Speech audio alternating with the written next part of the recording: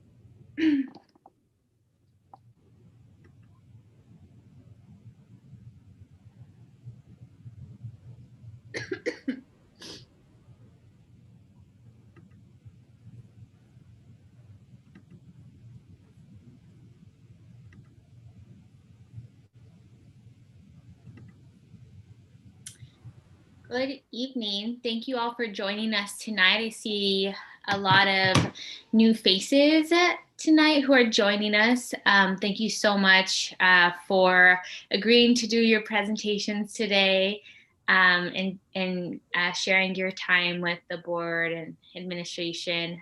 So we'll go ahead and start the meeting today at 6:15. And Dr. Weeks, can you lead us in the Pledge of Allegiance, please?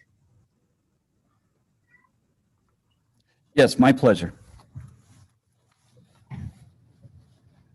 I pledge allegiance to the flag of the United States of America and to the republic for which it stands, one nation, under God, indivisible, with liberty and justice for all. Thank you. And can we please have roll call? Dr. Alora Diaz, Present. Ms. Carmen Trujillo, Hello, I'm here. thank you. Ms. Jessica Bueno, Here. thank you. Mr. Reginald Carrillo. Here. And Mr. Carrillo, can you please pronounce your first name for me? Because I think I've been mispronouncing it. Reginal is you could call me we can do Reggie, but Reginal is Henal. Reginal. Henal. I'll practice it. Okay, Thank you. I apologize. Thank you for asking. And Dr. Alicia Vink. Here. Thank you. Thank you. And can I have a motion to approve the agenda?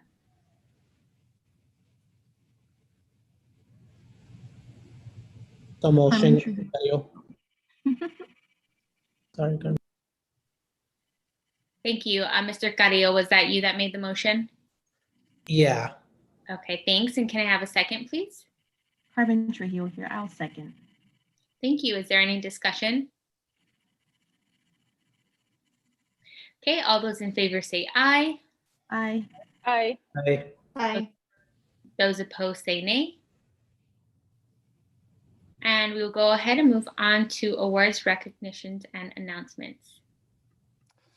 Thank you, Madam Chair, members of the governing board. This evening, with our awards, recognitions, and announcements, we celebrate our Star Awards, Special Thanks and Recognition Award winners.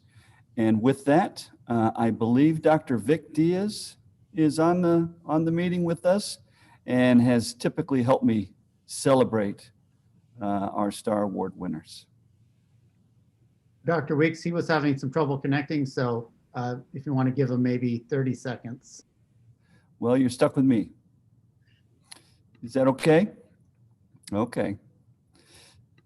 We'll hold off the fort until Vic shows up. Our Star Award winners for this evening begin with Bethune Cafeteria staff. And I always like to see when we can bring folks together. So Laura Gomez de Lopez, Linda Marines, Emerita Monroy de Hernandez, and Lydia Rubio are all celebrated tonight at Bethune. And you know how much I appreciate the child nutrition staff in and around our district. They are truly heroes of our community. For these cafeteria staff members, throughout the pandemic, the Bethune cafeteria staff has ensured that Bethune families continue to receive meals, which includes gallons of milk for their children. One of the memorable acts of kindness is when a grandmother and granddaughter walked to the school for the meals. The weight of the bags was more than they could carry. So Laura and Linda put the bags of food in Linda's car and took them home. The cafeteria staff also prepares meals each week and boards the bus to deliver the meals to families who are unable to come to school. The three words used to describe the cafeteria team are dedicated, caring, and responsible. And I think I'd like to add the word kind, if I so may.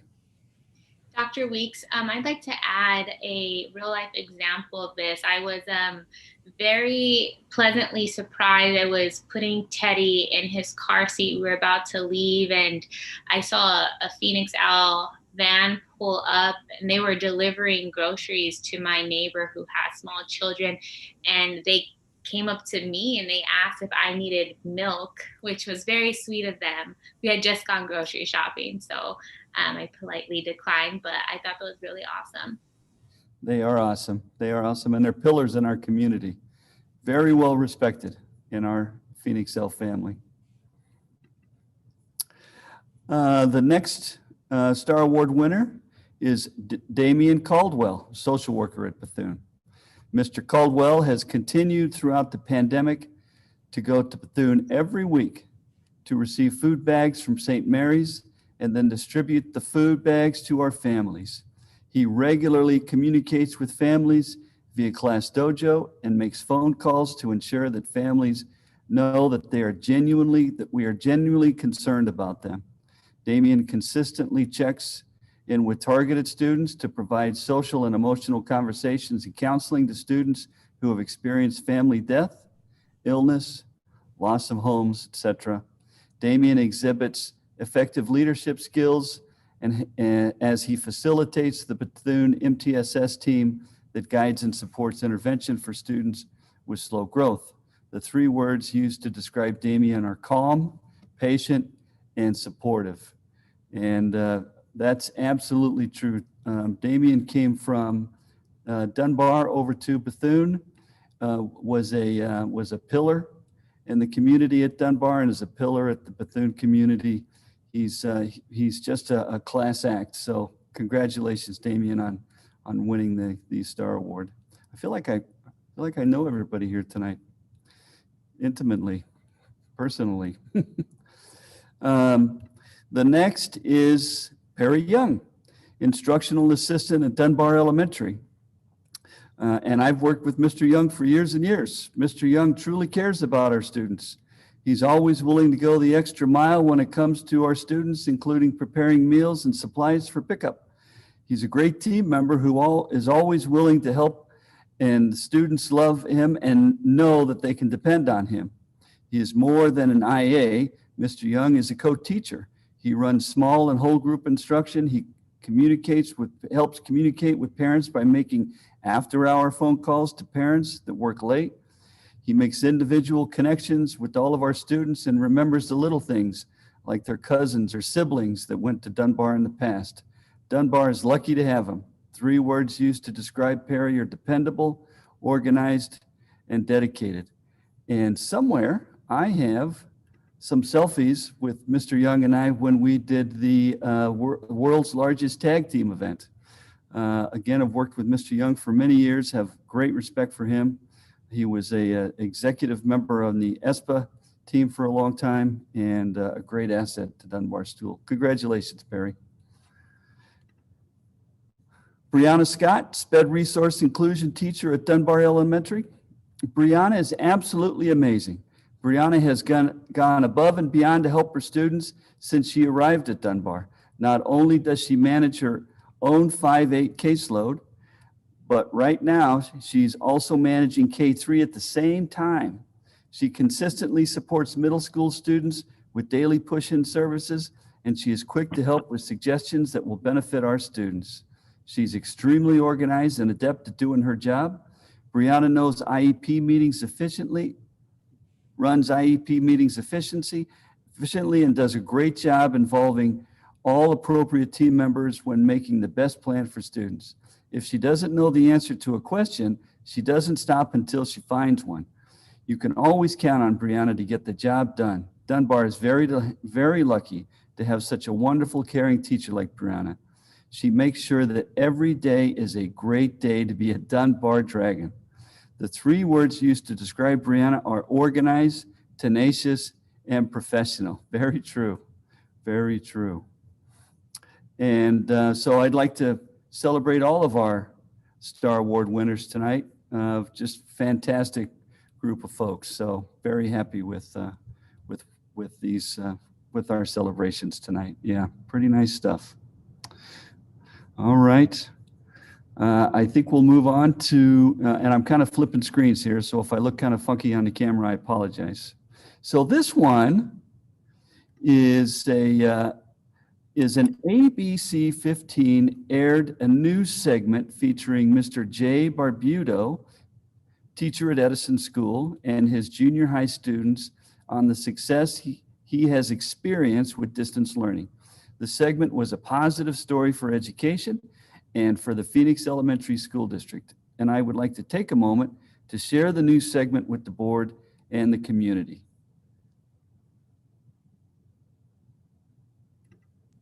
Give me 1 second. All right.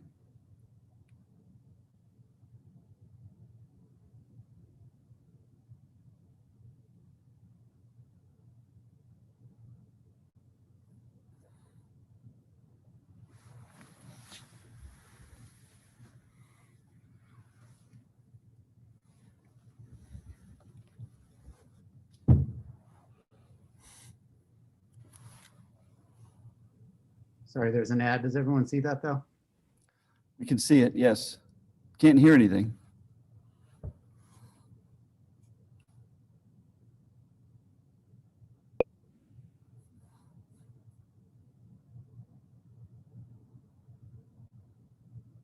About remote learning and how students are falling behind. But in one Phoenix district, teachers have found ways to make online classes work. And tonight we're looking into the secret to their success. So what we're going to do now is we're going to use that article. We're going to use the textual evidence from that article to try to answer a couple questions, okay? It's a typical day in Mr. Barbuto's language arts class at Thomas Edison Elementary in Phoenix. The kids here haven't set foot in a classroom since last March. The governing board deciding no in-person school until the metrics show it's safe. The kids here say that's okay with them and their parents. Some say they're actually doing better in school. I was actually doing a little bad last year, but compared to this year, I'm doing good. Mainly because of the teachers, how they set up everything online. It makes it easier for us. Some kids, like Victor, have been able to overcome social awkwardness, and they've thrived. My teachers are very supportive of all of my goals and ambitions, and that makes me, that makes me feel more comfortable expressing myself online. The Phoenix Elementary School District serves a high percentage of low-income students, and historically those students have struggled academically. When you combine that with almost a year of remote learning, you'd think that'd be a recipe for disaster. But the district has found some surprising success. So this whole summer and, at the beginning of the school year, the focus wasn't hey, what do we do when we get back? The focus was, hey, how are we going to make online learning as successful as possible? The district used CARES Act money to pay teachers over the summer to design a school-specific online curriculum. It spent COVID relief money to put laptops and hotspots in the hands of families who needed them. And it paid off in the test results. The kids in Mr. Barbuto's class did better than anyone imagined. And they took the benchmark 2 weeks ago, and they exceeded growth. Out of like the 65, 66 eighth graders that we had, 62 of them, I think it was, maybe 60, 61, grew on that test. So according to the data, the students are doing well. They're learning language arts just as well as they would learn language arts in the classroom. No one is suggesting that remote learning is ideal or better in any way. In this district, just like every other district, kids have fallen behind. Some kids are going to need some serious help catching up, and you won't find a teacher who doesn't want to be back in the classroom. But one thing does set this district apart from others. During the entire time of the pandemic, there has never been a reported outbreak in the school. Look through it, highlight it, and then once you're done, click submit. By committing to a quality online program, the district has also avoided the back and forth between remote and in-person learning. That stability, they say, is a big reason why the program has worked so well.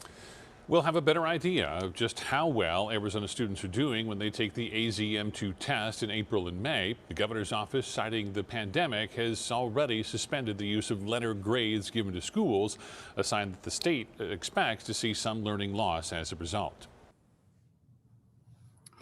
Well, how about that? Nice job, Mr. Barbuto. Thank you to the students who were part of this interview.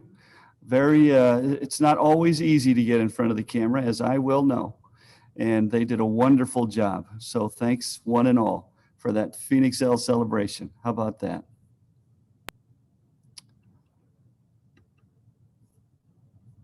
Dr. Weeks, I have a question. So we heard a really interesting fact here about growth, which, you know, in some of the other data sets that we've received, we see that there's a decline in growth on average. So has a district started to think about taking a deeper dive into those teachers into the strategies those teachers are using who are experiencing growth and using that as a professional development tool for online teachers in general? We have a long tradition of sharing success in our district, and so this is no exception. Very soon, we're going to need to take a deep dive. We are going to take a deep dive into our data as a whole. But to answer your question directly, yeah, we do share best practice strategies. It starts among the campus itself and then kind of matriculates the grade level specific across the district. And Dr. McLaughlin, did you want to add anything to that with specific to the DCTMs and that strategy? Oh, certainly. A piece of our professional development is a monthly district collaborative team meeting that is led by our teacher leaders at each of the grade levels. And our teachers are collaborating over the data. We make data-driven decisions, and they look at their common formative assessments and make decisions on how to adjust their pacing and their lessons to ensure that students are learning. And we will be bringing data to you because you are correct, Dr. Diaz. There is a difference between proficiency and growth, and we want to explain the difference and share that data with you, hopefully at our next board meeting. Great, thank you so much, I appreciate it. Thank you, Dr. Diaz, for your question. Let's see, Troy, I think we're ready to move on to Zell. Okay. Zell Fowler, ALPS teacher, Advanced Learning Placement for Students program at Emerson and Whittier Schools, was spotlighted in the Arizona Department of Education's Black History Month, The Heart of History newsletter. The article celebrated Ms. Fowler as a local history maker for her educational accomplishments, service to community, as well as the many boards she serves on, including the State Superintendent's African American Advisory Council. Congratulations, Ms. Fowler, on your service and dedication to the Phoenix Elementary School District, as well as your work on equity, diversity, and inclusion. Nice job, Zell. Great work and a great recognition. Very happy. Students in Rosa Vargas preschool class on the Kenilworth campus created a friendship quilt in the week leading up to Valentine's Day. Throughout the week, parents and students visited the campus where they made their rounds through craft stations to create their square section of the quilt, following the school's COVID safety measures while on campus. When the students finished their quilt section, they affixed it to the quilt that was tied to the school's perimeter fencing. In addition to creating their section of the quilt, students had a little fun dancing, playing with a giant yoga ball, and drawing with sidewalk chalk. Each child also received a goodie bag. What a great way for our preschoolers to celebrate friendships and learn how to be great friends. Oh, congratulations. On February 18th, students in upper elementary at Shaw Montessori watched NASA's Perseverance rover make a successful landing on Mars. The class was able to listen to two scientists working at NASA's Jet Propulsion Laboratory, and they were even announced as spectators in NASA's Control Center. As you can well imagine, the children went wild during the introduction. The landing was an exciting 7 minutes of terror as the rover approached the surface, deployed its parachute, and was placed by the sky crane into its resting place in the lake bed. Jezero Crater. Perseverance has exciting work to do, and the students eager to follow its discoveries. Very nice, very nice. Congratulations, Shaw Montessori. Faith North Preschool Principal Diane Salazar recently held a coffee talk for preschool parents. Emerson Principal Nick Lodato was the featured guest speaker, and he shared information about Emerson School with preschool parents. This is a great way to spotlight our individual schools with preschool parents to help them choose the best Phoenix #1 school for their family. This is a great connection, and this is a brainchild of Ms. Salazar's, and it's working out really, really well. Congratulations. This week, our Peach Jar communication platform went live. Now schools and the district will be able to post information flyers for parents as well as informational flyers from nonprofit community partners like Little Leagues, Boy Scouts or Girl Scouts, and YMCA activities.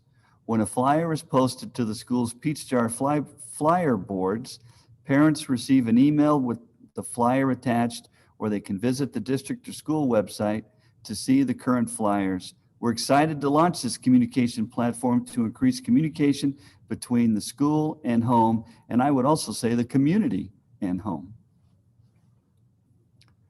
And finally, Kenilworth School was selected to host an Arizona SciTex Festival event. During the week of March 1st through 5th, the school is having a STEM-focused Spirit Week, with Friday culminating the week-long STEM celebration with COVID-friendly family events. During the event, students will receive free take-home STEM activities, tour activity booths, and new parents can enroll for the 21-22 school year. STEM Spirit Days include Make It Monday, Creating Something with Recycled Materials, Technology Tuesday, Online Light Bright Challenge, Wednesday Object Art Challenge, Think About It Thursday, Guess the Number of Items in a Jar, and Fun Fort Friday. Building a fort and posting a picture. What a great way to celebrate STEM leading into spring break. Very nice. And just, let me get back over here. Just to let you know that Kenilworth did their Azella testing and took into consideration the kind of the awkwardness that kindergarten students hadn't been on campus, though they decorated the school and they had some fun visuals out on the steps and did a great job of welcoming these young students onto the campus for the very first time. And it was really well done. Thank you, Kenilworth. Nice teamwork.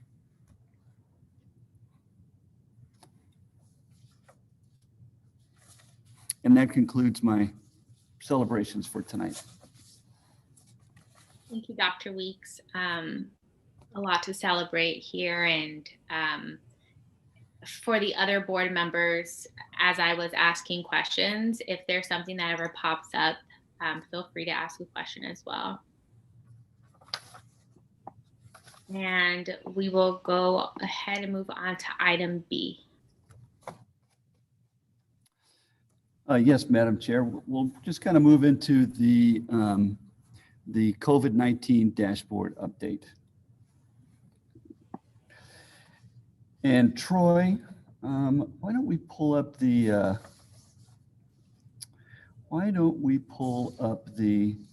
spreadsheet that looks like this, right? It's the one that has the case rates, the percent positivity, and the COVID-like illness all in one spreadsheet.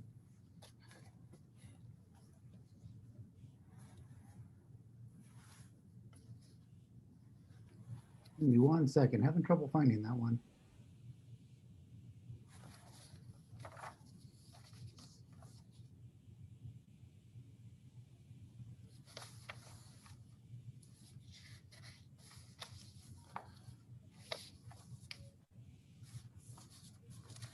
Well, let's see.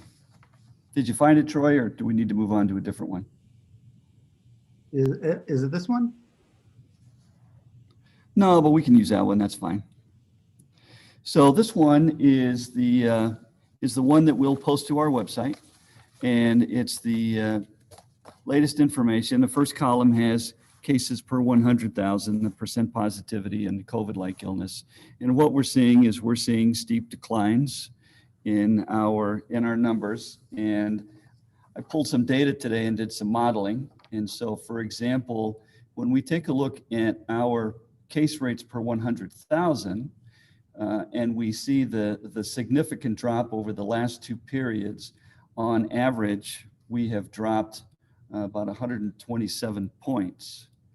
And so I wanted to see what would it take for us to get down to what we would call the yellow area for cases per 100,000. And based on my model, of course, this is just me plugging in some numbers and playing with some math, that we stand a pretty good chance of moving into the yellow section in the next report if we maintain this consistent rate of decline that we've been seeing. And I thought that was kind of interesting. And the similar situation exists with our percent positivity. We're about, I would say on average, about 4.6 percentage points away from meeting our green, which is less than 5% positivity rate. But if we were to go with the county's yellow at 10%, we would be there now for percent positivity. And when you take a look at the way the county looks at Phoenix Elementary, you can see that the county has already put us into the yellow for percent positivity, and then in the green for COVID-like illness, although we don't pay as much attention to that number like we did before. So kind of what we're focusing in on again is the cases per 100,000, and we're going to maintain the focus on that and see if it consistently drops. If it does, we should be moving into the yellow here pretty soon. Tomorrow, a lot of us are going to Carl Hayden High School as one of the partner districts for the Moderna vaccine, and I'm one of them. I'll be getting my second shot tomorrow, and then I think they have another day on Saturday, so it's tomorrow and Saturday. And then our folks will have had the opportunity, because it was offered to our entire district, our folks will have had the opportunity to have had both the first and the second shot. And then while I'm here, as you know, I've asked staff to come back on March 15th without students. One of the things that I mentioned today is, you kind of, you walk before you run. As we prepare for a return for student in-person instruction, we see what the metrics looks like. We know that that's a governing board decision. And in the first meeting in March, depending on what we land on for a date, it's my hope that we would begin to have those conversations about students returning to campus. And then, of course, that's another reason why we would be keeping this data handy, this metric data handy. So anyway, so I sent out this memo and asked staff to return. And I want to just take a moment to thank some folks that helped me with this. Linda Jeffries, Dr. Shellman Brown, Dr. Vic Diaz, and the PECTA leadership team, as they came together to develop an FAQ system that allows teachers and anyone with questions regarding the return to I'm going to call on-site workstations, they can ask. And so some of those trends have been developed, and I'm I believe, and I'll defer to Mr. Quintana or Dr. Vic on the date that we think that that first round of FAQ answers will be coming out, but I believe we should be seeing something come out tomorrow. Is that correct? Yeah, I'll jump in with that. Thank you, Dr. Weeks, and then also please, Dr. Victor Diaz, if you need to chime in, please do so. But yeah, we expect to have communication going out tomorrow to all staff. First of all, kind of outlining the FAQ that we can summarize and answer questions to, and also communication regarding accommodations that that we might be able to make for staff and employees that may have some concerns about returning to the workstations. And so there'll be a memo going out to talk about those accommodations and what the possibilities are, and to hoping to get some feedback in a way of a survey of what people are thinking and what kind of accommodations they might need for us to address. So that should be coming out tomorrow. And Dr. Diaz, anything else that I should add to that? Thank you, Mr. Quintana, Dr. Weeks, Madam President, members of the board. One of the most difficult things is that we do have the vaccine event tomorrow. And so I will be at that, making sure that our staff is getting support they need to get their vaccine. When I return to the office, I hope sometime in the late morning, we'll be crafting our first addressing of the questions, particularly around issues related to staff members who have medical conditions where it is unreasonably risky for them to return to work. And also addressing issues, confusion or misunderstanding or lack of understanding with our mitigation plan. We know that the mitigation plan is something that we're really proud of. We've had in place for quite some time, but it hasn't been the most relevant thing to people who've been working from home throughout the pandemic. So we want to make sure that we are reintroducing it to those staff members, ensuring that they're seeing the different protocols that we're going to have that are already in place, that they will now become a part of. We're also excited to share information, share data of ways in which we've improved those protocols over the past several months, as we've had many staff members working in person already. And so that's definitely on the horizon for tomorrow. For the week following, going into spring break, it's really, well, our goal is to make sure that our staff understands we're here to support them. We are here to care for them. We don't just care about them. We have seen other districts manage this in a way that sort of says, look, you need to come back and you figure that out, but you got to be here on this date. We're not doing that. We're making sure we're saying we all need to be back.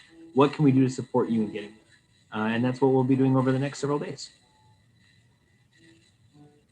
Thank you, Dr. Diaz, Mr. Quintana. Yeah, we're all human in this, and kind of like what you saw in the report, I think we've done a pretty good job collectively so far, and I'm confident that we're going to keep moving forward in an intentional and safe way. Emphasis on safe. So with that, Madam Chair, that concludes my COVID dashboard update for this evening, unless board members have questions. I have more of a comment, and I don't know if this is the right time to bring it up or if we should bring it up later. But I think, as leaders of the school district, we would want to make sure that, the board meetings are starting to occur in person as well. We're going to ask our staff to be back in person. So I hope we can have that discussion as a board. Yeah, this is Reggie Carrillo. I agree. That was something that I was going to bring up when we talk about the schedule too, when we finally adopt a schedule, especially, and then I'll bring this up again, making sure that when we adopt a schedule, it is in alignment with when the teachers come back. And then again, echoing those concerns, Dr. Diaz, that the sentiment, that when we ask teachers to return, that we're also doing that too. Thank you, Mr. Carrillo. Yes, thank you both. It gets lonely here by myself. It'd be nice to have some company when we're ready. Yep. All righty. Well, we'll go ahead with that and move on to Madam President, I've got a sorry about that. Yeah, go ahead. I was just being patient.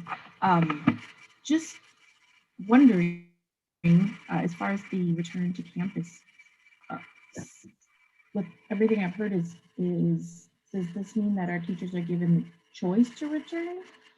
Or is everything set in stone? I'm just kind of a little unclear on what that looks like. Mr. Hill, we are asking our staff to come back, and we are providing accommodations for those staff members who are having some challenges, and that's kind of where we are. But we really believe that strongly that it's time for our staff to come back, and so we've asked them to do so. So I would say it's a little bit stronger than choice, right? As we work to accommodate staff members who are having some challenges.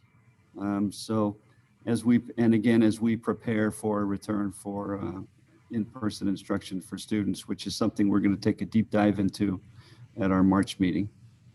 Yeah, completely understandable. So just to clarify, that is something that's set in stone, that's not going to be on any future agenda items? No, where staff perform their duties really is more of a kind of an administrative, kind of a district function. The governing board will set the date for a return for students. Mm-hmm. Okay, that's what I'm just trying to kind of wrap my head around. Okay, thank you very much. Thank you.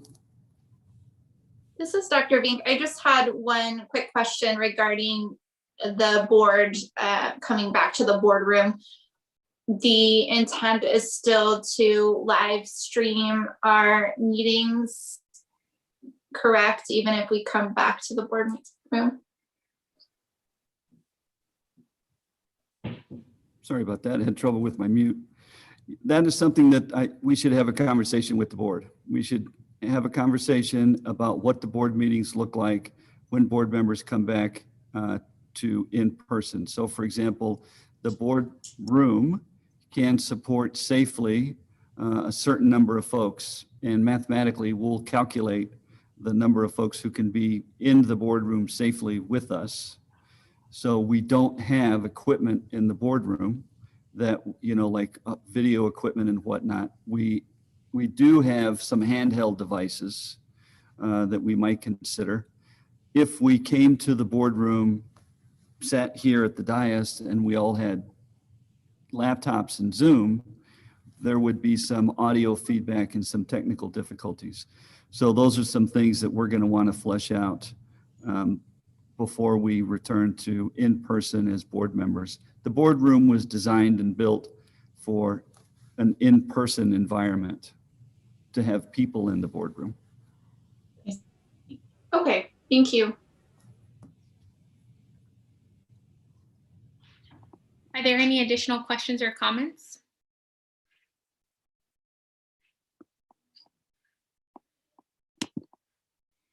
Okay, hearing none, we'll go ahead and move on to our community communications. And we'll go ahead and set the time at 3 minutes.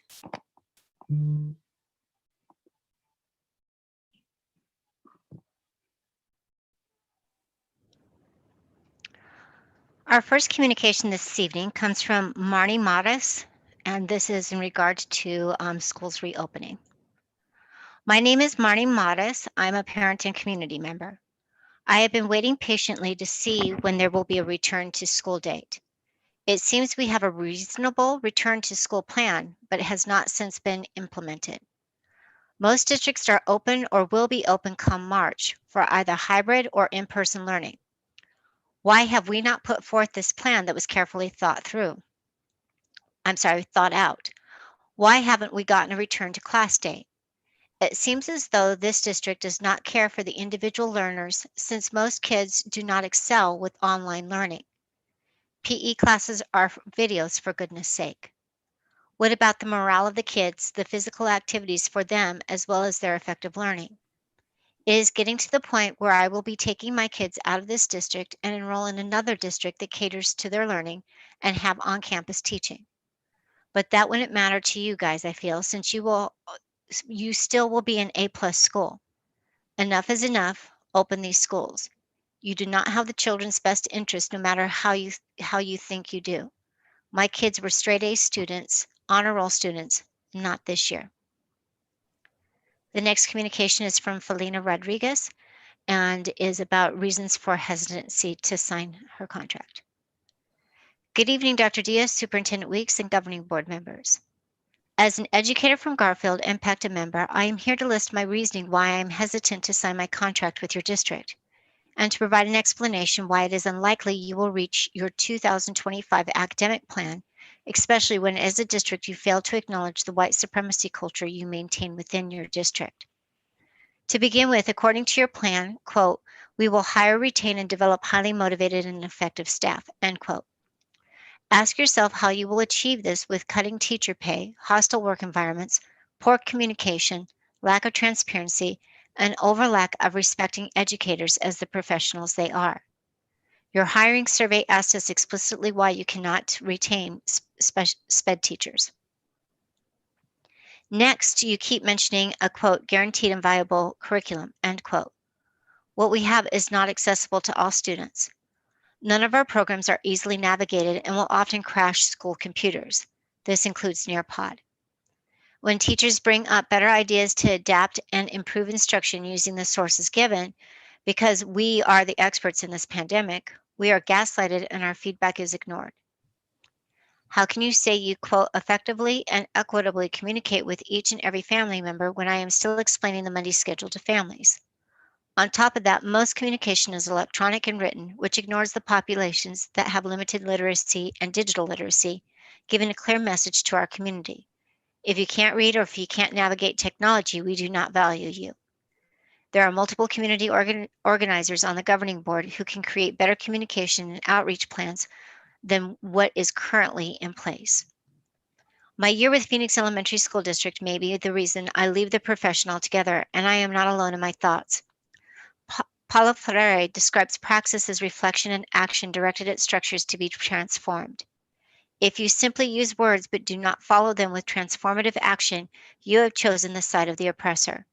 What have your actions said about your leadership as a district? Thank you. Our third communication comes from Ernest DeSantis, MSED, Social Studies teacher, Capital Elementary School, and it's regarding staff return. Good evening. I'd like to voice my opposition to the proposed staff return plan as outlined in the email sent by the superintendent on Tuesday, 2/23. I have several reasons to oppose this, but I will start with what I think is the most important. If students are not returning at this time, why are we? Teachers are used to setting up classrooms and prepping for the school year. That is a normal part of our job that we have no problem doing. If the district wants us to come in for 2 days to do that, I have no problem with that. Where my problem arises is why do we have to continue to teach from school afterwards? There is no other reason to be there. Our rooms will be set up for in-person instruction, not online, so there's no benefit there, and we risk exposure to COVID-19. I understand that there are protocols in place, but still nothing, including the vaccine, is totally effective. So why take the risk if we don't have to? Everyone has been very isolated over the past year, and let's be honest, teachers and coworkers, who are often friends, are going to want to interact. It's human nature, and all the rules and protocols aren't going to change that. Let's avoid this potential problem by avoiding the whole situation until absolutely necessary. Please let us continue to work from home after we set up our rooms until the board determines it is safe for everyone to return. The lessons are going to be same regardless of where we teach them from. So let's do our best to stay safe and beat this virus. I would like to make one additional point. It has been established that online learning is a lot more time consuming and work intensive for the instructional staff. We have said time and time again that we feel very overloaded because of all the additional work that goes with distance learning, and we are willing to take on that work because we want to keep our students and their families safe. We have been asked to be flexible, and I believe we have gone above and beyond in that regard. But everyone, no matter how strong, has their breaking point, and I think we as teachers are getting close to ours. My coworkers and I spend hours of our personal time every night prepping, planning, grading, answering emails, and reaching out to parents. Again, we do this because it is part of our job under the current circumstances. The return to school for staff as proposed now adds an unnecessary commute to our already overloaded schedules. We as teachers already feel like we don't have enough time in the days, and yet it is proposed that we lose more time so that we can return to school to do the same job that we're already doing from home. Why? The last thing I'd like to address is the mandate of in-person testing. Yes, I'm aware that some testing is in person. From my understanding, many schools have already discussed plans to facilitate in-person testing on a volunteer basis. Not all staff would be required to come, and volunteers would be rotated out, which seems safer to me. I don't think that making the staff return without students for what seems like the sake of returning is a good idea. I hope that the administration will reconsider their decision. I'd like to thank you for your time, respectfully. Our fourth comment comes from Chica Robinson regarding a previous community comment about synchronous teaching on Mondays. Hello, members of the board. My name is Chica Robinson. I am a community member, Kenilworth educator, and vice president of PECTA. Last board meeting, I wrote a public comment wanting to address Monday synchronous. As a reminder to this comment, I stated that the presentation failed to include the data PECTA gathered regarding the impact on educators. The presenters implied that the board was choosing between asynchronous and synchronous instruction on Monday. The board made it very clear in their discussions that they did not support adding additional synchronous instruction, and although the educators and the board made it clear they did not want to move forward with synchronous instruction, and district decided they knew more than us. Board member Carrillo has asked twice to address this in future agenda items, and once again, I don't see it on the agenda. This must be answered before we as a family can move forward, with respect. And our last comment is from Jay Barbuto and Aaron Frericks, teachers at Edison, regarding staff returning to school. Good evening, governing board members and cabinet. Our names are Aaron Frericks and Jay Barbuto, and we are speaking on behalf of PECTA as co-presidents of the association. We would like to bring to attention the next phase of learning during this pandemic, bringing teachers back to campus to work. As teachers, we anticipate that this may be a bumpy transition, moving from teaching from home to teaching from your school site. These past 7 months of teaching have shown that educators that you lead are resilient, passionate, and dedicated to their craft. Your commitment to our safety up until this point has been exceptional. As we transition back to campus, we ask that you continue to keep the safety of educators and students at the forefront of the decision-making process. Please continue to be cautious with each decision you make in regard to the next phases of learning.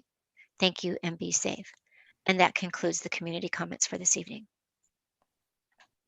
Thank you, Ms. Sinclair. And as a reminder to our community, the governing board is not permitted to discuss the comments, but we do appreciate you taking the time to share your concerns with us, and it's something that we do take note of. So with that, we will go ahead and move on to item D. Do I have a motion to approve the consent agenda? This is Dr. Vink, so moved.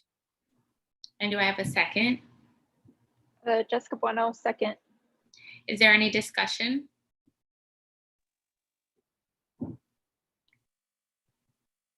Hearing none, all those in favor say aye. Aye. Aye. Aye. Those opposed say nay. And we will go ahead and move on to item E. Thank you, President Diaz, governing board members, cabinet, and community members listening in.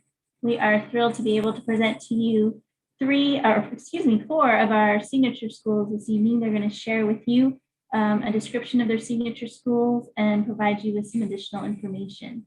So we have Garfield here to present. We have Herrera, Magnet, and Shaw, and we're going to move along in that order. I will turn it over to Mr. Fuentes in just a minute. Prior to turning it over to him, I did want to mention that Garfield's Garden on the Corner is truly more than just a gardening program. It is a gardening program that's embedded deeply into the science curriculum, also social studies, also math, also ELA. They also have plans to move this into a business venture for the students. So eventually our students will be selling the food that they grow in the garden. It's a pretty incredible signature program, and we probably should think about changing the name. It really is more of an edible schoolyard. So without further ado, I will turn it over to Mr. Fuentes. Mr. Fuentes, it is your turn to talk. Awesome. Thank you, Dr. McLaughlin. Good evening, Madam President, governing board members, Dr. Weeks, and district administration. My name is Joseph Fuentes, and I am the proud IEIS at Garfield Elementary School. I am excited to be here, and I get the honor of being joined by our amazing partners from the Mullen Foundation, who are going to introduce themselves. Hi there, my name is Paige Mullen. I'm the co-founder of the Mullen Foundation. We've been working actively in Garfield classrooms, both in person and now virtually, for 4.5 years, and we're really grateful for the opportunity to be here tonight. Good evening, everybody. My name is Katie Poirier. I work alongside Paige as the executive director of the Mullen Foundation and have helped to implement the programs at what is Beyond a Garden at Garfield. Awesome. Thank you both for being here tonight. We're going to go to the next slide. I am honored to be here as I not only get to help oversee this as a school leader this year, but I also was an educator who got to implement it with his classroom last year in my 3rd grade students. So the Garden on the Corner program, it is something that we have created and is integrated into our classrooms. Our students not only are getting hands-on experience and real life connections, but they're making real life experiences, but they're making connections to their everyday learning through these hands-on experiences. They're getting to integrate it into their science classes. Teachers are already participating in collaborative team meetings with our amazing garden team. It is integrated into our social studies and ELA as well. And what I love about this program is that we are building this connection between everyday food choices, the health of the community, the environment, and themselves. And it really ties into that college and career readiness as well, which is exciting for us. Next slide. Tonight, we're gonna go over the principles that help guide our garden and what we do on our campus. Next slide. And the first one is the food is connected to all aspects of learning. So we have been able to take what the students are doing and really integrate this into their learning that's happening. They get to learn about where the food originated from, how did it get here? They get to do all these exciting different things that tie into, again, all academic areas at this time. I personally got to see it tie into the social emotional aspect that we were doing in 3rd grade this past year, but I've also got to, as a coach, see it be integrated into our collaborative team meetings with our science teachers in 4th through 8th grade. Our next is children learn by doing, and learning happens in social context. Our students are really just having opportunities to take their learning beyond the classroom in a social context. They're engaging in real world around them. They are having multiple opportunities to problem solve through our garden and through the kitchen. And one of the greatest moments for me as a teacher on campus is our students always came to deliver whatever they made that day to our staff. And the excitement of them being able to share what they did, how they created it, where it came from, always really was inspiring for me. And I got to learn a lot of new healthy meals that were easy to create, which was always exciting for me. All right, the next one is that it promotes diversity, inclusion, and equity. Food is something that brings us all together. I mean, we all love food, we all have to eat, but not only that, we get to see how so many different foods that we eat come from so many different places, from so many different areas, and we really get to tie that into the work that they're doing. And including learning about the land that we live on, the plants that are indigenous to our land that we are on. And so it's been a great way of really promoting that diversity and that inclusion in our classrooms and across our campus. Next guiding principles, schools support the sustainability of farms. Garfield's program and other Harvest of the Month programming we've offered within the district integrates 100% seasonal local produce. We envision a strategic and incremental plan that integrates a percentage of local seasonal food into the school lunch over time. This would really reinforce what students are learning about seasonality, sustainability, health in the garden and kitchen classrooms. And it also supports the local economy, since approximately 70 cents of every dollar spent locally stays within the community. And the next slide. School provides lunch for every child, and Garfield or Phoenix L does this really well, and we wholeheartedly believe that every child deserves a healthy, wholesome meal every day. It's a priority to ensure that students enter classrooms ready for learning with every opportunity for success. Next slide. These are some examples of edible type schoolyards within the area. Cartwright Elementary School, they're really interested in local food procurement, and they integrate into the school meals. Desert Sands Middle School's within that district, and they have school gardens. Children's First Learning Academy nearby has a school garden club, and they educate students through that. And what makes Garfield unique, and our garden education is a critical component of the academic core, and we collaborate with the 4th through 8th grade science teachers to integrate weekly lessons aligned to the standards. We explore such concepts as seasonality, like Joseph said, ecosystems, changes in matter through decomposition, a variety of different composting methods. This continues to happen in a virtual learning environment. We meet with teachers bi-monthly. And, although we integrate through science classes, it's cross-curricular. As Joseph stated before, we use thinking maps to compare and contrast different flavor profiles. Listening, speaking, and reading standards are addressed in the form of debates, reading and analyzing recipes. Math in the garden and kitchen includes measuring, using ratios and proportions, and history is very heavily integrated as students learn about the history and origins of food. They also learn very valuable life and leadership skills by applying critical skills as they collaborate in teams to identify and solve problems in the garden. When they're either they might be troubleshooting in the garden or creating and sharing a common meal together. The interesting thing too is that when younger students are rotating by, when we're on campus, the older students have an opportunity to really mentor the younger students. And we really believe through this programming that students will be well positioned for leadership roles as they transition into high school. Students also have an opportunity to learn from local chefs, farmers, sustainability experts, and community partners who really work together to meet the needs of students and families. So they get a really well-rounded experience and opportunities to explore potential career paths early by learning from professionals in the field. And, in this virtual learning environment, we've done a little bit of pivoting, and we've been able to offer since last March, I believe, fresh produce through either delivery or when students rotate through to pick up breakfast and lunch on Wednesdays. And we also are able to share that produce that's currently coming from the garden with families.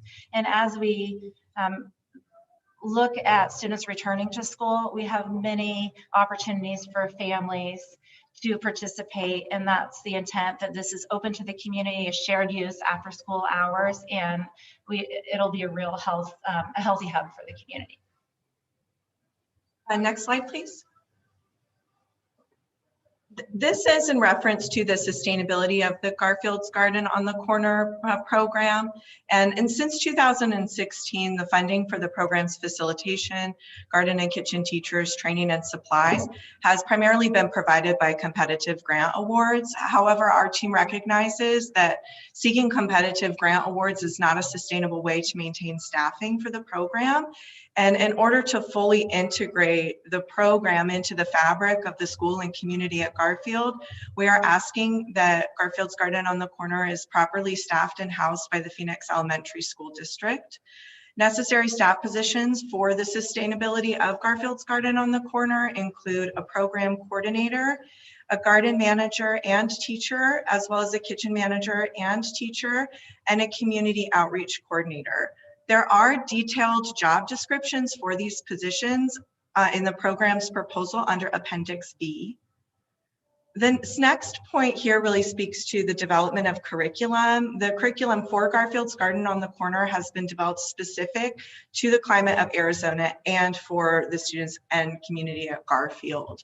We would value the opportunity to collaborate with curriculum and instruction and to further this work.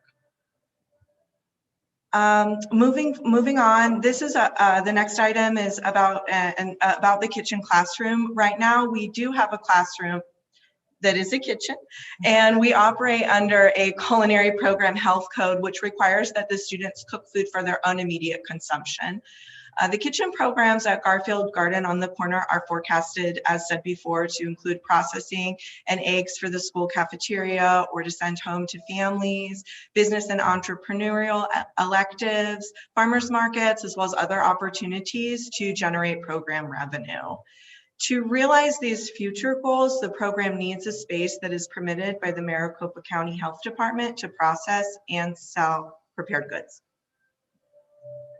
The next item on this slide, it really speaks to the cafeteria. This is a very exciting and newer piece of work for the program. We are currently in the process of updating the Garfield cafeteria with cooking equipment capable of scratch cooking. We anticipate that this improvement will be done by April of 2021. We have also collaborative efforts between the partners of Garfield Garden on the Corner and the district's child nutrition department, and we have worked to create new recipes for the incoming equipment, as the old recipes that staff have used don't align with how to, or aren't timed with the new equipment, which is faster and larger, which is really exciting. And the future goals for the cafeteria include improving cafeteria aesthetics and also seating arrangements. We are also in the process of developing a video library of garden and kitchen resources that we would like to share with staff, and collaboration with the district's technology team would be essential to ensuring that these resources are accessible online. The last item speaks to the continuous landscaping and garden maintenance that is required of running the program.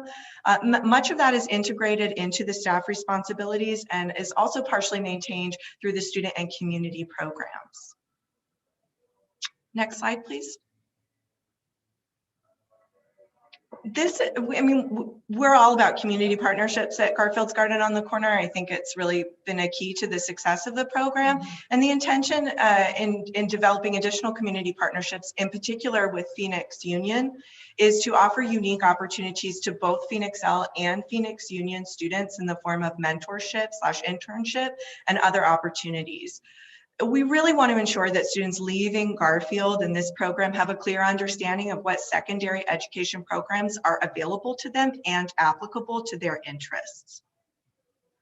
And the last two partners that are mentioned here, the U of A Community School Garden programs, those are housed within the U of A Cooperative Extension, and the ASU Sustainability Programs.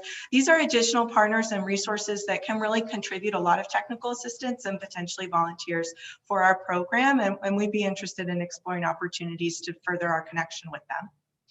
Thank you all so much for being here. The next slide here, I'm just going to go through really quickly for time's sake. This is in reference to the timeline and costs.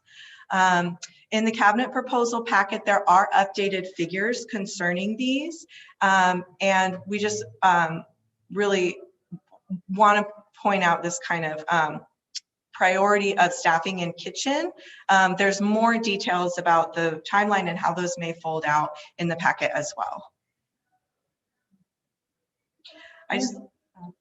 But thank you so much for your time, and we're happy to answer any questions, time permitting, when that may be. And we would love the opportunity when it's safe for students and people to be back on campus to take you through a day in the life and experience what students experience in the garden and the kitchen. Thank you all again. Thank you so much for this presentation. I really appreciate how much you thought through this presentation and that you guys put together this timeline, the job descriptions and costs. That really shows us that you are thinking ahead and thinking about how do we make this the best of the best.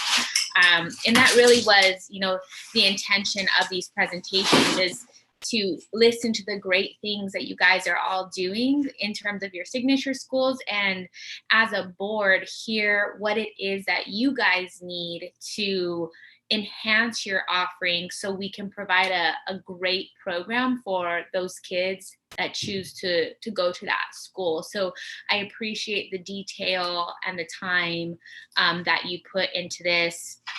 And I really would love to hear from staff and an update, perhaps maybe a future presentation, how we are supporting our signature schools in these different requests. And I have just a few thoughts here. I know that Dr. Weeks, we were going to be working with ASU at some point in time to create a video. They were going to produce it for us. I think it would be an amazing opportunity to showcase this program and utilize that resource so people see that this is beyond a garden. And really, Dr. McLaughlin, I like that you started off with saying, you know, maybe we look at some marketing, remarketing, rebranding, because everything you guys explained is, I mean, this really leads into, you know, bio or life sciences, business. So when we're sharing this opportunity with other families, what is that? What is the title of the signature that we're going to use? Because I could see it falling into any, is this like an agricultural and business signature program?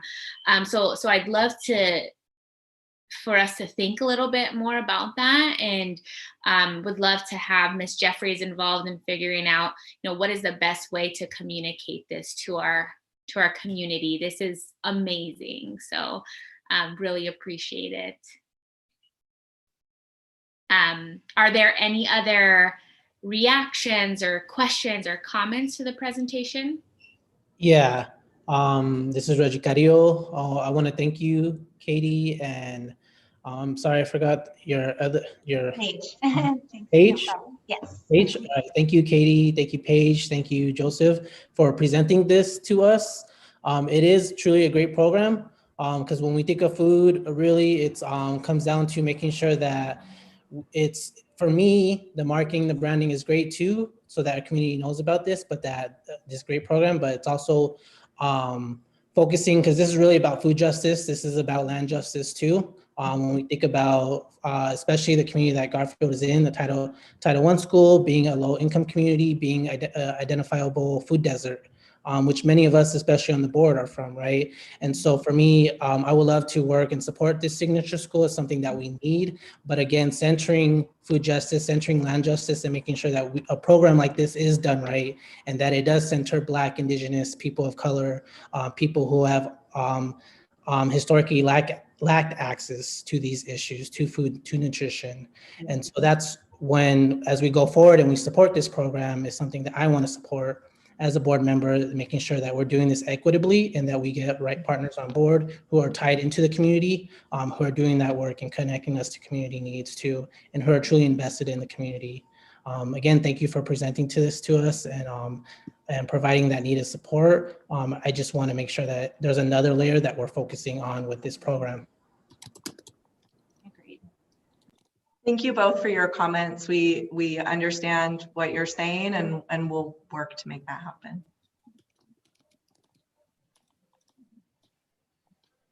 This is Dr. Vink. I just wanted to say that I love this, and I do love your slide where you said good food is a right, not a privilege. And I am hopeful that we will be able to take some of this as a model for the district as a whole. I think you did put in there that maybe it was Cartwright district has some of this happening throughout. And I do think that it is important that even more of our students have access to these types of things. So I appreciate your model and your time. Thank you.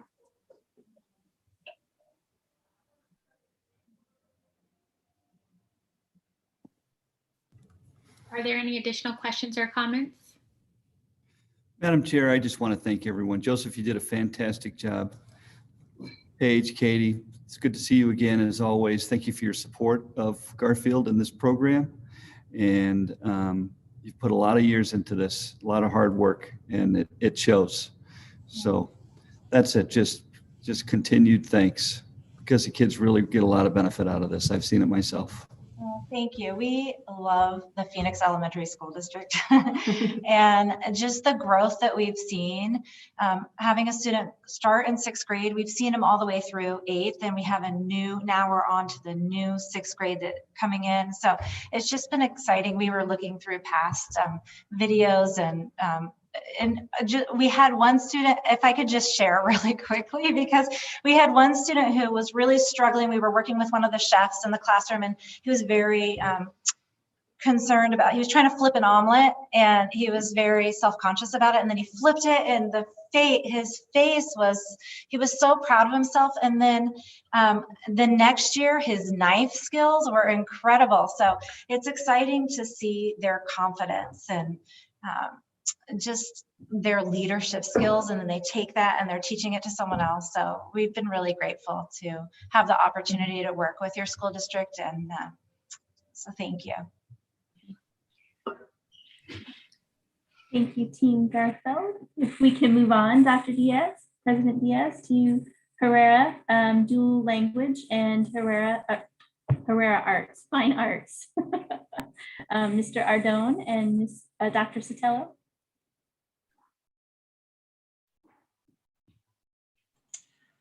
Good evening, Madam President. Good evening, Dr. Weeks. Good evening, members of the governing board and members of the community. My name is Principal Mr. Carlos Ardon, and I'm here with Dr. Sotelo, who's an amazing mariachi player, by the way. So we are here to present our beautiful Herrera School and do our signature school presentation. So one thing that I want to let you know is that Dr. Sotelo and I joined Herrera during the school year 1920. And we didn't quite make it to the end of the year at the site because we were so excited about all the changes and the transformational culture that we're building at Herrera. But even online, we're moving on, and I do have some really cool things to show you about how we're able to do some of those things online as well. So let's go ahead and get started. So one of the things that we worked on over the summer, and as actually was mentioned in the Channel 15 video, is that we put in many hours with our staff to try to work on our vision and our mission as a school. What is it that we try to accomplish as we move forward? So as a staff, we came up with the vision together and a mission, which is listed here, which at Herrera, we want to lead the way through education, engagement, empathy, and empowerment of all of our students. And our mission is fostering the minds and hearts of our students and inspiring them to become empowered, compassionate leaders, committed to their own personal growth to create a better tomorrow. And so I want to say about 95% of our staff worked on this, and actually it took us probably about a couple of weeks to come up with the exact words, because as you know, when you're working on a mission and vision, everyone has a different word to put in there. But at the end, it was a team commitment that we had, and we came up with this as something that we all believe and we all want to follow. Now I'm going to introduce our amazing IEIS, Dr. Sotelo, who's also going to talk to us about our values in our school model. Good evening, Madam President, governing board members, Dr. Weeks, and district administration. So yes, we have a motto that goes along with our mission and vision called Adelante, which could be translated to onward, right? And you can see here, it's just an acronym. We have Artes y Educación, Diversidad, Autoexpresión Lingüística, Autenticidad, Novedad, Colaboración, and Empatía. So Adelante, we use that all of the time. That's kind of our key greeting and exit. So it's very much embedded in what we do all the time. Yeah, because we're always thinking about moving forward all the time at Herrera. So in a nutshell, I believe I did a presentation with our partners from ASU right before the new board members came in. And it was about our lovely dual language program and everything that we have been able to accomplish in this year and a half. But in a nutshell, what I want to describe to you, it's what is our goal of the marriage of the fine arts and dual language. And our ultimate goal is to make sure that our students have that possibility, that potential to become artistically and linguistically, excellent students, so they can reach all that potential, and not just in one particular area, but in more than one area, because as we all know, language is an art. And then that's how we want to drive that point to our students and to our community. And then that's what our staff believes as well. So speaking of fine arts, and myself being a performer in the community, I was just amazed when I came to Herrera. The quality of our arts department is astounding. We have the visual arts, we have band, dance, drama, music, orchestra, physical education. We even started a mariachi band, which is fabulous. Maybe a little biased, but it is very good.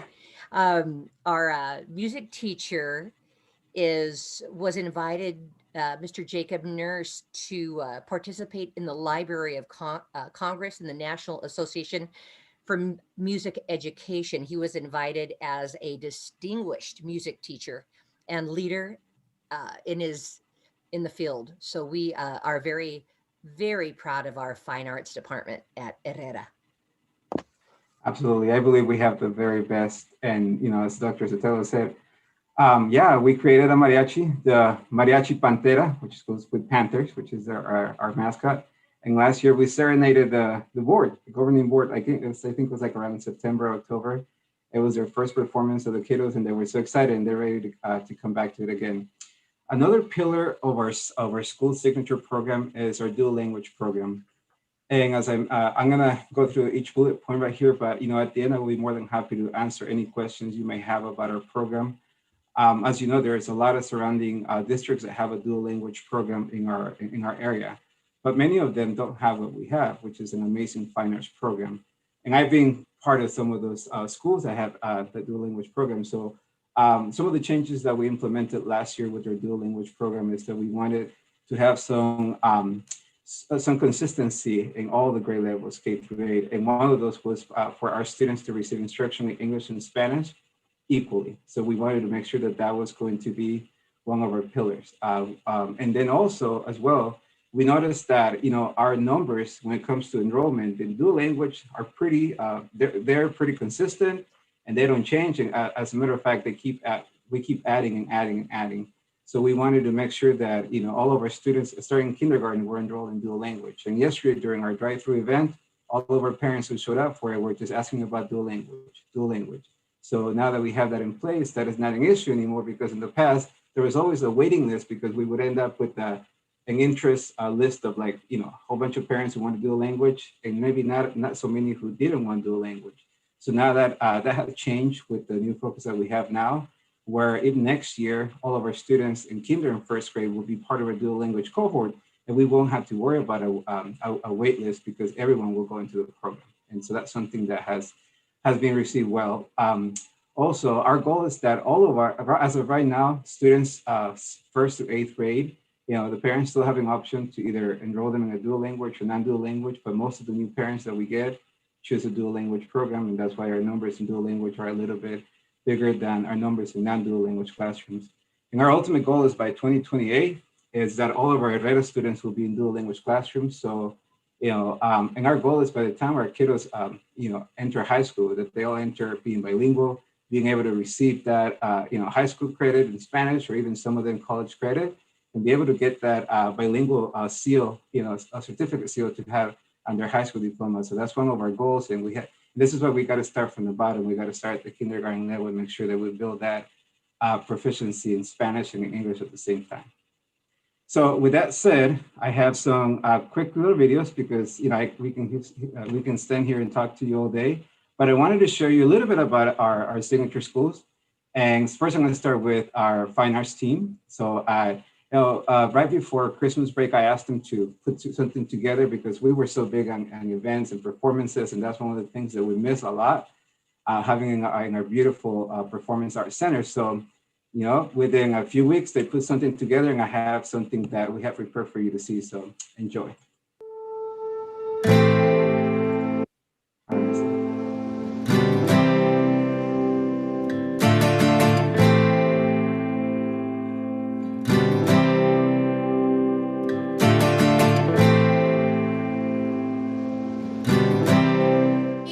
Welcome. Good evening. Welcome to our Fine Arts and PE Expo. We're so excited that you're here.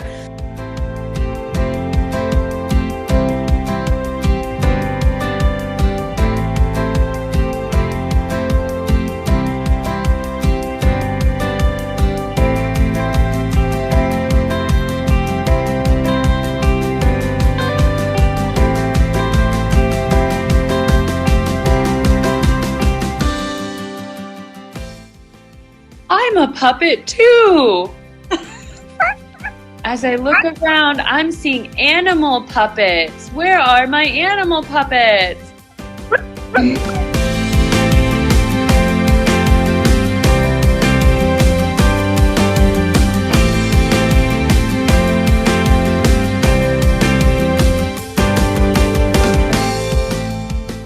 So as you can see, these are some things that they put together, kaleidoscope style, really playing with colors and depth.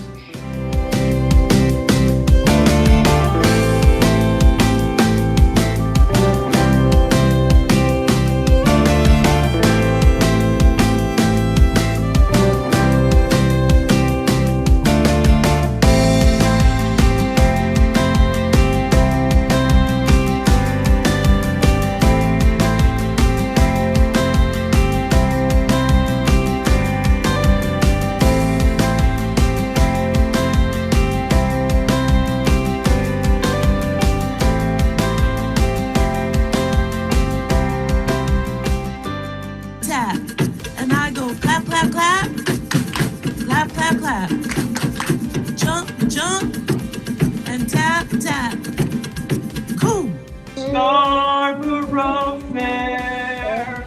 Scarborough Fair. Yeah,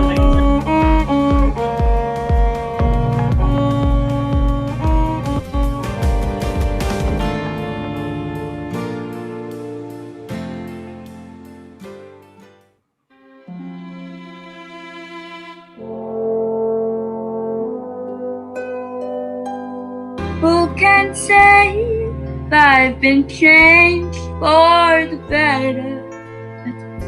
Because I knew you. because I knew you. I have been changed for good. Bravo.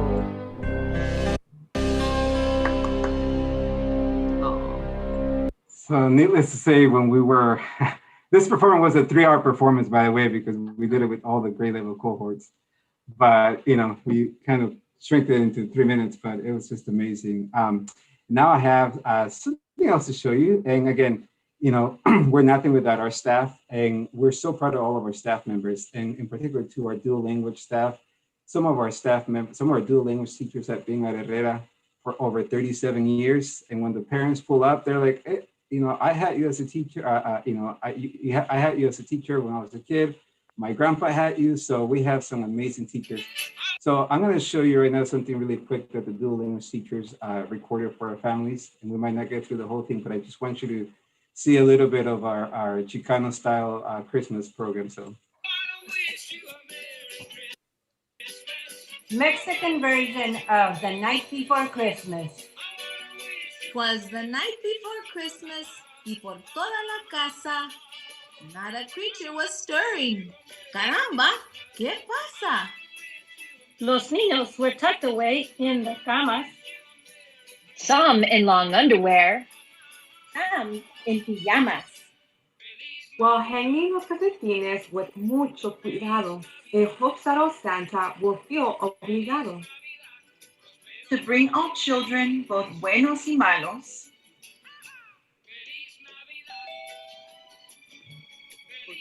a nice batch of dulces y otros regalos. Outside in the yard, there rose a chiquito that I whisked like a frightened cabrito. I ran to the window and looked out afuera. And who in the world could you think that it era? Saint Nick in a sleigh and a big red sombrero came dashing along like a crazy bombero. And pulling his sleigh instead of venados, were 8 little burros approaching volados. I watched as they came, and this quaint little hombre was shouting and whistling and calling by nombre. Ay, Pancho, ay, Pepe, ay, Cuco, ay, Berto, ay, Chato, ay, Chapo, Macuco y Nieto. Then standing erect with his hands on his pecho, he flew to the top of our very own techo. With his round little belly like a ball of... So, all right. So let me come back to that was a little taste of a dual language. I mean, we had so many performances. It was like almost every week, but being online, I think that we still manage. But I wanted to talk about our numbers because I know that this always comes up, and like I said, when we started last year with Dr. Sotelo, our goal was not just to become the best school possible ever with the fine arts program in a dual language, but also to attract families from many places. So when I know that I don't have all the data from when we started, but when we started last year in 1920, we started with 500 students. And at the beginning of 2021, we were able to retain most of them at the very beginning before anything. We started with 495 students at the beginning of this school year, 2021. But of course, just like everything else, as the weeks and months went on, now we're down to, this graph shows 453, and as of today, we're actually down to 461. But one thing that I wanted to show you, and it's that most of our students, the majority of them come from outside the district. So, they come from all of our surrounding area districts here because, I don't know how familiar you are with the Herrera community, but we don't have a lot of homes left. A lot of our homes are owned by the city or by the airport.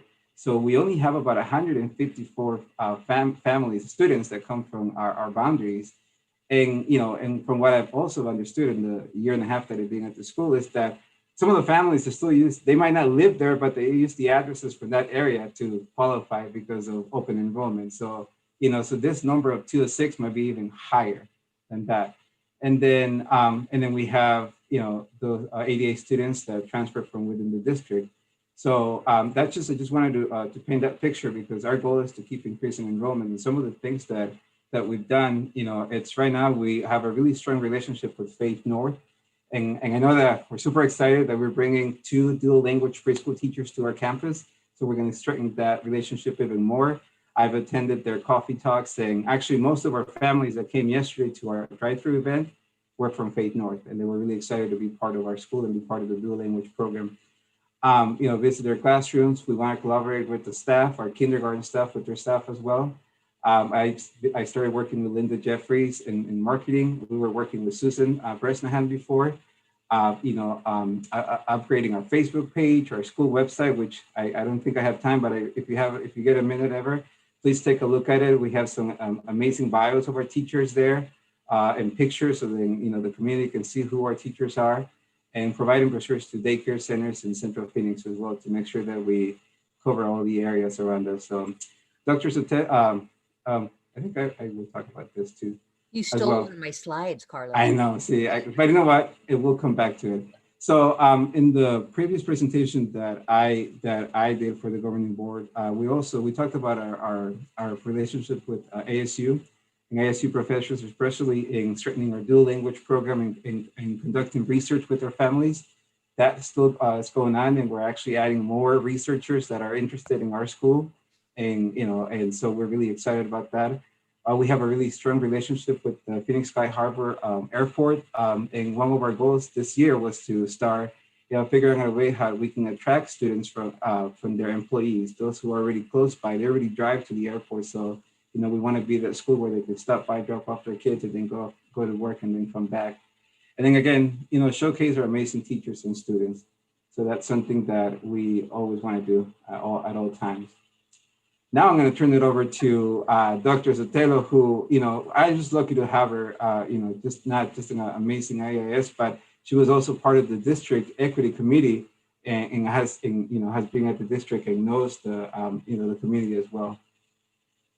Thank you, Carlos. So speaking of equity, we really pride ourselves at Herrera with our shift from transactional to transformational through the lens of equity. And we are looking very closely and adhering to our six goals of equity. And although I'm not going to read them all out, they're there on the website. But so we have really created some things around those 6 goals of equity, and I'll just kind of go down the list. We have a marriage. We've married our PBIS with restorative practices, and we have a group, a community group made up of admin, teachers, student voice, community members, and it's called Culturally Restorative PBIS. And so it reflects adheres to all 6 of the equity goals, and it really works to strengthen relationships with students, to decrease, eliminate the achievement gaps, reduce disproportionality, etc. We also have an aligned kinder through 8th grade community circle. We do community circles. We begin our day, every single classroom begins their day with a community circle.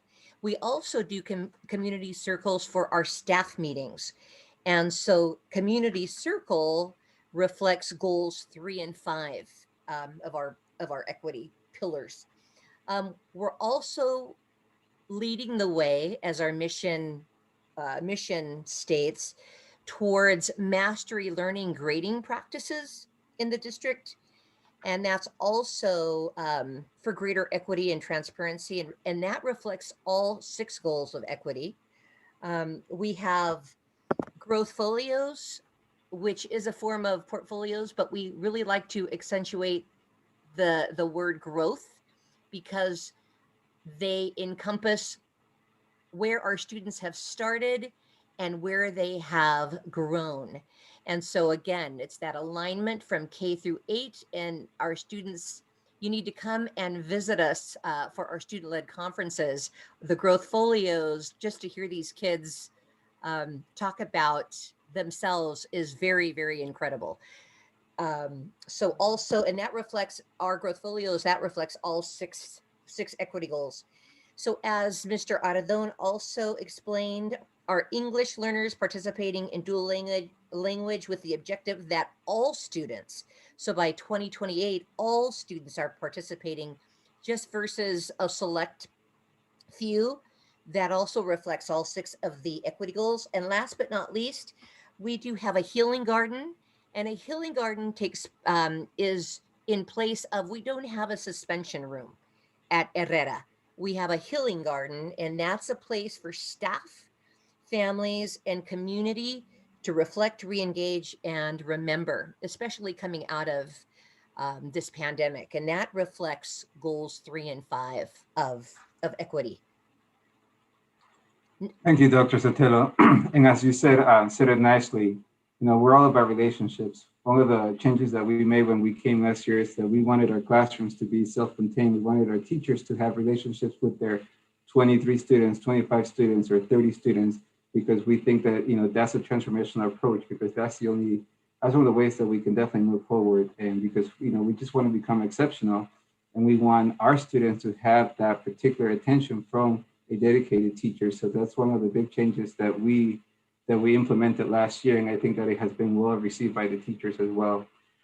So as we move forward, we're really excited about having you visit Herrera, our online classes, the community circles, even our staff meetings.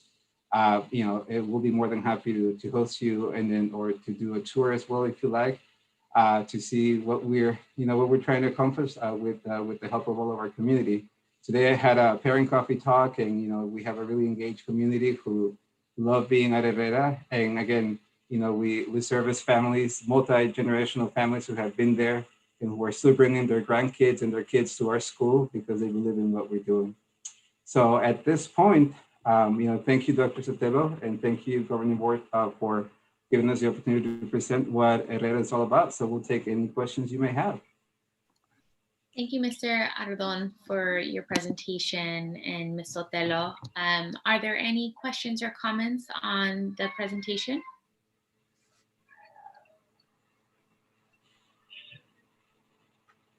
Madam President, Carmen Trujillo here.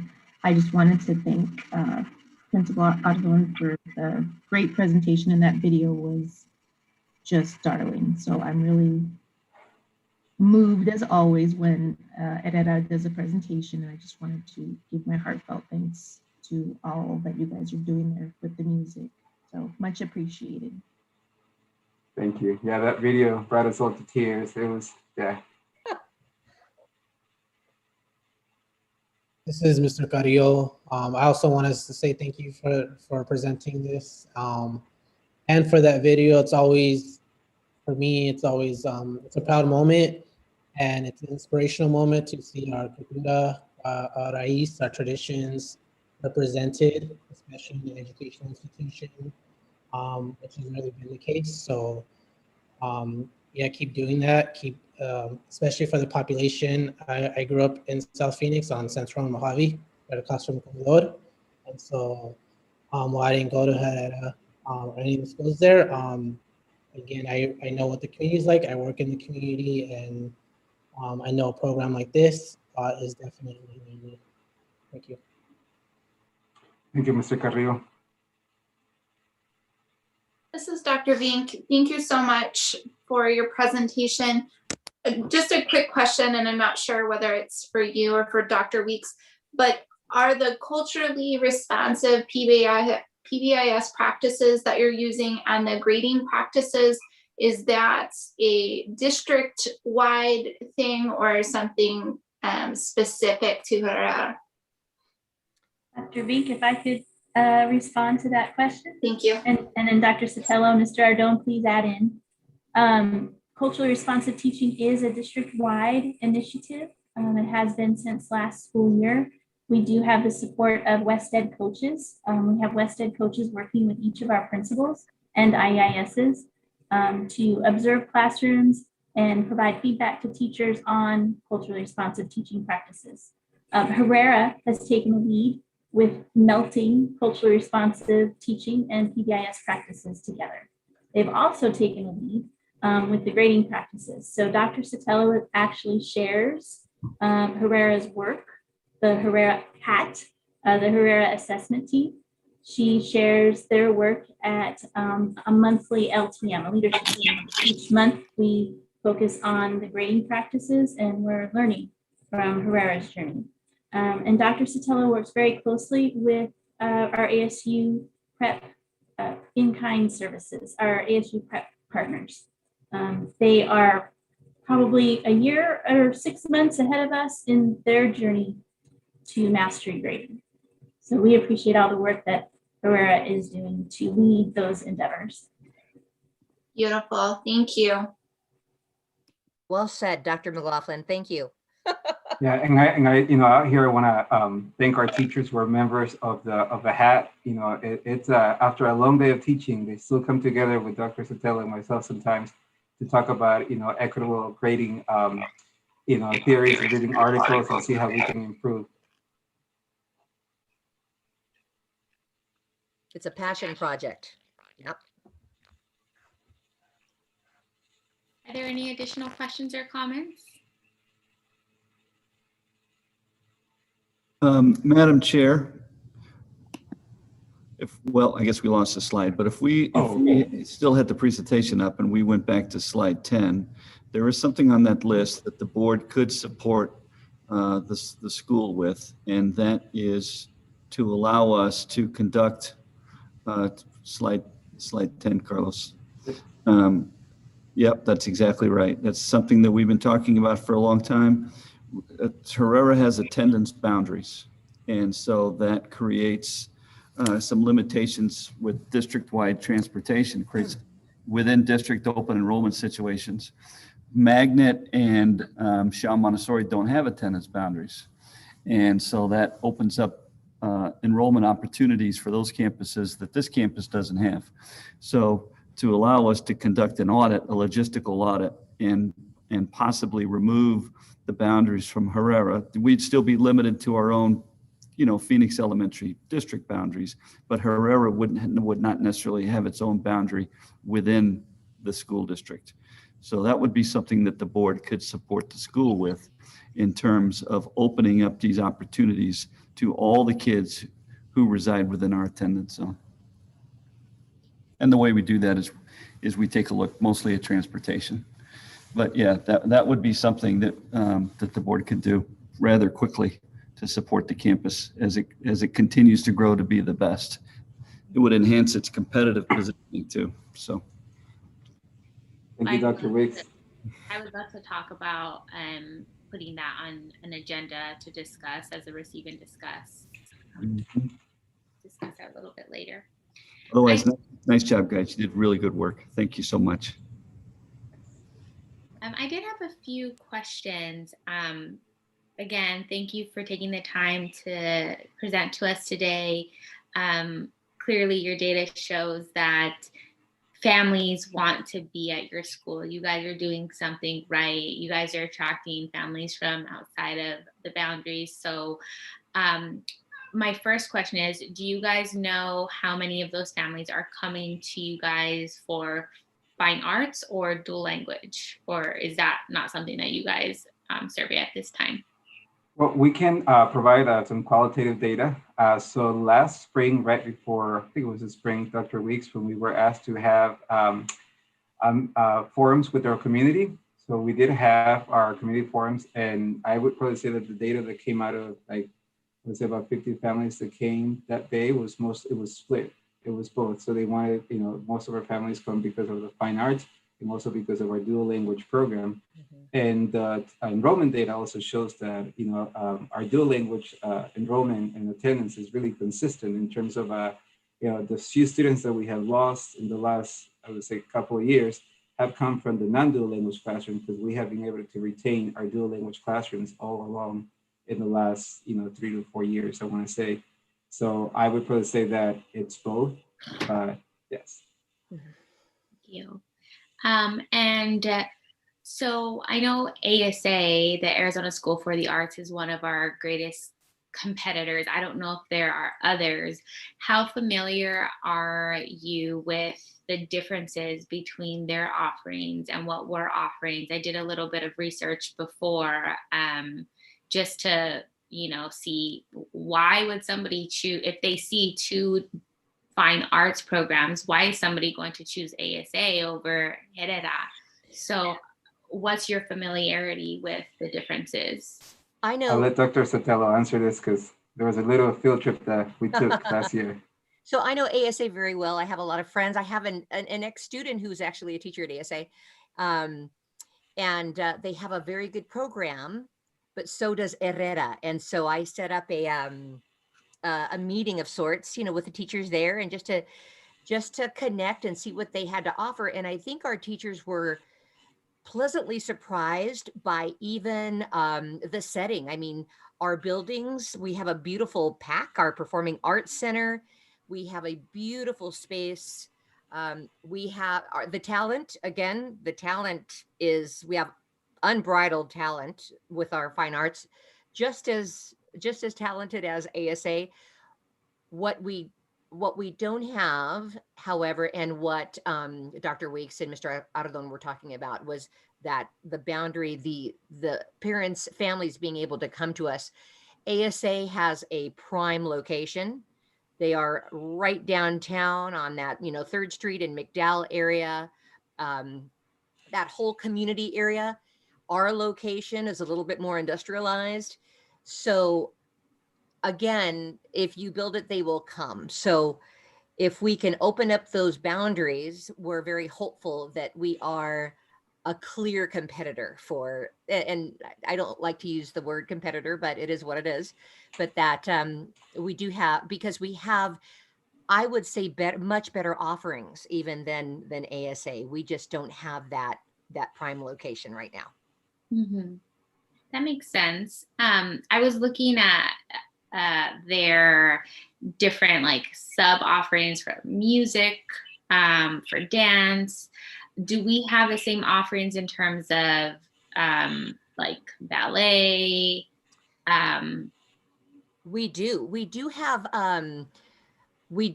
ballet. We have lots of different dance styles, but yes, we do. And we have some even things that Mr. Ardon and I talked about. One of our teachers is a Grace Pulliam. She's a professional break dancer and a hip hop teacher. And so we really want to incorporate a lot of the urban dance styles as well, but we have all of those offerings. One of our, like I had mentioned before, Mr. Nurse, he's an amazing, he does a lot of techno music, like an engineer, like a sound engineer, music designer, that type. And ASA doesn't have that offering. That is very much part of Herrera and what he has to give. So there's just a lot of things that we do differently, but it very much fits our community, and that's what we want to create, that type of environment. Mm-hmm. Yeah, absolutely. And I mean, for me, what I'm always looking at is, what is our competition and how do we ensure that our community knows that we're doing the same, if not better? Mm-hmm. And one of the things that I noticed on our website, Herrera's website, and this might be something that Ms. Jeffries needs to work on. But when you go to ASA's website, you can click on music and it shows you all of the subcategories that they have. So if I'm a parent and I see music, then that would give me confidence that, okay, they have these specialized programs. When you click on their theater program, it explains that as well. Same with dance, it has the different types of dances. When I look at our website, it just has the general categories. So I think we should clean up the website, make it more concise, and have tabs that really spell out the different specialties within our dance, within theater. What is the progression? I noticed that for their 5th through 8th grade, all students have to take piano and choir. Mm-hmm. And then middle school students get to take an additional fine arts class. So I'm just thinking, are we doing similar things like that? How do the fine arts get integrated into the students' schedules? Is it optional? No, and what's nice is it's very exploratory. The kids everybody gets 2 fine arts, and from K to 8. So our fine arts, everybody participates in. So they get a feel, especially the little folks, when they're older, they've been able to kind of weed through what their bigger interests. So that's what we have going for Herrera, is that all of the students get such a lengthy fine arts class. Mm-hmm. Yeah. So I think, one of the things that I would like to see is a more detailed plan from all of the signature programs, similar to what Garfield submitted. What is it that you guys specifically need to continue to enhance your program? I know you listed that in the presentation, but what is the budget? What is the timeline? If we don't have certain programs that we should have, what are those programs? What does the board or admin need to do to support the fine arts program to become the best of the best? So I think as a next step for all of our signature schools, we'll need to see those proposals. Great. Yeah, be happy to. Much. Thank you. I appreciate it. Hello, this is Mr. Carrillo. And so something else that I hope that this aligns to, and I don't see yet, is that some of our signature schools are on the Reimagine K through 8th grade educational initiative, but not all of them, right? Hedera's not on there, Garfield's not on there. And so what I want to see, what I would like to see, and so that we can support as we take these steps to Reimagine K through 8th grade education in Phoenix Elementary District, is that we are including especially our signature schools and representatives from our signature schools into that Reimagine task force, so that they are also voices for the signature schools, and making sure that the work of reimagining our education is also focused and aligned with how we're going to support our signature schools, and making sure, especially for Herrera, right? We're in industrial space, but in terms of the community that we're in, right? Especially if we focus on removing the boundaries, is as you said, we have a lot of talent now, but also past. So we have a lot of artists, as you see, up and coming artists that have been around, that are Phoenix raised, Arizona native, that can come and make sure that we're building those partnerships, especially along this Reimagine initiative, and making sure that that our art school, our signature art school, is building those partnerships with artists of the Valley, native artists, anybody, so they can come in and really be like guest speakers or serve as other educational experts in our Herrera in school. Good Good idea. Thank you. Are there any additional comments before we move on to our next presentation? I do want to add a comment. I think I really appreciate the request to engage with Sky Harbor to make sure that we're making that relationship enrollment. I just want to also, there is plans with the land reuse strategy that we've been working on. And just to let you know that there's a whole task force that's being developed by the city that I am a part of. And so it's really good that I know what Herrera needs and the direction that I'm going to take the school, because we can really engage with different partners from the city and partners to really emulate what the city is envisioning, and then what the school district is too. So thank you for the presentation.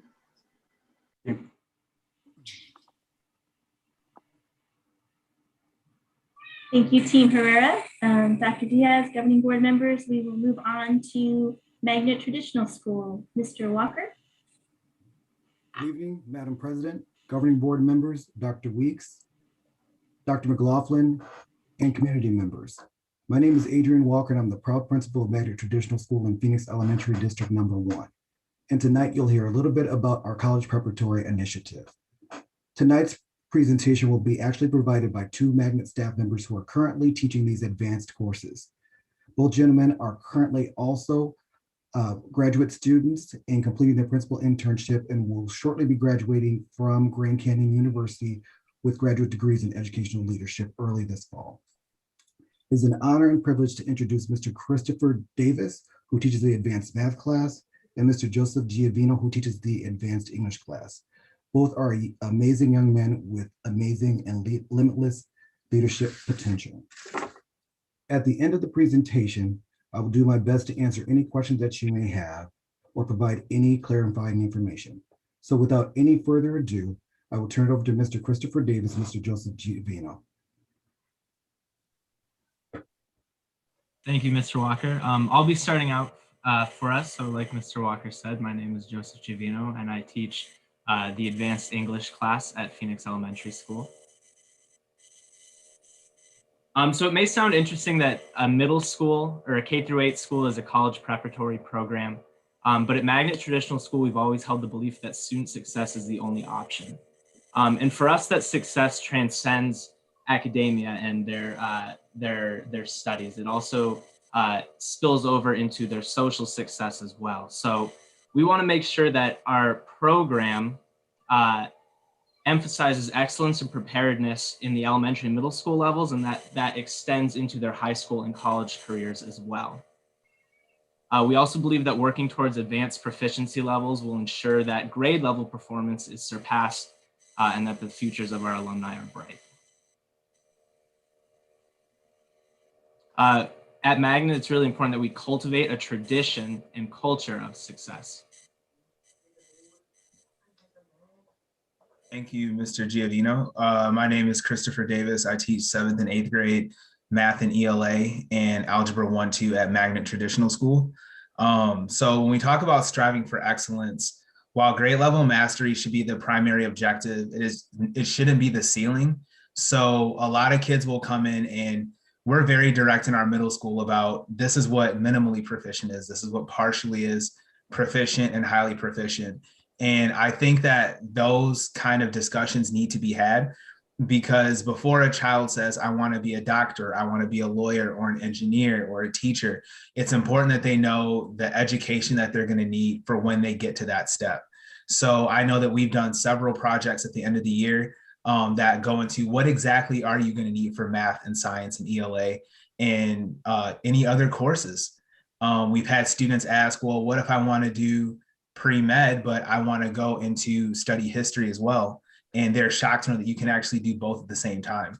So it's all about talking to them early about their options, something that a lot of our students, these are the first conversations they've had as they get into the 6th to 8th grade level. In terms of statistics, the average 6th through 8th ELA and math score for 2017-18 and 2018-19 was 60% at grade level for ELA. And that wasn't just for 6th through 8th grade, that actually reached into grade 10 ELA by AZ Merit standards. I know that in those 2 years combined, we actually had 17 perfect writing scores as well. So having the reading class and the writing class really helps a lot to focus on the ELA perspective. A lot of our students are dual language as well. So it's good that they will have, they can have both languages at their, in their arsenal as they go to high school and college. Like we said, we want to push them going to grade level. We do have students that come in at minimally and partially proficient. We have moved more kids out of those two categories in math and ELA than a lot of schools in our district and state, which put us in the top 5% for growth in 2018 and the 2019 testing periods. And in 2018, it was actually a perfect 50 out of 50 for points. We were actually at 54 before they had to cap it. So not everyone is going to come in at grade level or above, and that's fine. But when they see that you create a culture at the school of excellence, they want to reach that, and it becomes an intrinsic motivation instead of just, oh, I'm going to do this for my parents, or I'm going to do this for my teacher. They want to do it for themselves to make the best opportunities that they have as well. And then if you could, thank you. Some of the other programs that use maybe some of the same curriculum, such as iReady that our district is using now, it's fantastic. Basis Charter Schools, Alhambra Traditional, Madison Traditional, and then Legacy as well. Those are the schools that our students know as well. Top schools in the state, even the country in some senses with math and ELA. And we use them as our measuring stick and to do the best that our students can. So we look at it, they're like, oh, well, is that what they're scoring? And I say, yeah, that's what they're doing. And then they ask, well, what do we have to do to get there? Okay, well, you have to do X, Y, and Z, and it's going to take a lot of commitment and sacrifice. So we talk about the more time, especially right now with the virtual setting, it is going to be a lot of hard work, but the end pay is going to be very great. For example, one of our students who may be our valedictorian this year, he's put in a lot of work through a lot of hardships in his life this year, and he got accepted to Brophy. So we're really excited for him. And we have students who got accepted to Bioscience, IB North, IB Fairfax Central. So we have kids that go to schools all across Phoenix Union as a feeder, but they're looking at going there and being perhaps the next valedictorian, salutatorian, and moving into their next realm of life. Next slide, please. So as I mentioned, some of our community partners are going to be the Phoenix Union schools. We have the IB and honors programs.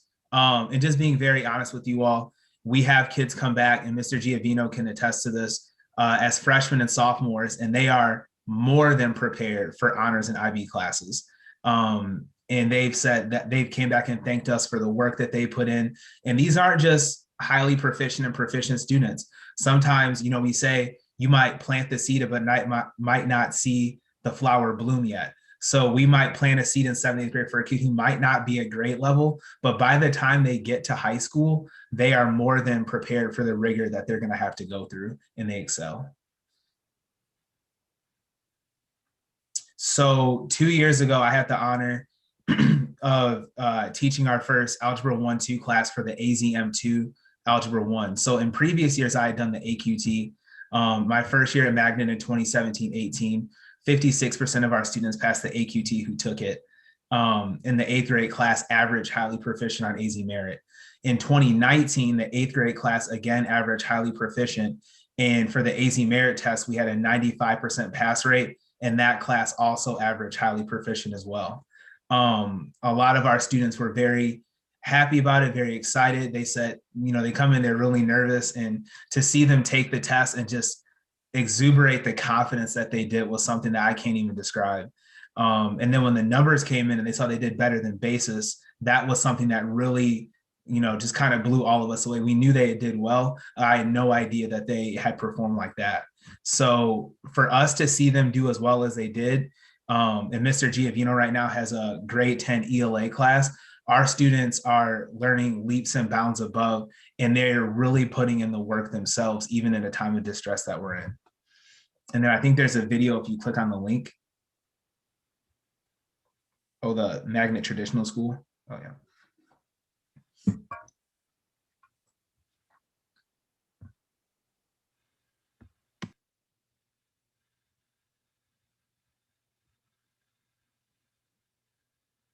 Sorry, can everyone hear that?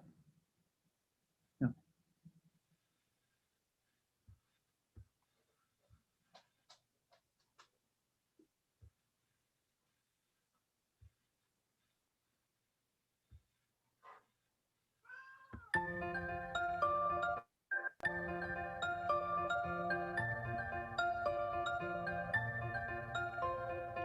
My name is Kristen Cole. I'm a 2nd grade teacher at Magnet Traditional.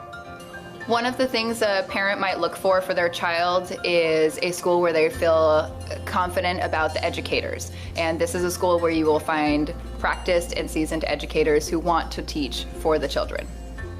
My motivation to come to school every day is the kids. The kids have so much energy, and when you give that to them, they give it back to you. Their focus, their motivation is something that every teacher would want. I'm Christopher Davis. I teach 7th and 8th grade math and 8th grade homeroom ELA here at Magnet Traditional. All right, and I'm Joshua Good. I teach 7th and 8th grade social studies and have an ELA homeroom as well for 7th grade. Our students are working on a 9th to 10th grade level for 7th and 8th graders, which is going to prepare them for high school a lot sooner than a normal 7th, 8th grade system that's focusing on the middle school level. Hi, I'm Adrian Walker, principal of Magnet Traditional. We're currently an A-rated school. We have been for the last 2 years. And in terms of rewards, we've been the recipient of the National Center for Urban School Transformation Award twice, in 2013 and 2014. We've also been nominated as Title I Distinctive School of the Year for the last 5 years in a row.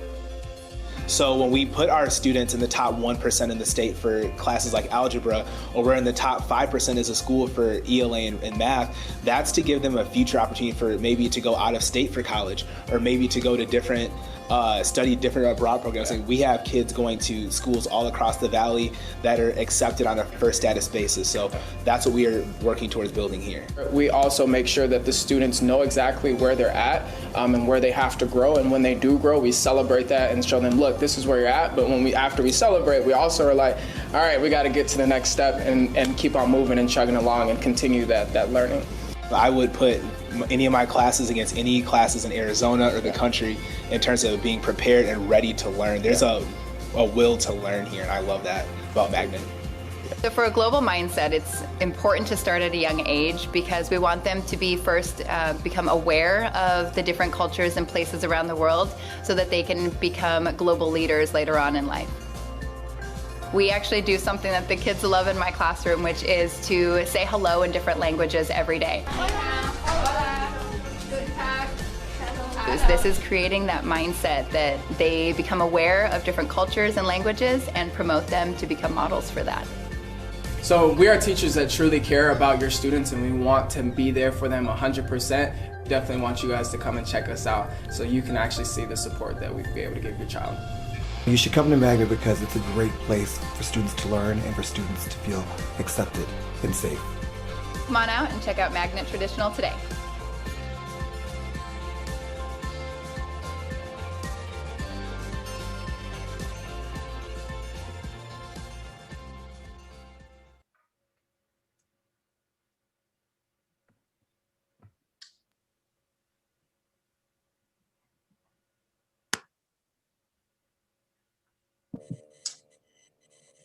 And then I think we have one more slide there. Mr. Giovino. Yeah, so like Mr. Davis said, his algebra class was kind of the pilot program. It allowed us to see if a program like this could work, and it obviously has. So this year we went ahead and implemented the advanced ELA class, and we're very confident about the results we're going to see with that as well. And I think moving forward, we want to also expand the amount of advanced level classes we have further. So with just math and ELA, that might exclude some kids who maybe have a great mind for history or the arts. So moving forward, we would definitely like to see more advanced level classes offered so that more kids can take advantage of our educational signature. Next slide. And then one of my favorite parts about our program is the tours that we take of universities. So starting with a tour of all of the major universities in Arizona, we're going to help our students see that higher learning is within reach.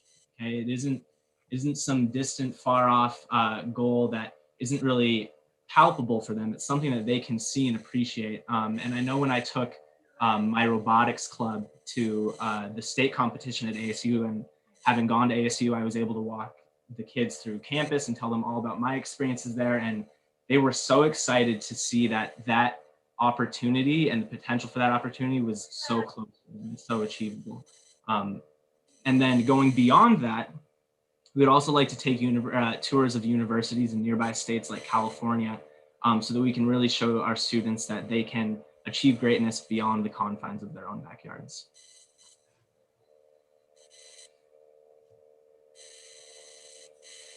And just to add on to that, the resources that Mr. Giovino and I use for our advanced classes are provided by the district, whether it is going to be Study Sync or iReady or Study Island or Khan Academy. Those are all resources, and Galileo as well, are resources that we all use with our regular classes and the honors classes. So it's not, oh, we're giving them, a special set of curriculum. We're also using the resources we have. We just use the pacing guides and that are comparison to Phoenix Union High School District.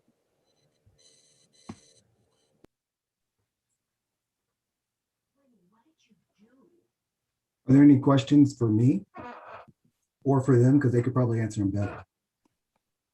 Thank you so much for your presentation. Are there, I do have a few questions and comments, but are there any reactions or questions from the board?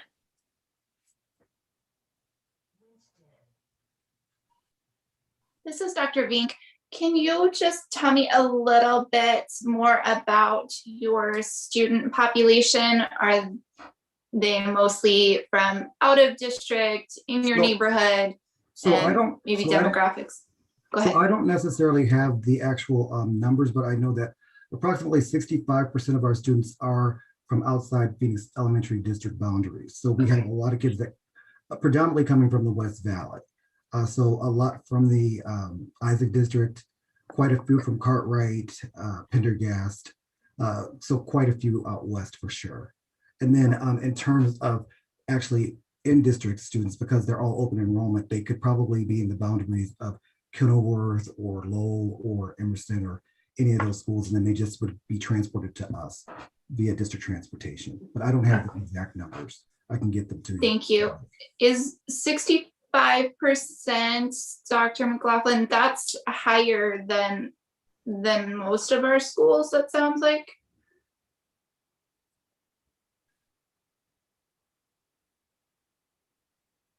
Yes, Dr. Vink, that's correct. Okay. Magnet Traditional resides on one of our borders. And when we conduct our demographic study, it's considered, Herd and Magnet are considered kind of hot areas for students to come in from outside of our attendance zone. Great. Our, Thank our, you. our district average is about 35%, and so Adrian's team average there is quite a bit higher. Okay. Thank you. I apologize, Dr. Vink. I couldn't find my unmute button quickly enough. I figured. It's okay.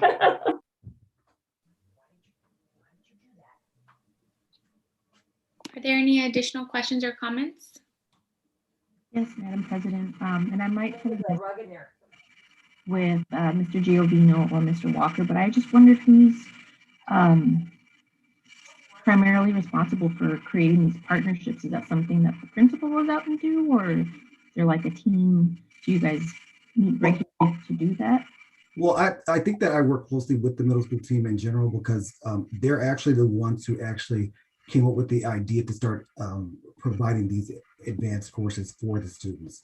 And we've also, worked a lot because you have to, during the application process, if you want to get into a school like bioscience or Brophy or even Xavier, there's a lot of communication that we have with their admissions counselors and things like that, just so we can make sure that whatever the expectations are, that we can make sure that our kids are adequately prepared. So it's a kind of an ebb and flow, but I have to give credit where credit is due. The team has really been the one who's really wanted to promote and do this. And if they want to do more work and it benefits our babies, then why not let them do it? I just wondered if there was a special role. So that's music to my ears. I just was wondering. So I appreciate it. Thank you very much. Of course. Phoenix Union does a really good job also when I go for AQT and GQT information. They do a really good job of like providing a pacing guides and what they're expecting my students to know. So if you use programs like we have in our district for math, it's covered on all of those platforms, and it helps a lot. And one of the things that I also want to mention with this program is the fact that, in order for them to be able to get the actual credit or to receive it, they have to take some type of end of course assessment, so that way they can take it. And since so many of our students don't reside in our boundary areas or may not necessarily go to Phoenix Union, what we did was connected with Deer Valley, Paradise Valley to see what end of course assessments they use, and it's called School City. So those will be the assessments that our kids will take at the end of the year, in addition to the ones that are provided by Phoenix Union, to make sure that whatever high school district they go to, that they receive the credit that they deserve.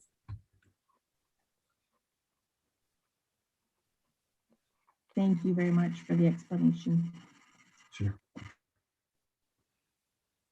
Mr. Carrillo, this is Mr. Carrillo. Thank you, Mr. Walker. Thank you, Mr. Giovino, and thank you, Mr. Davis, for this great presentation, for the great work that you're doing at this signature school at Magnet.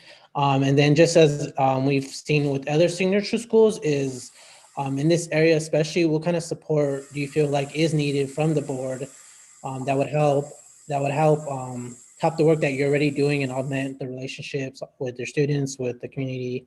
What kind of support can be provided there? So I think that, this year has been extremely unusual. And so, I was a little bit apprehensive about even adding the additional course because, we were on virtual and I wasn't sure exactly how that was going to go. And so what we're going to do, obviously, as a team at the end of this year is kind of regroup, collaborate, and kind of look at, some of the things that worked really well this year and some of the things that, didn't work well. So I really can't really speak to what we would need at this particular point because I still feel like we want to finish out the rest of this year and kind of do a needs assessment afterwards. All right, thank you. Thank you, Mr. Carrillo. That was going to be one of my questions as well. As I mentioned earlier in the presentations, I really would like a follow-up from each of our signature schools with a proposal that outlines what those specific action steps are, the timeline, the cost, staff needed, or courses needed to really make your signature school what you envision it. And obviously we would have to phase that in, but it would be helpful for the board to see that and then figure out how we can support you in the short term and then as well as in the long term. And so, if that is closer to the end of the year, I think that's fine. Definitely want to see, the proposal so we can support you in any way that we can. I appreciate the alignment, the intentional alignment that you guys have with high schools, and also the depth of knowledge that you guys have around your competitors. We want to make sure that we are exceeding those expectations. So I appreciate you emphasizing that during your presentation. One of the things that I'm thinking about is how can we leverage our technology, the cameras the swivel cameras that we will discuss at a later board meeting, to get your teachers in front of our students who need this advanced coursework in our other schools that might not have that same capacity. So all of our students who are at that developmental level are able to Zoom in for, that hour and get that same instruction from your exemplar teachers. I'm just incredibly impressed with the data that you presented, and as it is applicable for those certain students, they should have access to that. And then the last comment, I really love your video. So going back to a comment I made earlier, Dr. Weeks, how can we ensure that each of our signature schools has an amazing video like the one we just saw that really highlights and showcases the great things that are happening? I think Adrian remind me, but I think it was Ms. Bresnahan that put that video together. A year or so ago? Yeah, she put it together last March, so almost a year ago. She did that. So it's just a matter of replicating that, that high quality, whether it's in collaboration with ASU or some other method. But yeah, it's a matter. It was part of the Magnet rebranding process that I think is kind of been put on hold during this COVID period, right? But maybe you can expound on that a little bit, Adrian. Yeah. So, we've started it. Our goal is to kind of phase it all the way down to possibly 4th and 5th grade, with them kind of knowing that we really want them to be college and career ready. But I also feel like it's important for us to make a slow progression versus trying to do it all at once. The 6th through 8th grade team is really, one of the keys to success with this whole entire thing is the importance of collaboration between me and that particular team, and the collaboration that takes place amongst themselves. And so that's what really lent itself for me saying, let's do the green light, because I know that if I put it in their hands, it's going to be a quality program, and the expectations are going to be high for the students, and the standards are going to be high, because that's their expectation, not only for the kids, but for themselves. Thank you. Thank you. I have a comment. A comment and a possible solution. I find it a little concerning that we have image outside of our district, that we're not prioritizing the students that actually reside in our district. So maybe possibly we can explore how one of the neighborhood schools could be like a mini magnet where we do prioritize the kids that are in our district. So that's kind of my comment, and hopefully we can work through that, Dr. Weeks. So let's talk about that a little bit more, Ms. Bueno. I want to hear some more of what you're thinking. Yeah, I'm thinking that, we take the components of what is working at Magnet and plug them into our smaller neighborhood schools. I think we should start prioritizing the kids that are residing in our district and pushing this level of excellence in each of those neighborhood schools. Okay, I'm taking notes here. Thank you. To add on to Ms. Bueno's comment, I don't remember the exact percentage, but somewhere in the 50%-ish range is our capture rate for for potential students within our district. Does that sound right, Dr. Weeks? So we're only capturing about 50% of possible students. That was our last demographic study. Yeah, I'll defer to Mr. Quintana, but I thought it was somewhere around 55, 56% that the demographer said we were capturing of the students who lived in our attendance zone. So I think that's about right. Yeah, if I can add to that, yeah, it is 53%, and that's across all the schools in our entire district. And so far, we have not been able to measure the capture rate within the different schools, and that's something that we're hoping to do once the census is completed, and we can get the information from the new census, and we can use that data through our demographer to be able to look at basically the new percentages, but also hopefully within each of the schools. So that's something that we can look at hopefully in the next few months. Great, and I think that would be helpful. Where I'm getting at with that is, to your point, Ms. Bueno, we have the potential to capture more of our in-district students to attend these amazing schools. So, and this will be a question for Shaw as well, but how are we at our signature schools marketing very intentionally to our in-district families and increasing that capture rate? Are we doing multiple Zoom sessions? Are we, how are we sharing these videos to those households? What does that campaign look like to increase the capture rate within our district?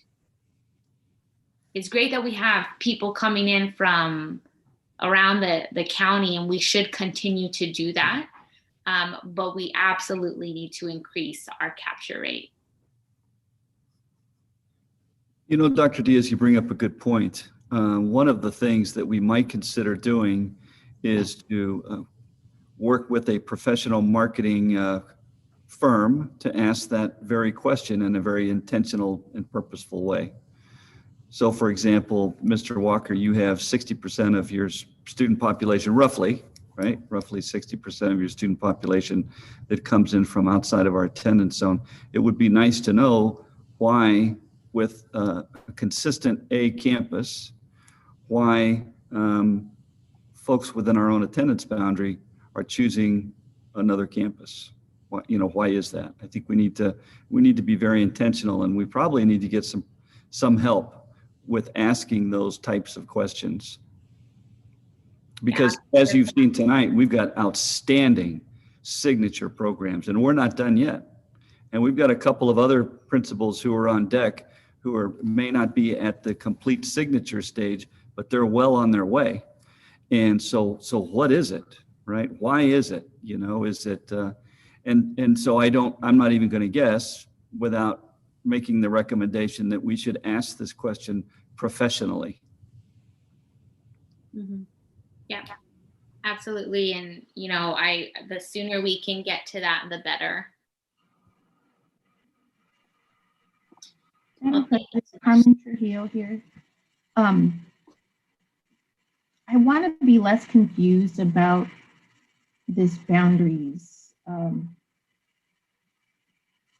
I want to say maybe red flag that popped up in my head with regards to Herrera and then now Magnet. What is the difference between those schools?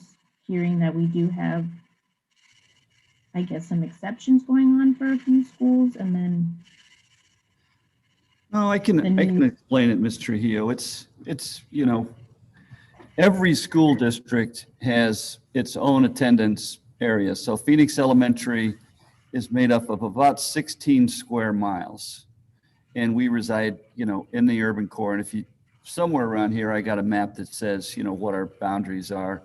And so when you get to the edge of our boundary, it makes sense that you cross the street, you're going to Creighton, you cross the street, you're going to Murphy, you cross the street, you're going someplace else. Everybody knows that. But within our school district, each of our campuses has their own attendance boundary. And the reason we do that, primarily is for transportation, right? If this is your neighborhood school, your transportation routes will run within the attendance boundary of that particular campus. So Garfield has its own attendance boundary, Emerson, all of that. So each campus has its own attendance boundary. The exception at Phoenix Elementary, which is the first I've ever seen in any district I've worked, is that we have some schools that don't have any any attendance boundaries for their particular program. And I think the reason for that is because both Magnet and Montessori were developed during a time when we were working hard with our desegregation programs, right? So back in the day, what's that? How long ago was that? Oh, back in the 70s. And so, yeah, 70s and 80s. And then somewhere in the late 90s, I think the program began to wind down a little bit in terms of the OCR complaint. So there's some rich history there, but you could see Herrera, it's got its own attendance boundary. But if we go to Magnet, let's go to Magnet. If you go to Magnet, it's right next to Herd. You see that blue box? That blue box there is the attendance boundary for Herd. Magnet doesn't have any attendance boundary. So students can come in from anywhere within the district and be transported to Magnet Traditional School. And it was set up that way a long, long time ago. And then if you go down to Shaw, make sure I'm telling you the truth about Shaw. Yeah, so the blue area there is really for Garfield. The Shaw Montessori School, again, doesn't have its own dedicated attendance boundary. So you see the little yellow over there to the right, that's Edison, and then you got Kenilworth over here, you got Capitol, those are easier to see.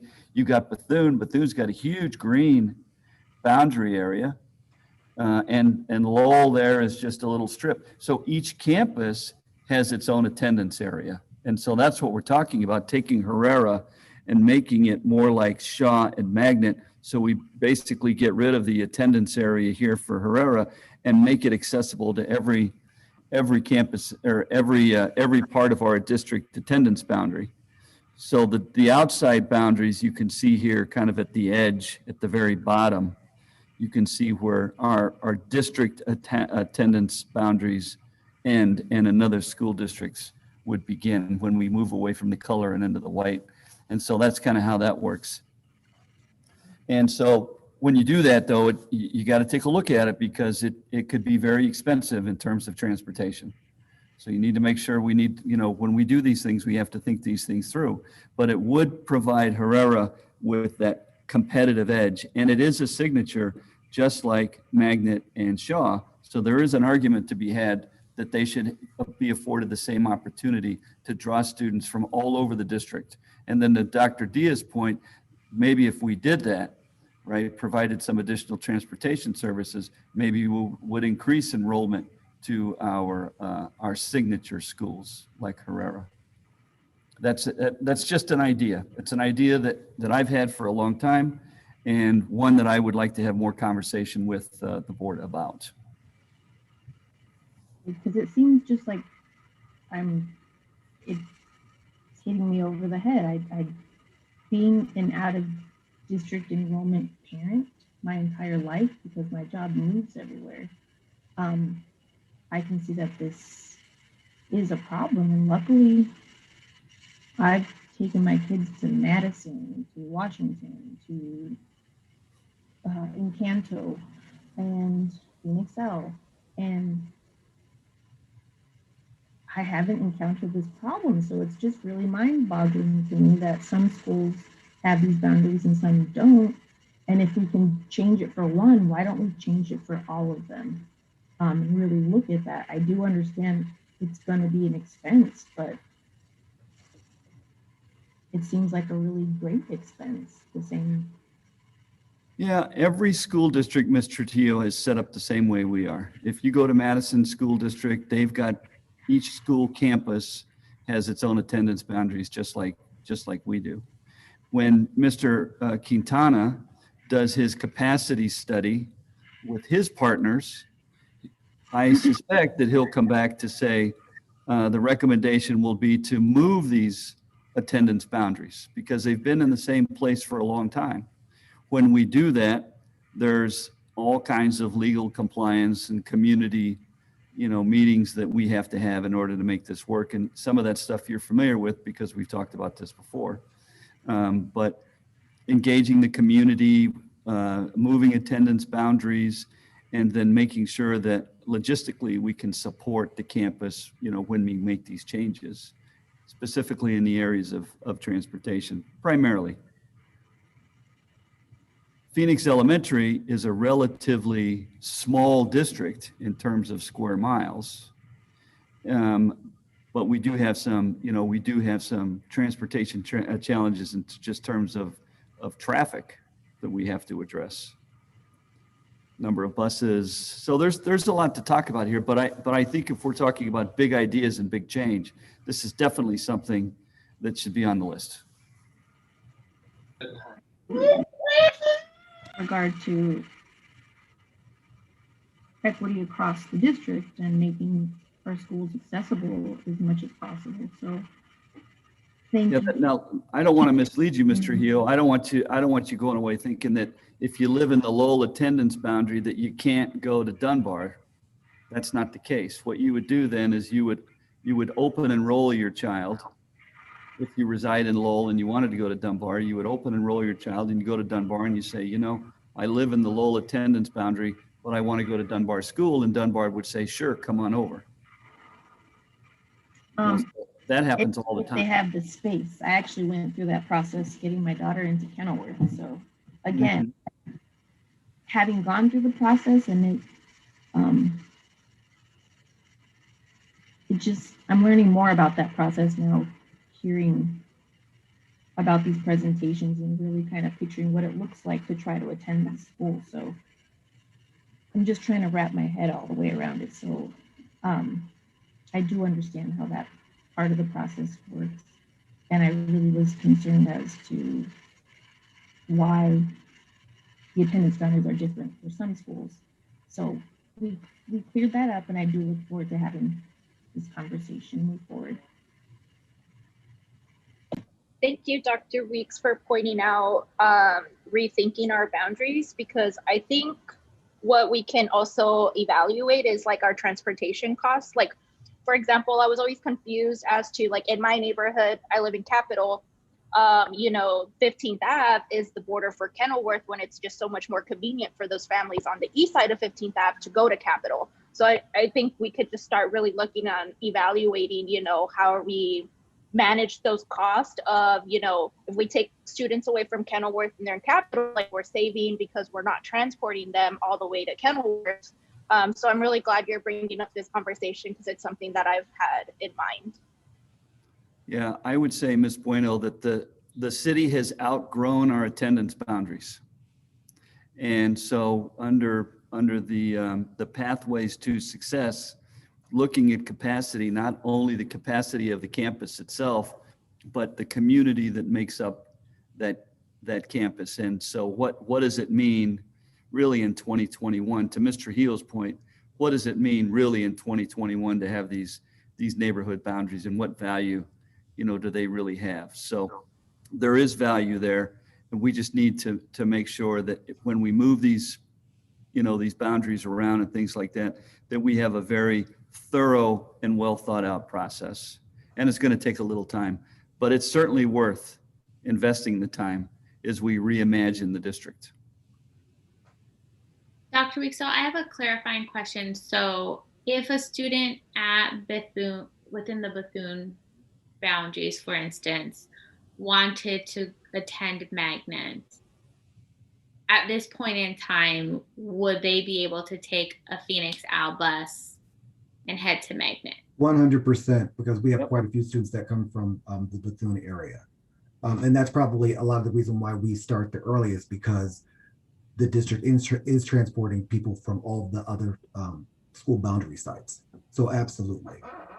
So thank you, Mr. Walker. So would the same be true then for Herrera, if a Bethune student wanted to go to the fine arts program there, would we be able to transport them at no cost to the student?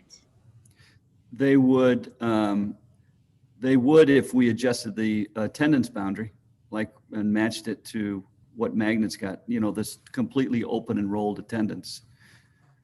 Right now, what would have to happen is parents would be bringing their students from Bethune to Herrera. Okay, yeah, so I definitely think that perhaps this is a study session where we dig into the finances of what it would cost to expand our transportation, just so we ensure that students, despite the area that they live, can choose the school of their choice. So we can, as we start to set our calendar, we can add in this as another study session. Yeah, it would take several study sessions because you would want to first have some conversation with our transportation department to get a clear visual on what makes up the transportation routes and, you know, all of that stuff. It's a lot more than just a cost analysis, right? You really want to take a look at the logistics of transporting students in and around our entire attendance areas. So yeah, I do think it's a worthy venture for us to take a look at, and it fits nicely within the pathways to success because they're already looking at getting some supports to help them kind of figure out some of these logistical questions. It's an operations thing, and so we would want to look at it from the lens of operations. Mm-hmm. And it's, to your point, it's also an equity thing, right? And so if you have these fantastic schools, what can we do to make sure that our students can get there? And it's going to take some change. Dr. Weeks, just a quick note regarding marketing, and especially at this time of year. I am not sure that I have seen anything that would tell our prospective kindergarten families that they can have their child ride the bus from the Bethune area to Shaw.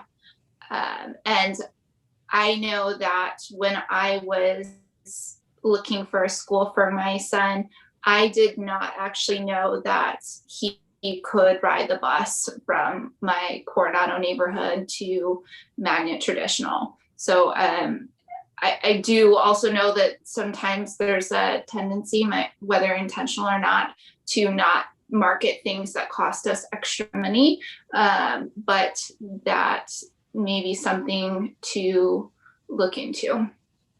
Yeah, I think Dr. Vink and Dr. Diaz setting up a work study session to get a clear understanding of how transportation works would be some valuable information. Thank you.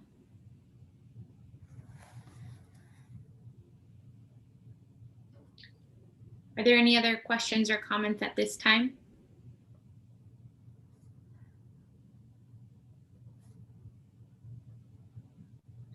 Okay, let's go ahead and move on to our next presentation.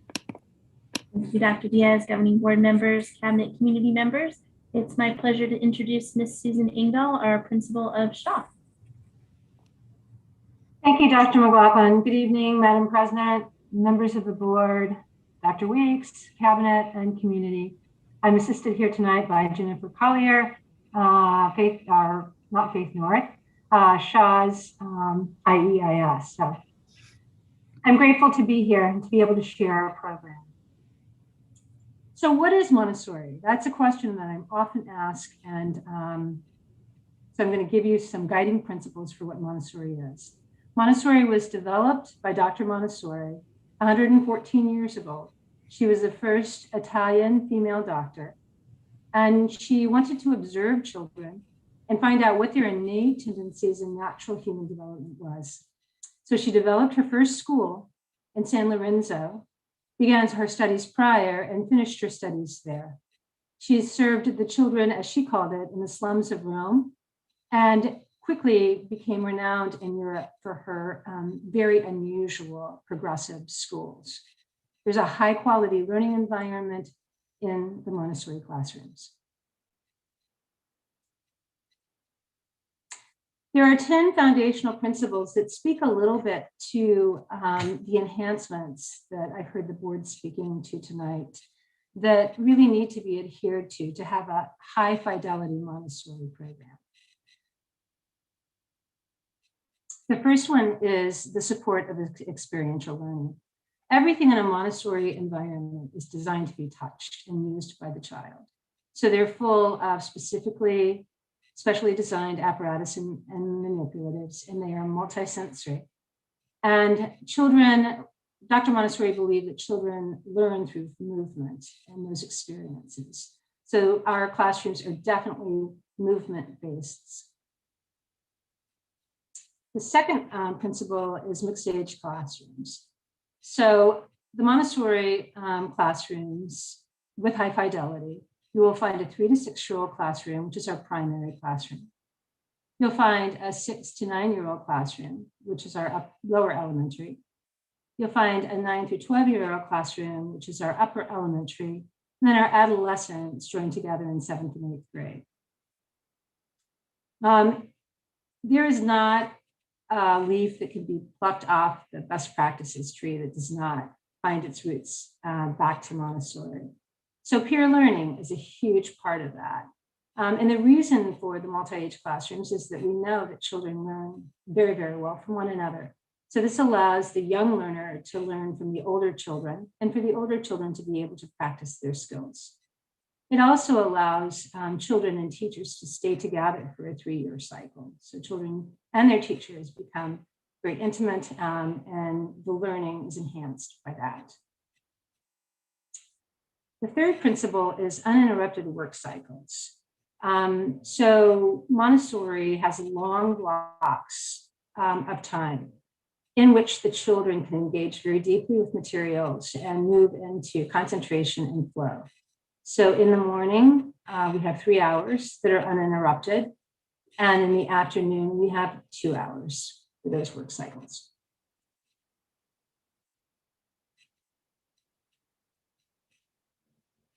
Academics. And academics was really a spinoff of what Dr. Montessori began with.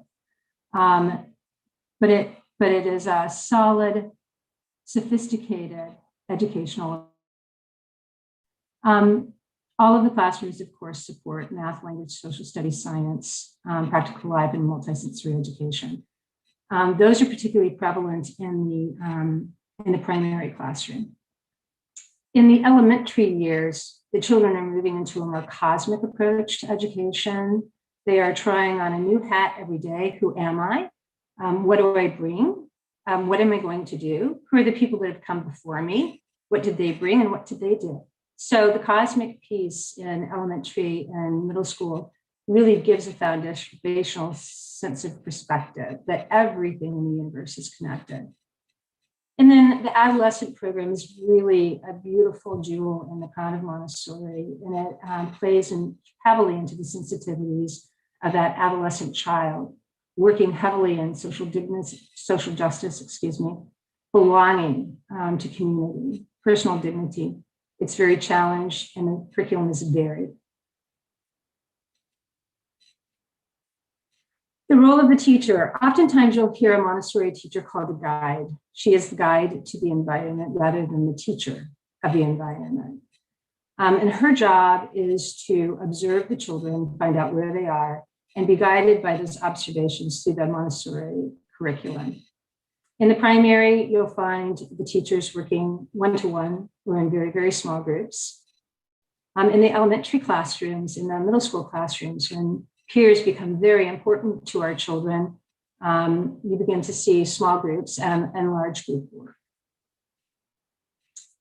She saw the role of the teachers providing the children with the tools. So they are a direct connect to the lesson. Every piece of apparatus or Montessori material has a specific use in a specific lesson. And that is what the teacher does the majority of the day, is lessons on those material. And then the children reproduce those through self-discovery and exploration. Oftentimes I hear the mistake that people believe that Montessori doesn't have any limits, and it's really the antithesis of that. It's a very structured pedagogy, but very child-directed. Children learn, even our 3-year-olds, they begin to be independent and choose where to sit, who they're going to work with, what they're going to work on. And they learn through that the limits, just as we have in society, the limits of the environments. They learn self-control, they learn respect for and for the environment and the materials.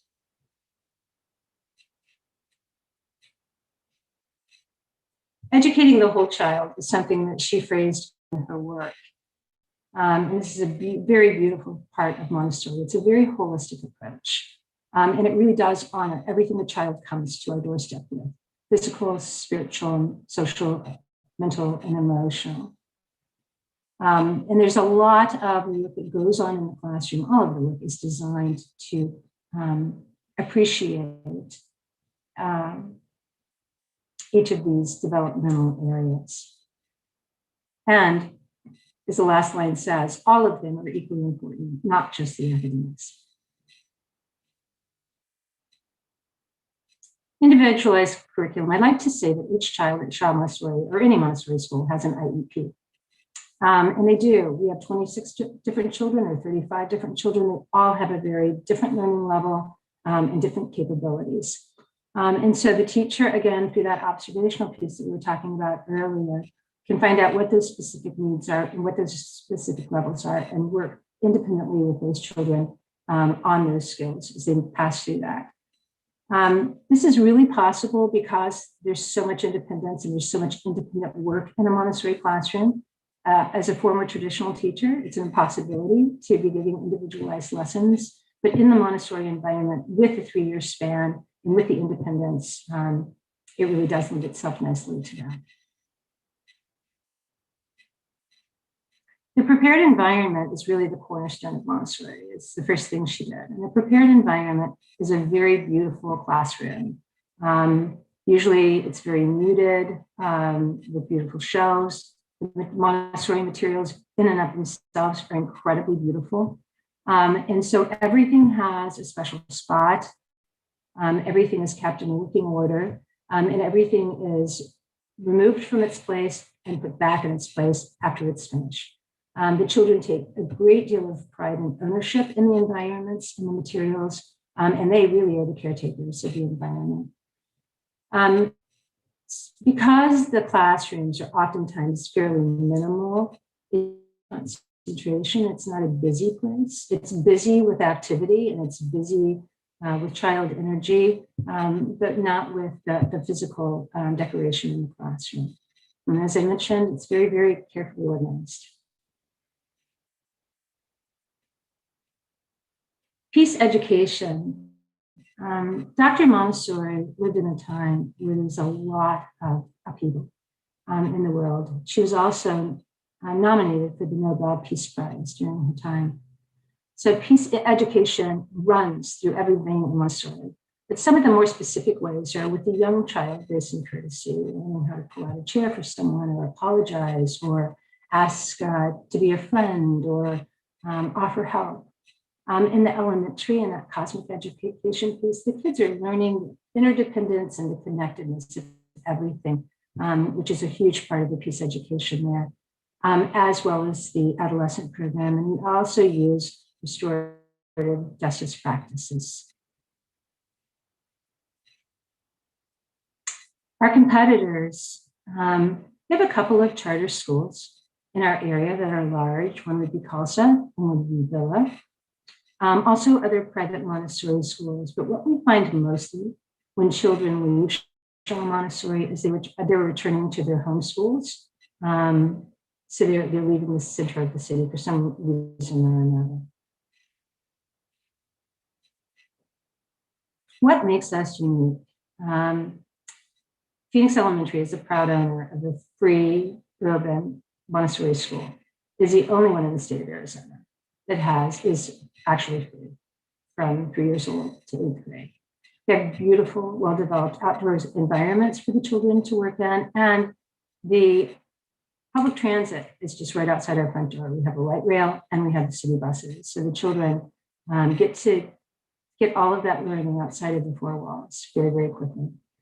Of course, our program offers all of the accoutrements of a public school, social workers, psychologists, speech therapists, nurses, after school sports. We retain highly qualified. Both our teachers are dually certified. All of them are Arizona State certified and Montessori certified. We offer a wide variety of after-school enrichment classes: yoga, chess, movement, dancing, language. And we celebrate a very diverse student body and actively engaged and involved parents. What are our needs, the enhancements? And these are some of the things that the Montessori has enjoyed from Adnan in its 27 years of growth. Needs to be a strong adherence to a total curricular approach, which is what Shaw Montessori currently has. It needs to be a full program approach. So we're preparing young Montessorians. We need Montessori trained teachers and instructional assistants in all of the classrooms. We need a slow growth progression for phasing in new levels should we choose to do expansions in the upcoming years. Multi-age groupings need to be honored. There needs to be a full complement of Montessori materials that costs about $40,000 per classroom with all of the furniture and the materials, but those don't have to be replaced. They're not consumable, so they last a very long time. Montessori trained administration is always desirable. High quality professional learning opportunities like refresher courses for our Montessori teachers. A Montessori specific reporting mechanism is something that we would love to design and work on. Involve parents and community, as every child needs that. And the support of our big trips, our going outs, and our outdoor learning labs. We've enjoyed a lot of community partnerships in our 27 years. The ones that are listed here this evening are the ones that we have gathered in the last 4 years since we made our transition from Faith North to Shaw. We have a collegial relationship with the Montessori Training Center here, so we do a lot of student teaching support, both with AMS and AMI. And then the rest of the folks that are listed here have either given us muscle power, resources, or finances for our outdoor learning environments and for the interior of our classrooms. I think that's the last slide, so I'm ready for questions. Thank you so much for your presentation. And I will open the floor up for any questions or comments.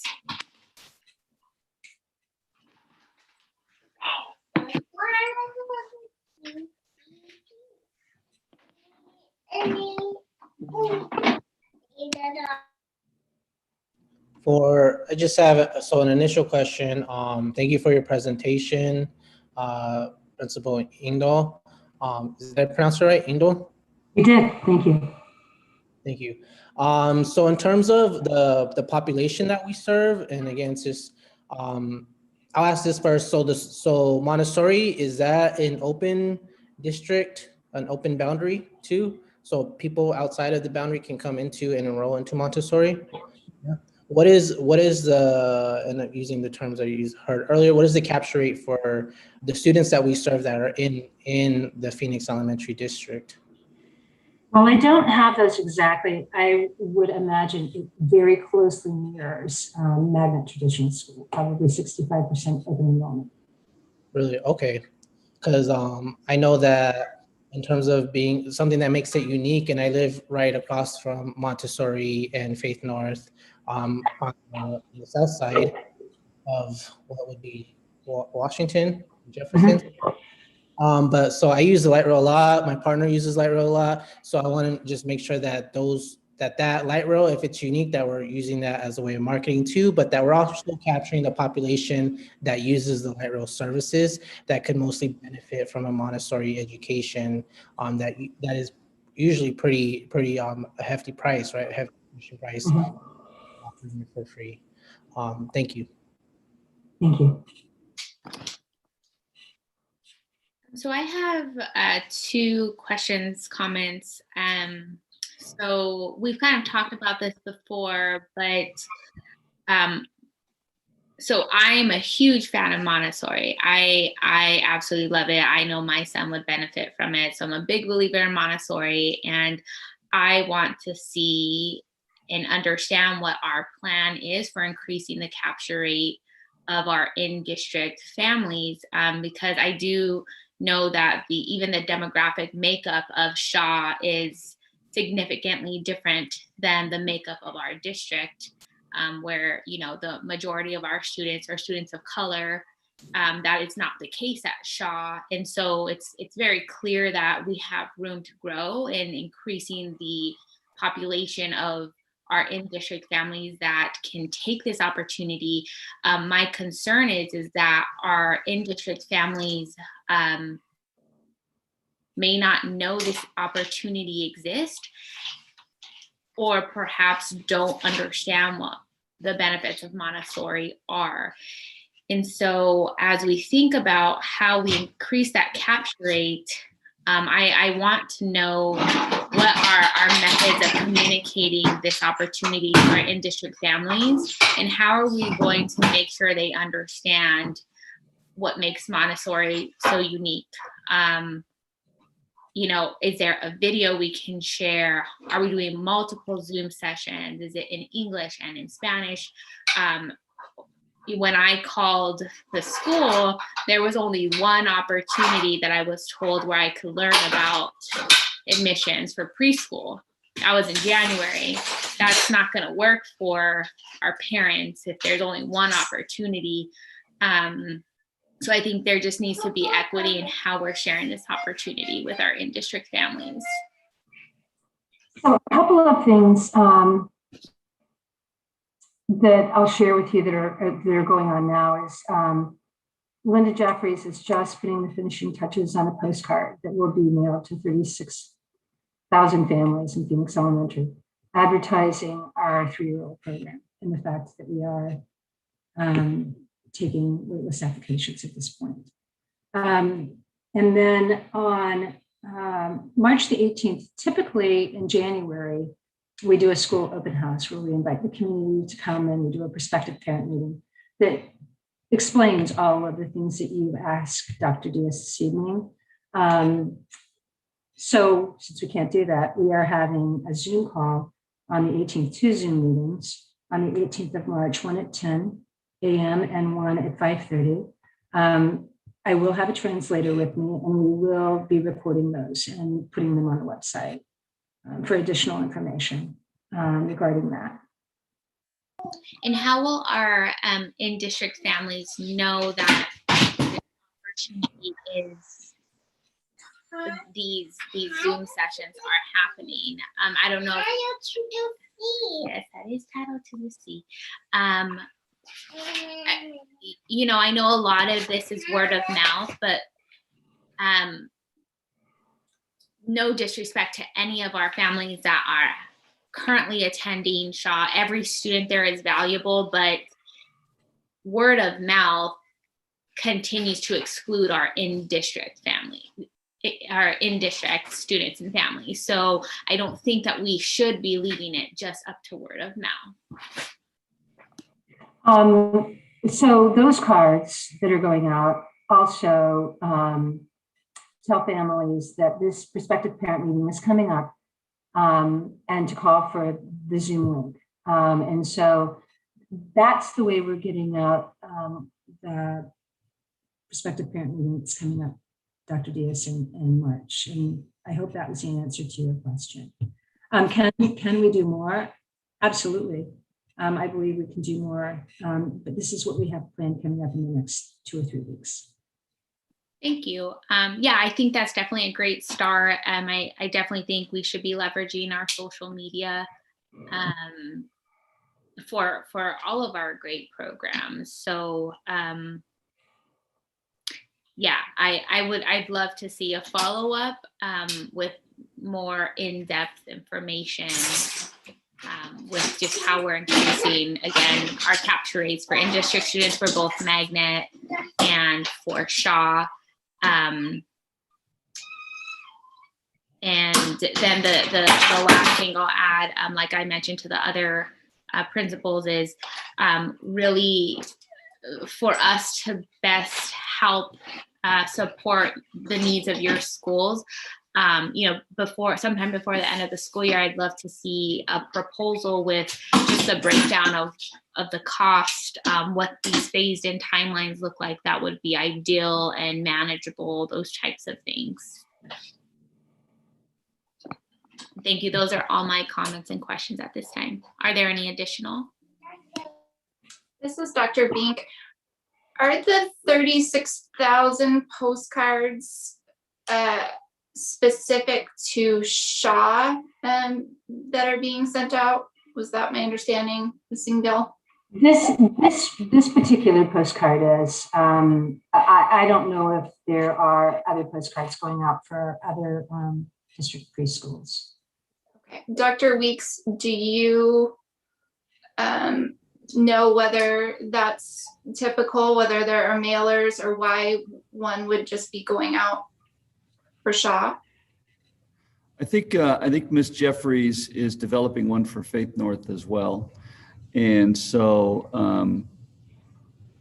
trying to understand your question, Dr. Vink. Are you asking, is this a matter of routine? I'm asking, is the postcard going out to the same people then, the same audience? 36,000 get Shaw's preschool, and then Faith North, like a different population, get that postcard? Or I don't know. I guess I'm just interested in.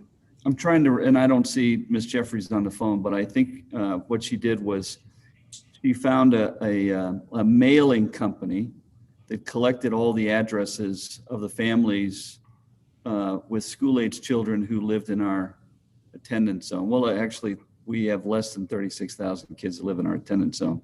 So it would be families who lived in our attendance zone and then targeted that mailing to them. Okay. So thank you. Without Ms. Jeffries being here, but I think it's an attempt to engage our community with a mailer to increase the capture rate and awareness for both Shaw and Faith North. But let me get back to you on the details for that one. Thank you.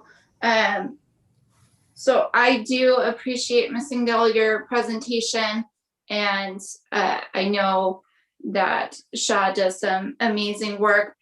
Just my thoughts, I guess, as we're at the final signature school presentation for tonight, I just am really not sure that our K-8 or pre-K through 8 families should have to choose, or not necessarily have to, but I guess be in a position where they are choosing between what looks to me like really like high quality food or a robust learning program or developmentally appropriate practices or languages. So I would like us to continue to work with the equity committee and really see how we can make sure that all of our students have access to these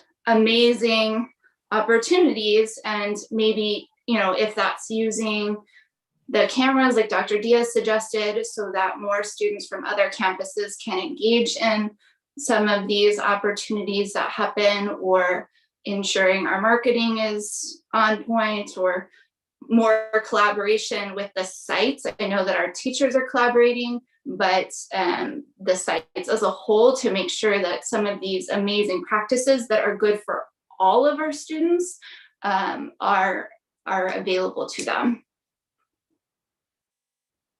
And that is all. Thank you. Thank you, Dr. Vink.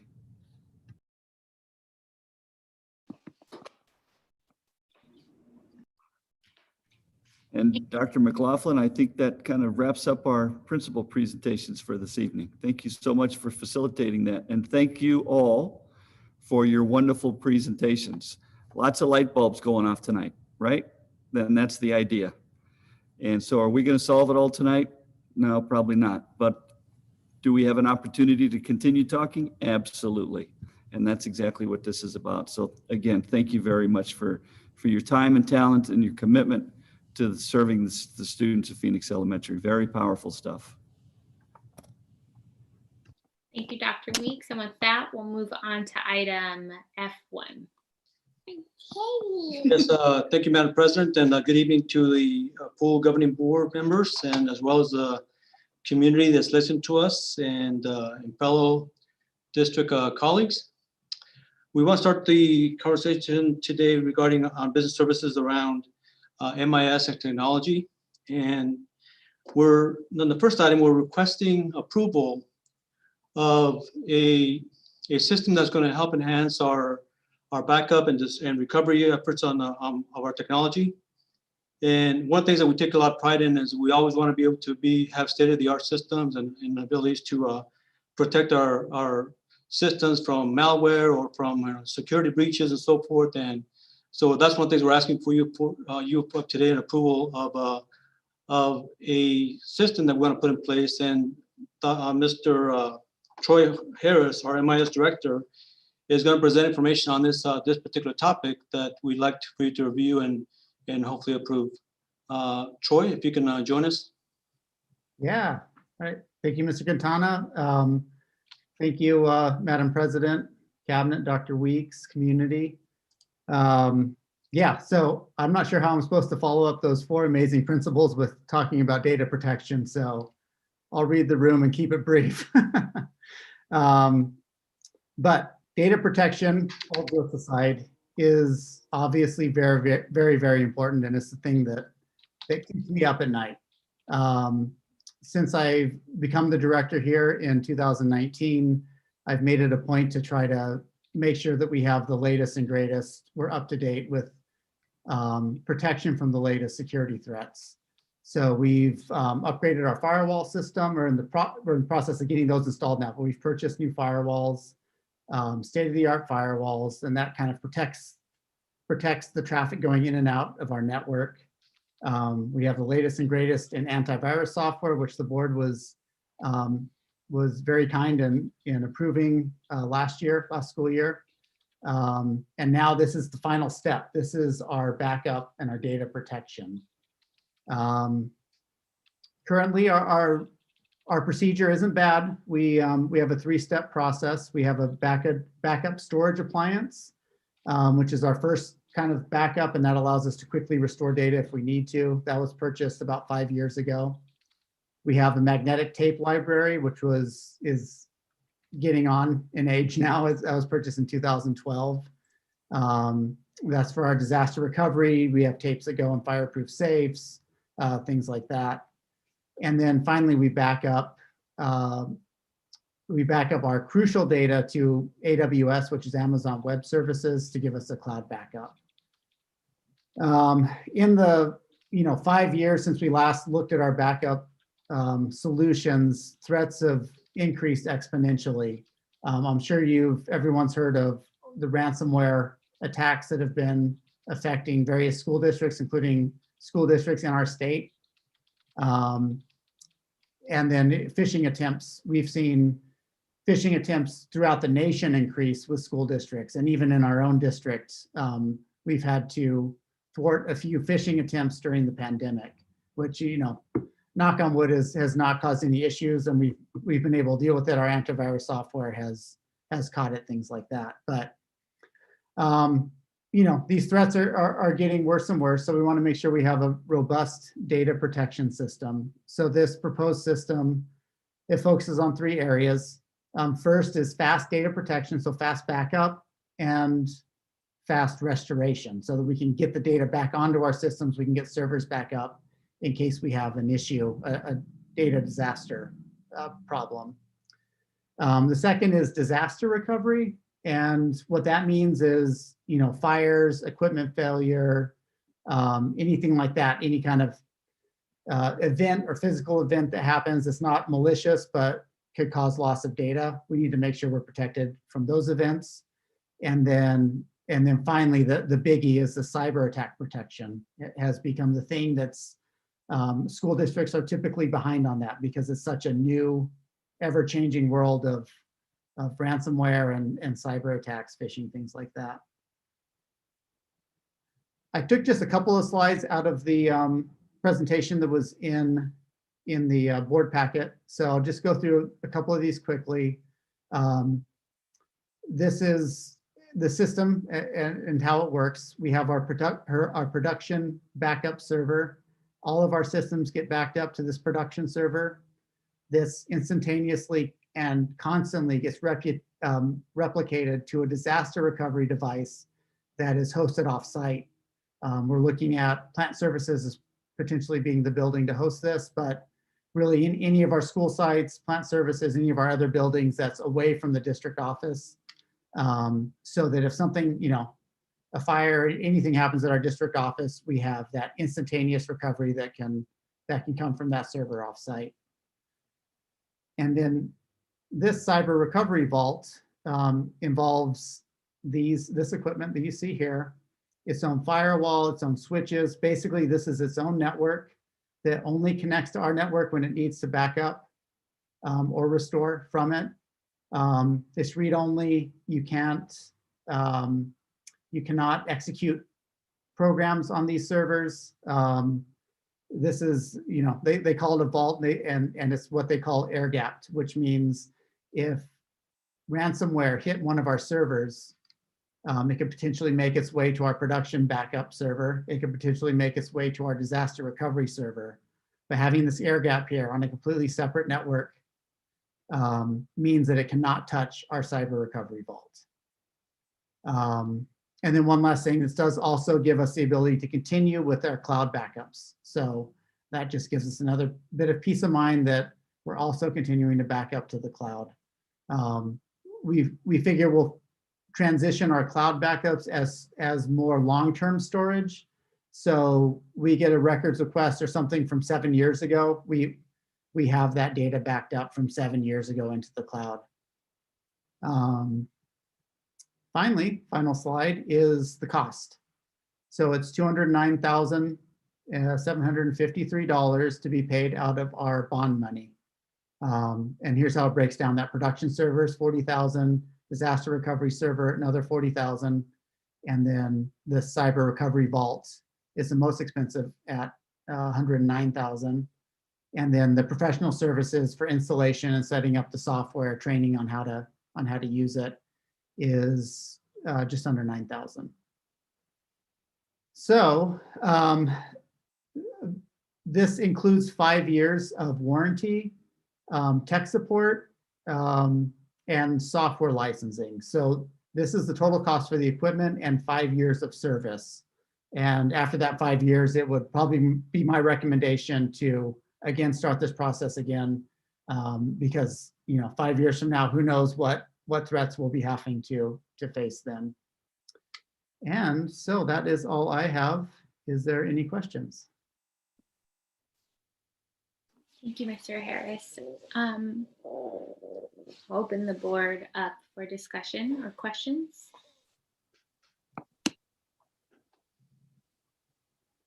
I have a question. Does this allow for us to pinpoint like where the breach occurred? Yes, and so some of the slides I pulled out for time constraints talks about their machine learning analytics that's real time. So it can sense that something is happening that is not normal, right? And it can shut everything down, shut our backups down, even our production and disaster recovery backup systems, everything's kind of shut down and they protect themselves. Even, it could be a false positive, but that's okay. We'd rather stop backing up, disconnect from the network until we can at least investigate the cause. So yeah, as far as pinpointing externally where attacks are coming from, so this can pinpoint internally which servers may be affected by something.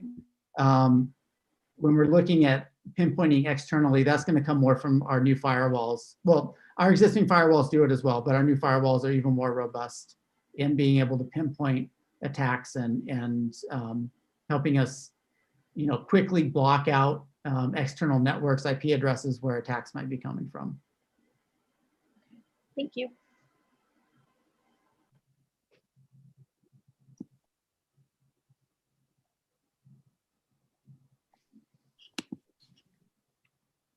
There are no other questions. We'll go ahead and I'll take a motion to approve item 1. This is Dr. V. So moved. Is there a second? Reggie Carrillo, I second. Are there any final points of discussion?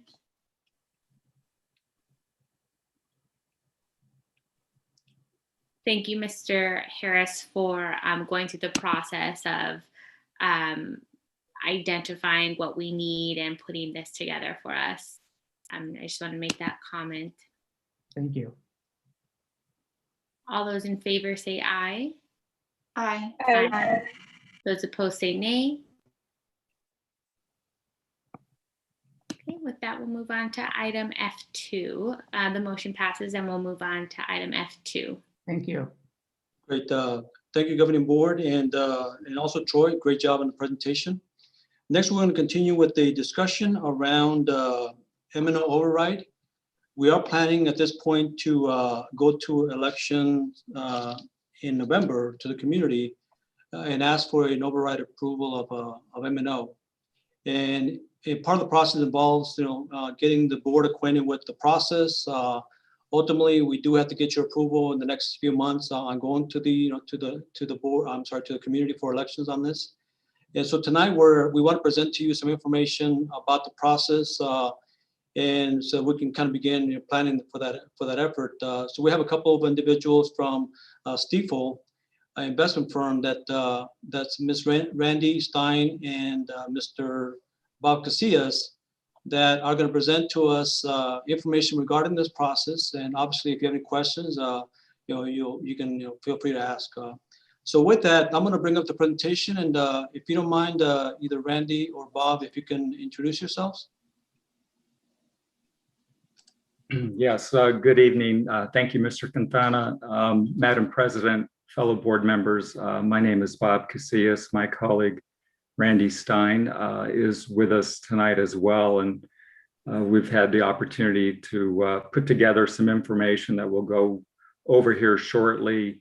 As Mr. Quintana has mentioned, that we've had the pleasure to work with the district over the years regarding not only your bond election and override elections, but also your bond sales. And the fact, the last time I think it was Dr. Weeks that we were before the board was back in 2018, when the board moved forward to sell the remainder of your bond authorization, about 22.5 million. So the district has had really good success over the years, not only with your bond elections, but also with your overrides. And so the last several weeks, we've been working with Dr. Weeks, Mr. Quintana, Randy, and myself, and others at our firm to bring this information before you that we'd like to discuss with you tonight. And please, as we go through, if any questions come up during the presentation, feel free to ask those questions as opposed to waiting to the end. So with that, I was going to start with a high level discussion and turn it over to Randy here. So Mr. Quintana, if you would please.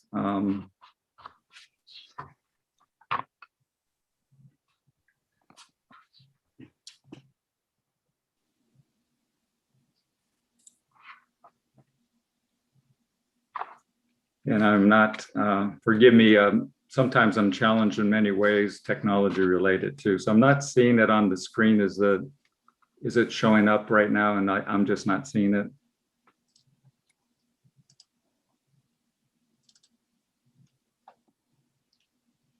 Are you able to see it?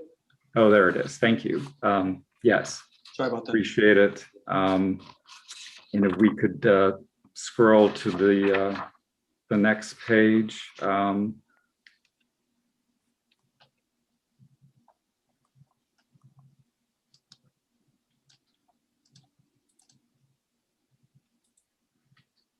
We wanted to go through some of these items with you tonight. Thank you. The the maintenance and operation override, as was mentioned, is a voter improved increase in the school district maintenance and operation budget. Elections for school district overrides are held in November. There are limited exceptions for other dates. For M&O overrides as well, that's an increase of up to 15% of the district's revenue control limit, which uses the previous year's ADM, average daily membership. M&O override elections are approved or can be approved for up to 7 years. The first 5 years represents the full amount, and then it starts to phase down in the next 2 years as outlined there. Voter approval of the overrides includes the ability for the district to levy on your secondary property tax rate to fund the amounts related to the projects that are going to be included in the override. Also, the governing board's required to submit a statement for voter pamphlets, which Randy's going to talk a little bit later about the voter informational pamphlets.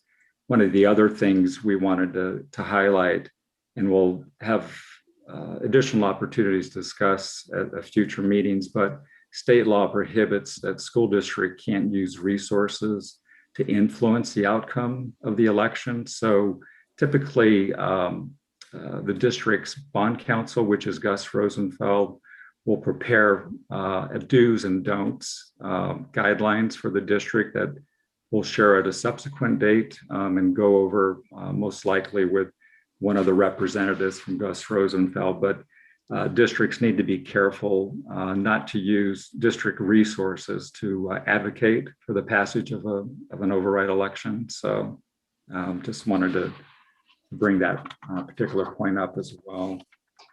On the next slide, if we could please, wanted just to briefly overview the M&O override history going back 5 or 6 years, the 15% as we had mentioned.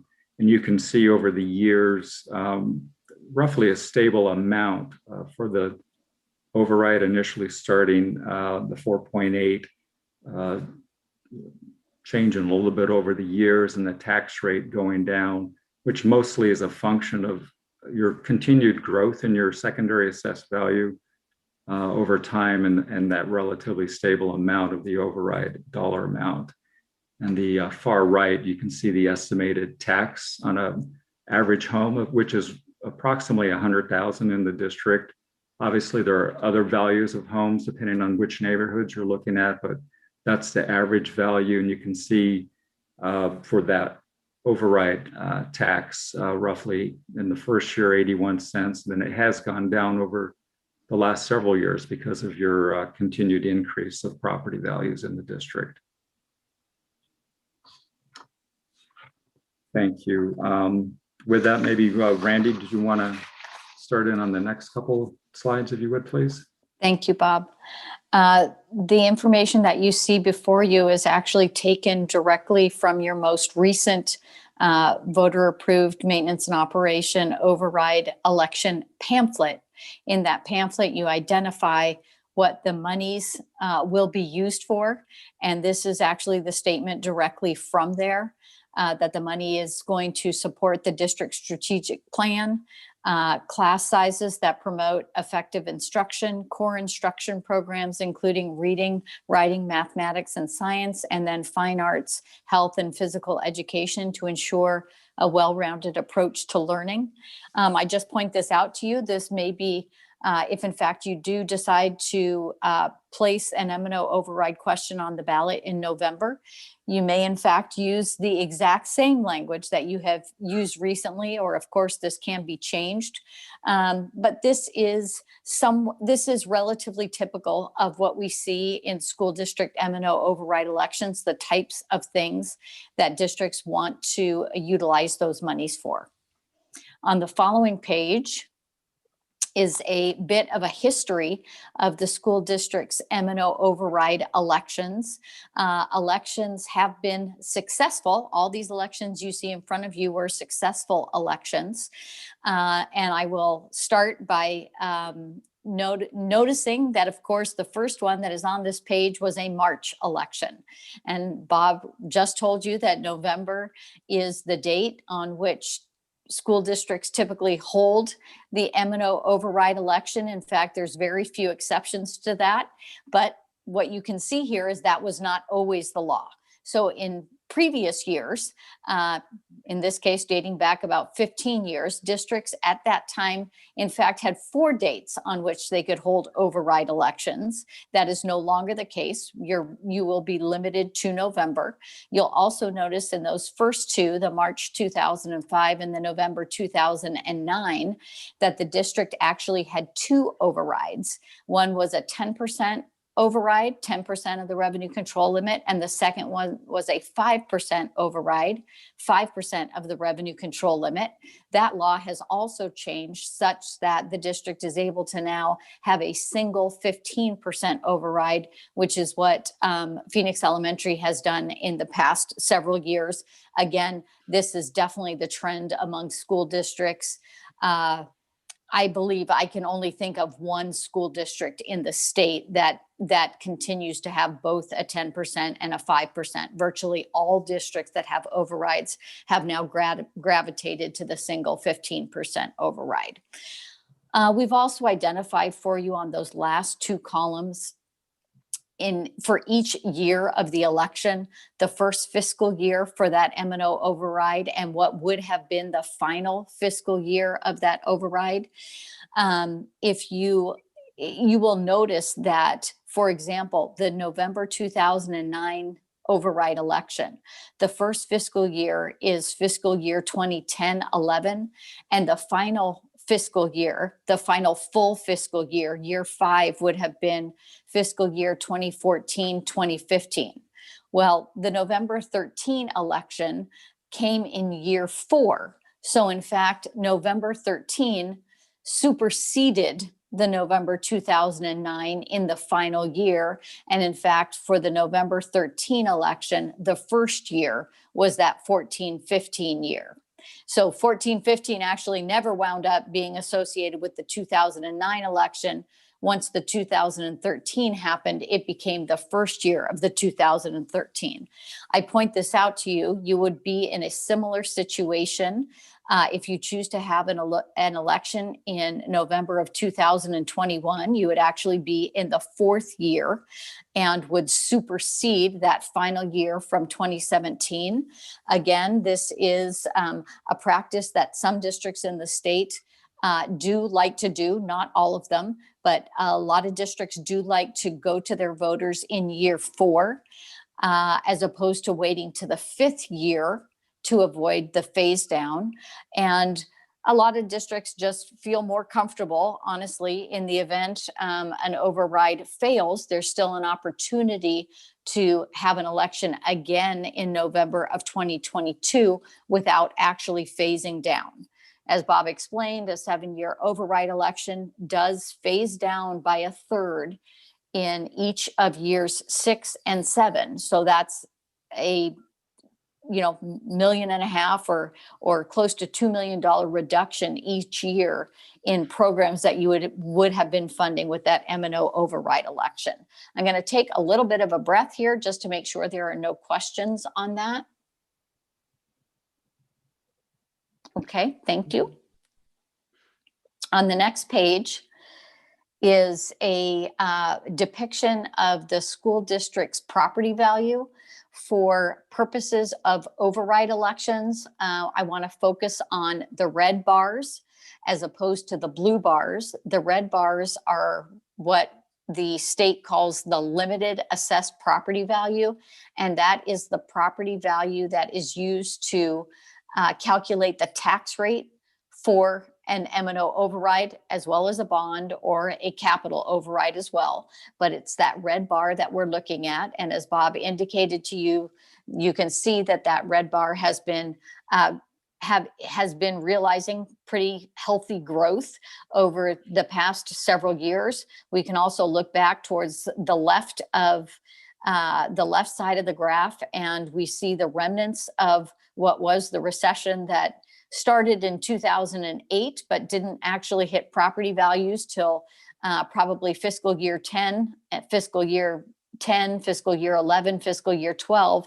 And then you can see the property values start growing out of that. We've actually lost now, we show 10 years here. So we're actually starting to lose some of the downward trend, and you're just seeing the upward trend on that. That again, that is the basis for calculating the property tax rate that would be associated with an M&O override election. And let me just ask you to flip back one, Martine. If in fact a November 2021 election was called, because the district does have an override currently in place, it is identified as a continuation override.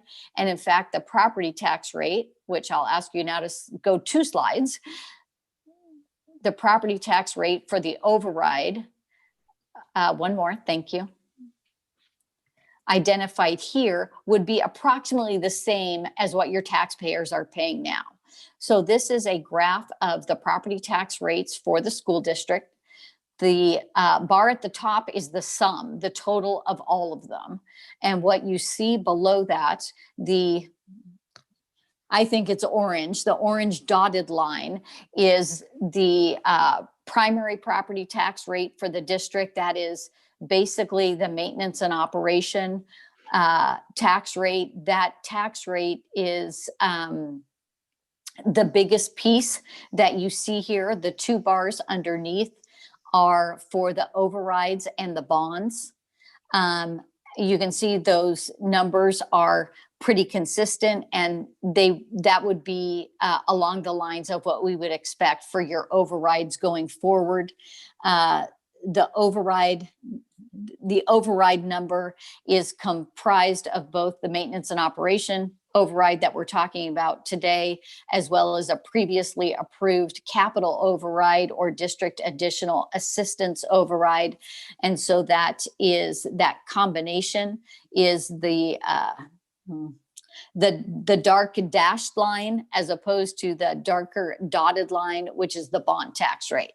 But those 3 lines below all add up to the solid green line at the top.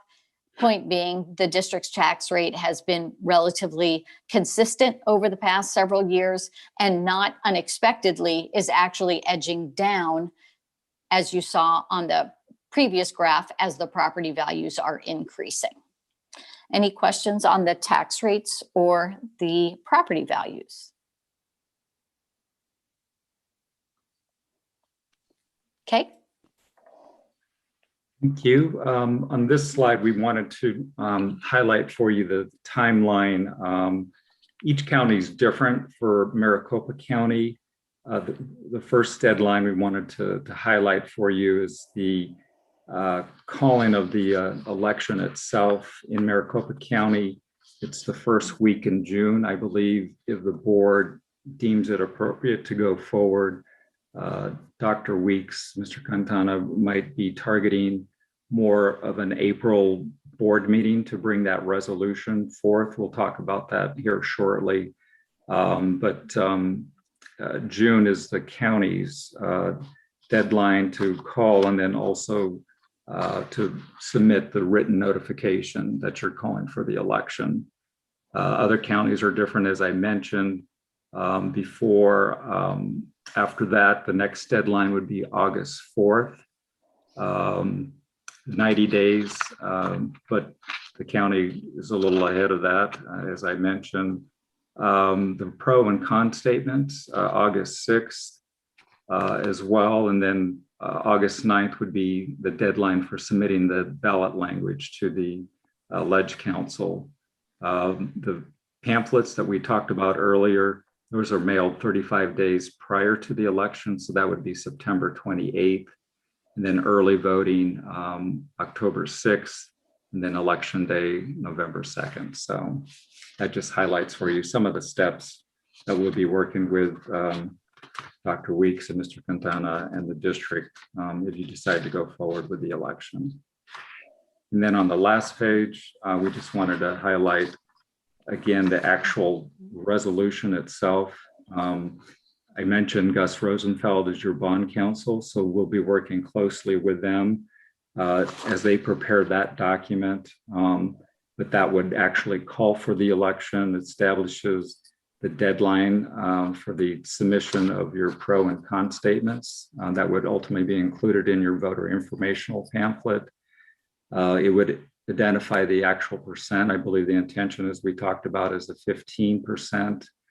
It would authorize the activities to administer the election, delegating to Dr. Weeks, Mr. Quintana.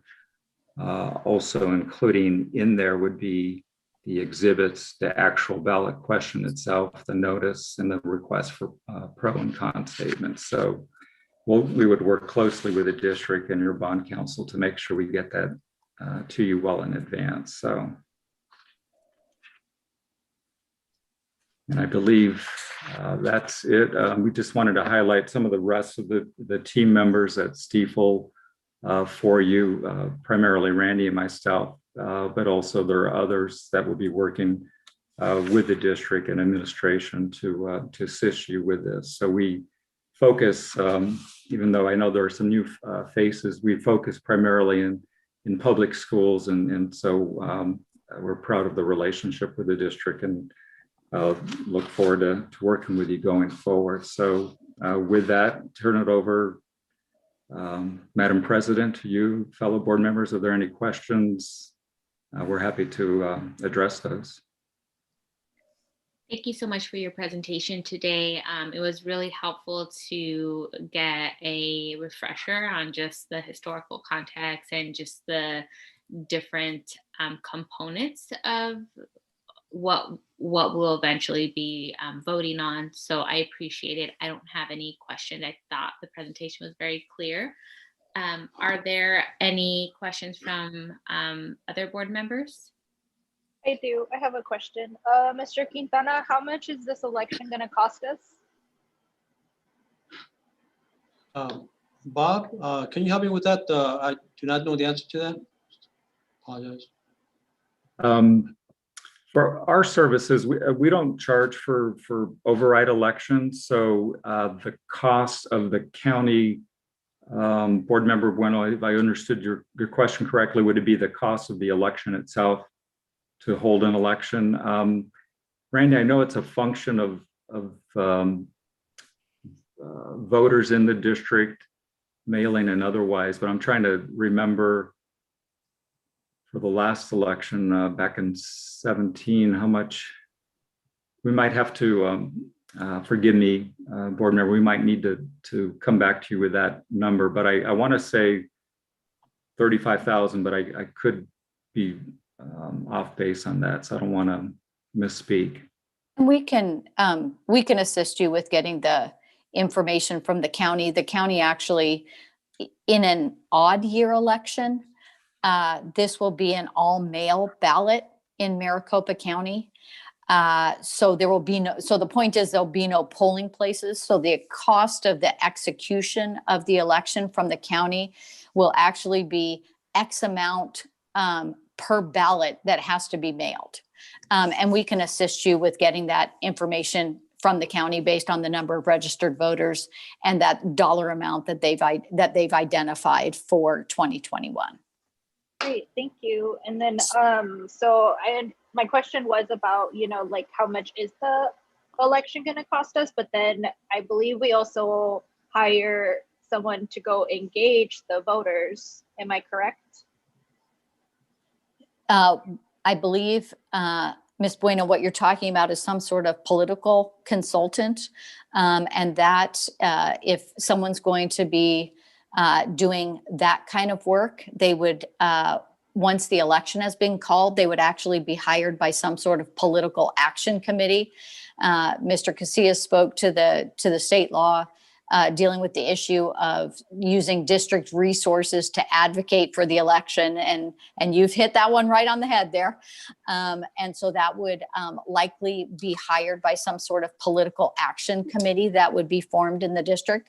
There are a few political consulting firms that work in the area with school districts. That is not part of our service. We actually consider ourselves an extension of the district and don't want to cross the lines of advocacy, but want to assist you with the process. Those individuals are certainly more than happy to talk with your superintendent and your chief financial officer so that they can get the lay of the land and you can determine whether their services will be useful. Great, thank you. Yeah, I was trying to differentiate, kind of Yes. what the picture was. So Mr. Quintana, if you can work on getting us those figures, I would greatly appreciate it. Yeah, definitely, we'll do that.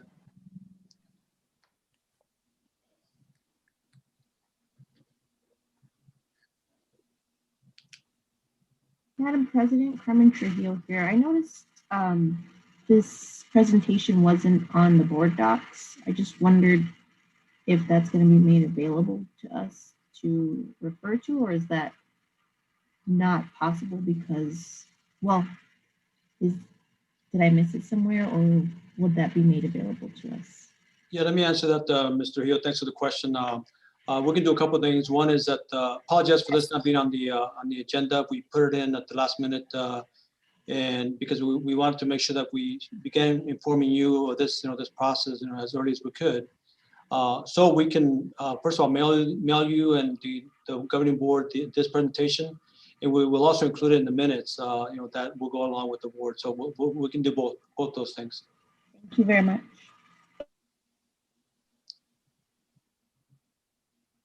Thank you. Are there any additional comments or questions?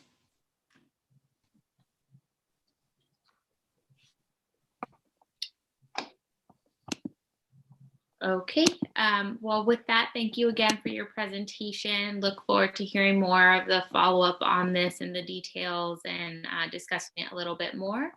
And with that, we'll go ahead and move on to item F3. Yes, and thank you, Mr. Casillas and Ms. Stein. Thank you so much. Great presentation. Okay. Thank you, and good night. Thank you. We're going to move on to the next item, which is regarding the Parent Educator Academy that we're asking for a approval of an MOU that we want to engage with as a partnership with All In Education and our district to put this process in place and program. We're very excited about this particular program that we're looking to put in place for this coming school year in the 2022-23 school year. And we're doing that by way of having Ms. Stephanie Parra do a presentation about the overall program that they have in place already. And then we're going to talk about how we're going to be part of the program in the second part of the discussion. So with that, I'd like to introduce Ms. Stephanie Parra as the president and CEO of All In Education. Thank you so much, Mr. Quintana and President Diaz, members of the board. It is Dr. Weeks. It's my pleasure to be here this evening. My name is Stephanie Parra. I'm the executive director of All In Education. I'm very excited to share more about our work with you all this evening. So let me just pull up my screen here. I have a presentation. Happy to share this with you all afterwards as well, but definitely want to walk you all through the presentation. And I'm actually really excited about the opportunity to be here with you all this evening. A lot of talk during this board meeting around issues of equity in the system. At All in Education, we are a new education advocacy organization committed to advancing opportunity and justice across our education system. And I started our presentation this evening just an invitation for you all. We have a pledge. We are asking school partners, individual leaders in the community, members of the community, parents and allies to join us in this effort to be all in for equity. So I invite you all to take the pledge and to join us in this movement. The equity framework is what guides our work at All in Education. It's where equity is an acronym, and it allows decision makers to effectively evaluate how your decisions are going to impact the community that you serve. So truly asking leaders to question assumptions about communities of color in particular, and about low-income families, about English learners, about special needs students, et cetera. Take the time to truly understand what is happening in the community and how your decision will ultimately benefit or burden specific communities. Making sure that you include community stakeholders in the decision-making processes that you all are doing within your system, and ultimately that you're able to demonstrate through this framework that the decision that you make is going to yield outcomes for your students. And so definitely invite you all to take that pledge to join us in being all in for equity. So with that, just a quick background, we are a small but mighty team. Anais Ballesteros leads our communications. Danny Hernandez is our community engagement coordinator. He actually is managing Parent Educator Academy. He and myself do this work together. So wanted to share that. And I will jump into what the Parent Educator Academy is. So when we started this work, I started at All in Education last spring. It was 2 weeks after schools had closed in the midst of the pandemic.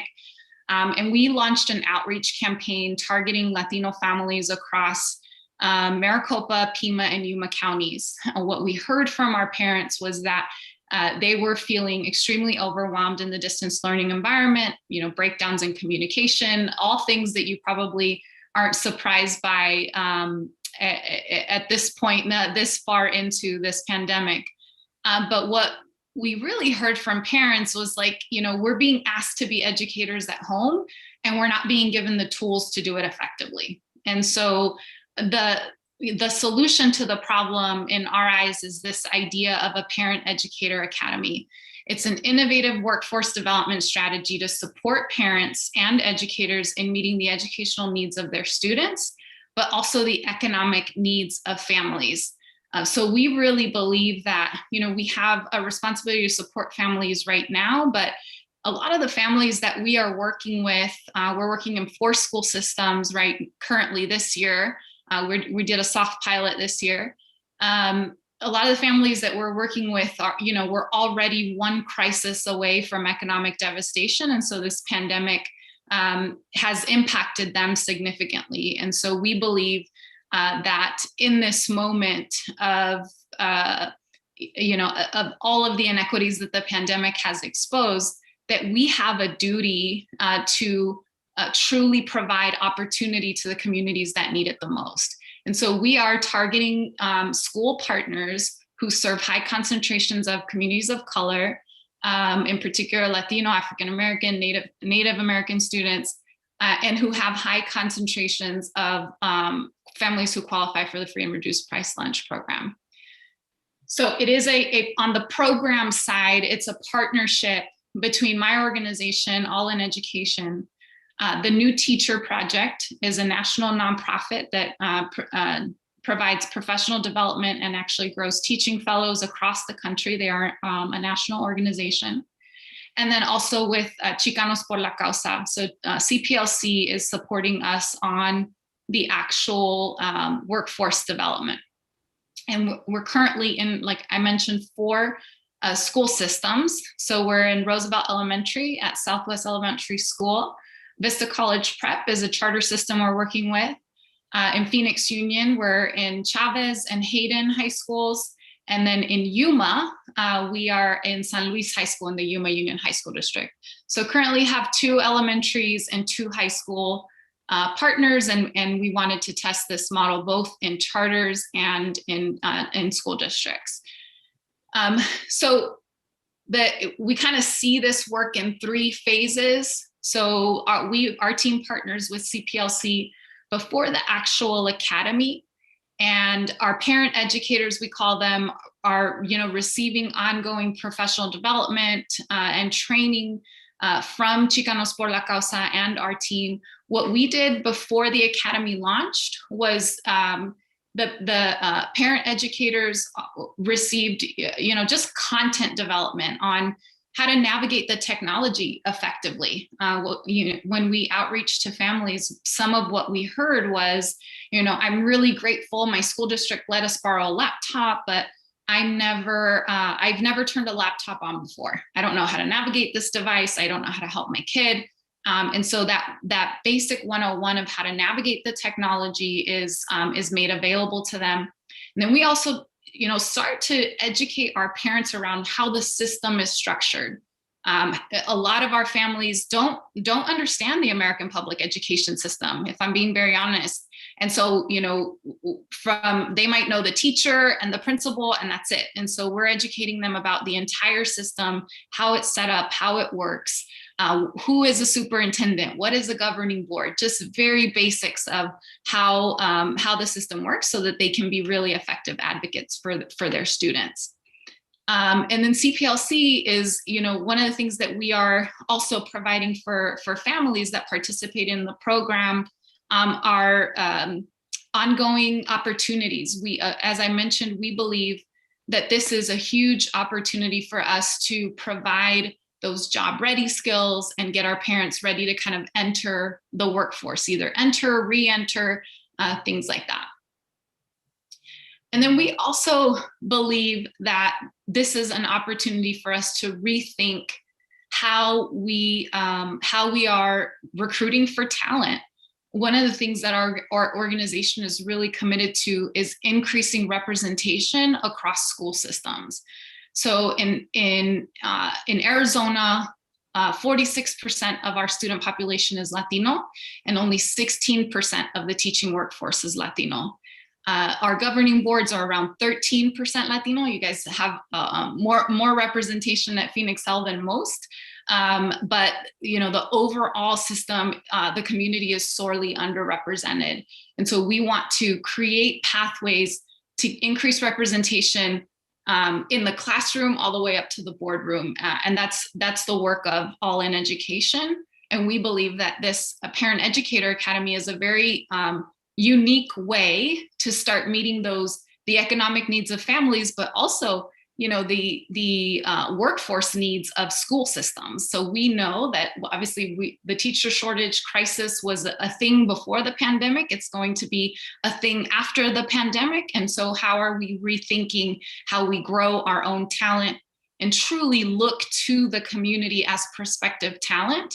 And so that we think that by investing in our parents as future educators, we really have an opportunity to kind of flip this challenge on its head and really create a creative solution towards it. And so currently our parents are working with TNTP. They're going through an 8-week academy where they're learning content. They are learning everything from, the TNTP has a report they did called the Opportunity Myth. And the Opportunity Myth starts to educate you about the gaps in opportunity in a system. So when we talk about equitable access to high quality seats and high quality schools, that's an opportunity gap, because some schools or some students and families are afforded opportunities to go to high quality programs, while other families across the system might not be. And so we are educating our parents about the opportunity myth, but also empowering them to be actively involved in their child's education. And so one of the the skills that they also get in this program is, how to provide reading intervention supports to their kids at home, math intervention supports, and really empowering our parents to be actively involved in their child's education. And so at the end of this academy, we will continue to provide ongoing professional development to our parent educators.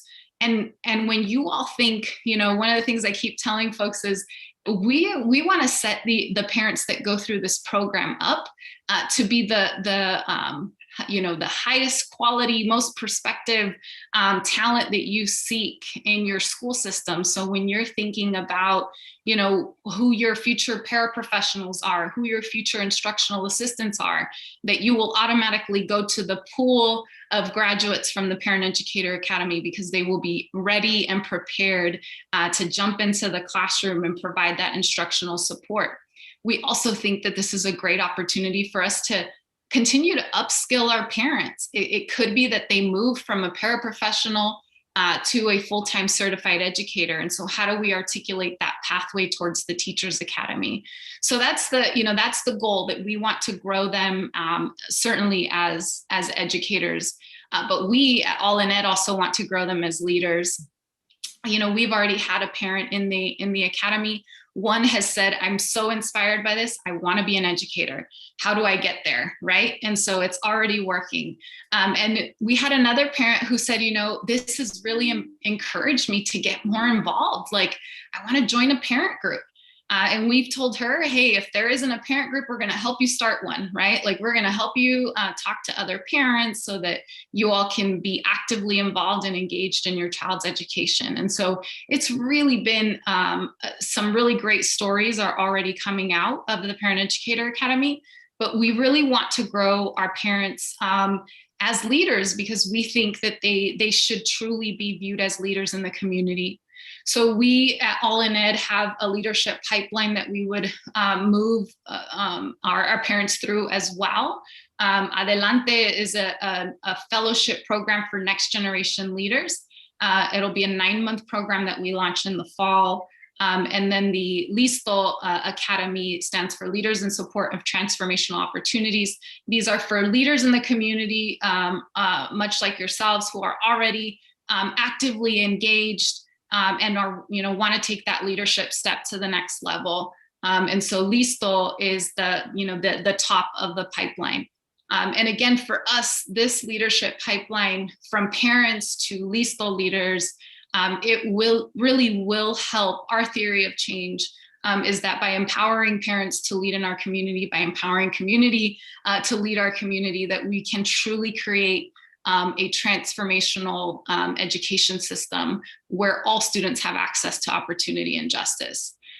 And so with that, I'll just walk you through the kind of where we are in the launch of this pilot. We definitely would love to have Phoenix Elementary participate in year 2. As I mentioned, we're in 4 systems this year. Next year, we want to grow to 10 school systems across 3 geographic areas and expand it to 200 parent educators. In 2023, we would expand to 30 systems, 5 geographic areas, 600 parent educators. We also want to eventually, get to a place where we can create a train the trainer model for school systems.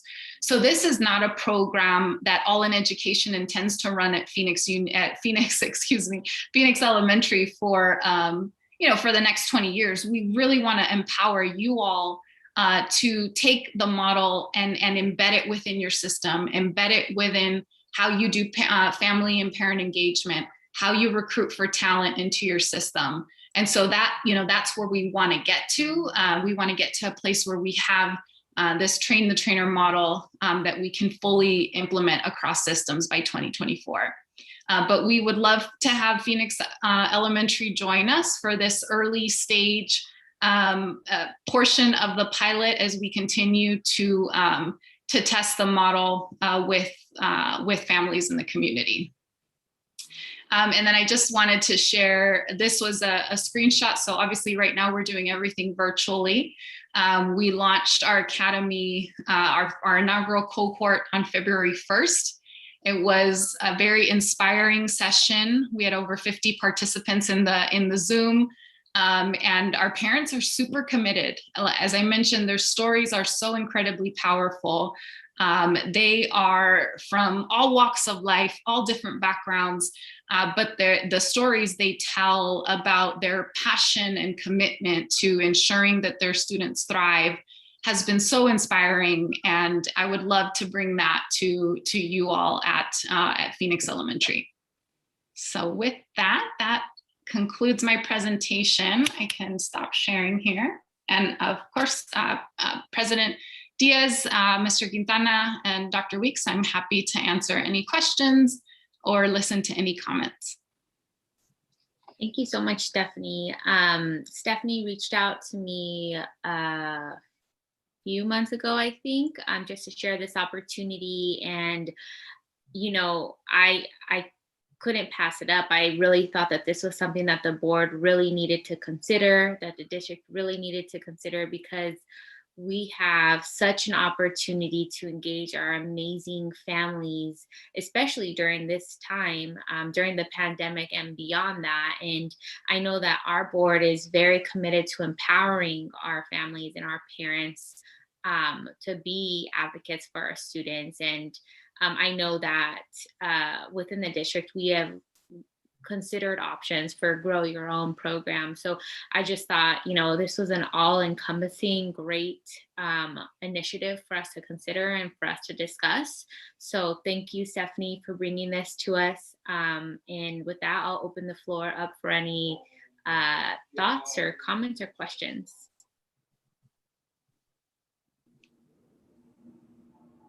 Dr. Diaz, this is Reggie Carrillo. Thank you, Stephanie, for presenting that. I've been following the work of All in Education and a big supporter of the work that All in Education is doing, especially being the voice for our EIL population, our Latinx population. And I do support the program. I have a few questions to ask of the program. And so just to clarify, yes? Please go right ahead. Okay, so when this was first presented to us, right, there was a lot of unclarified questions and some confusion around it, and so bringing it back to us again, I still have some questions I want to ask, and it being a pilot program, and with the funds that we have, and with the financial situation that we're in, I want to make sure that we know that what we're getting into. And again, I do support the program, but some of the questions I have include, in terms of the schools, what are the schools, and this may not be a question that you can answer because I know that it's a mutual relationship. In terms of the schools, have we identified what schools we're working with? I know that what demographic we want to work with, that was in the presentation, thank you for providing that. But exactly what schools have we identified, if we have identified any? Yeah. Member Carrillo and President Diaz, Dr. Weeks. So just quickly, I can certainly respond to the funding. So currently our pilot is fully funded by philanthropy. So I've been fundraising to cover the costs of the pilot. So it wouldn't come at a cost to the district. So your participation in this pilot phase would be covered by the funds that we are raising through business and philanthropy relationships. And I know that Mr. Quintana and Dr. Diaz and Dr. Brown have been looking at what schools potentially could be a part of the pilot. So I will defer to them on that. Yes, thank you, Ms. Vara, for answering the question. Also, Mr. Carrillo, let me pull up just a one-page presentation that kind of talks to our internal things that we're working with. And like Ms. Vara said, that myself, Dr. Victor Diaz, and Dr. Shelman Brown are the ones who are working on this particular project. And again, we're very excited about this opportunity as well that we'd like to put in place here this coming school year.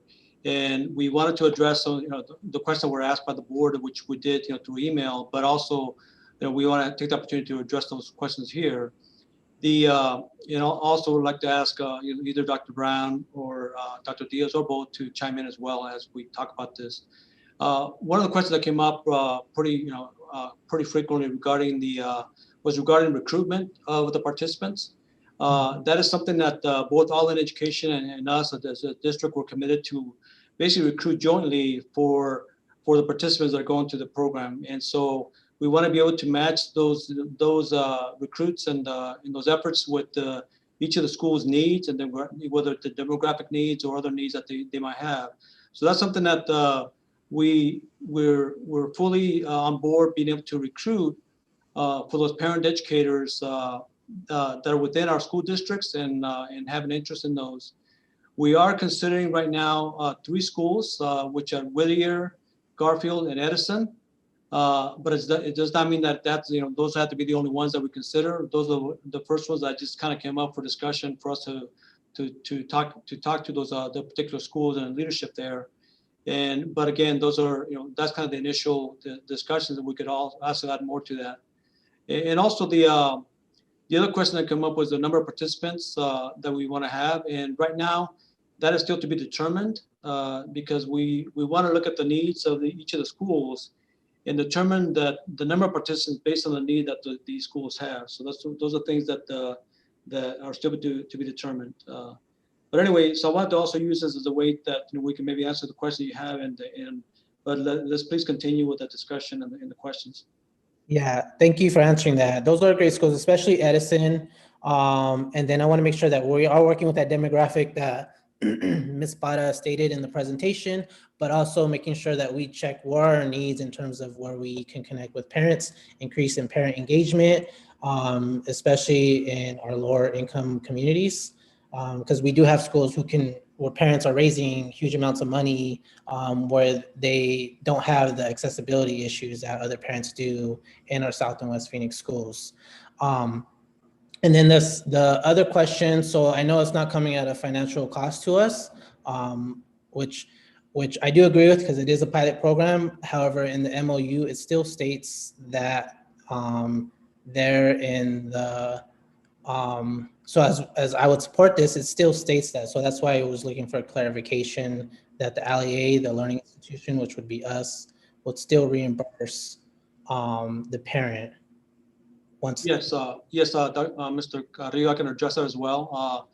We have talked to All In, Education, and obviously, Ms. Parra and Danny about this since we submitted the MOU to board docs, and we basically determined that Ms. Parra let us know that there would not be any cost to us that we had to reimburse for this program, and so we're going to take that out of the MOU before we sign it. So that is something that will be different when we have the final version of the MOU. So that phrase will be taken out of there. Yeah, because I would like to have the final version here since we're approving it. But since we've stated that, that's more comforting. And then let me see if I had another question. And so again, restating my support for this program, it is very much needed. Would they also be able to become parent liaisons, be channeled and that serve as a pipeline for something that we've been talking a lot about, which is community liaisons? Because I know we've heard about them becoming possible paraprofessionals, teachers assistants. Is there also other options too for employment? Yeah, so member Carrillo, President Diaz, absolutely. The way that we think about this, if there's an opportunity or a need that the school system has, I know Phoenix Union is thinking about parent liaisons and thinking about how these parents could ultimately move into, start in classified roles based on the needs of your system. But, and if there's interest, how do we move them through to become, if they go from community liaison or parent liaison to future social worker, if that's something that they are really inspired by and passionate around, how do we help them through that pathway? So we are, again, this is very early stages, but we are talking for the next steps and the next phase of work. We're in discussion with post-secondary partners at Maricopa Community Colleges and our state universities as well around what these career pathways for parents look like. But again, that would all be a huge benefit to the parent educators that participate in the program from Phoenix L, because we would be, essentially providing that coaching and that support to get them into these roles. But yeah, we want to be as creative with it as you all need. Okay, thank you. Yep.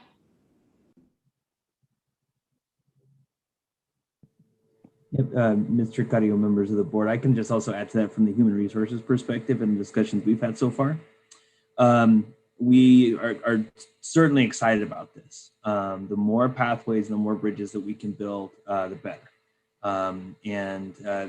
Ms. Parra, you hit the nail right on the head in terms of looking at support staff roles, but not just instructional assistants. There's tremendous value add if we think about office managers, assistant office managers, other folks that are working in support staff, but our real needs are going to be on the certified side. When we look at representation right now, our district staff is about 50% Latino. But if you start to break that up by employee groups, that's where you're really going to start to see a lot of those disparities. So whereas our instructional assistants are already somewhere in the neighborhood of 80% Black, Indigenous people of color, that number is not nearly as high for our certified staff. And so the hope for a program like this is that over time, we would start to see those pathways build and build.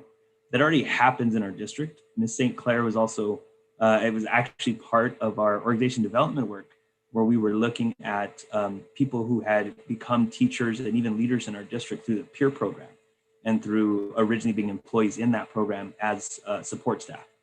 And so we believe that this would deepen those pathways, that would widen those pathways, I should say, deepen those pools. And we'd be looking at a variety of different positions at these 3 schools, but also other places in the district where the graduates, so to speak, of this program would be able to find those employment opportunities with us.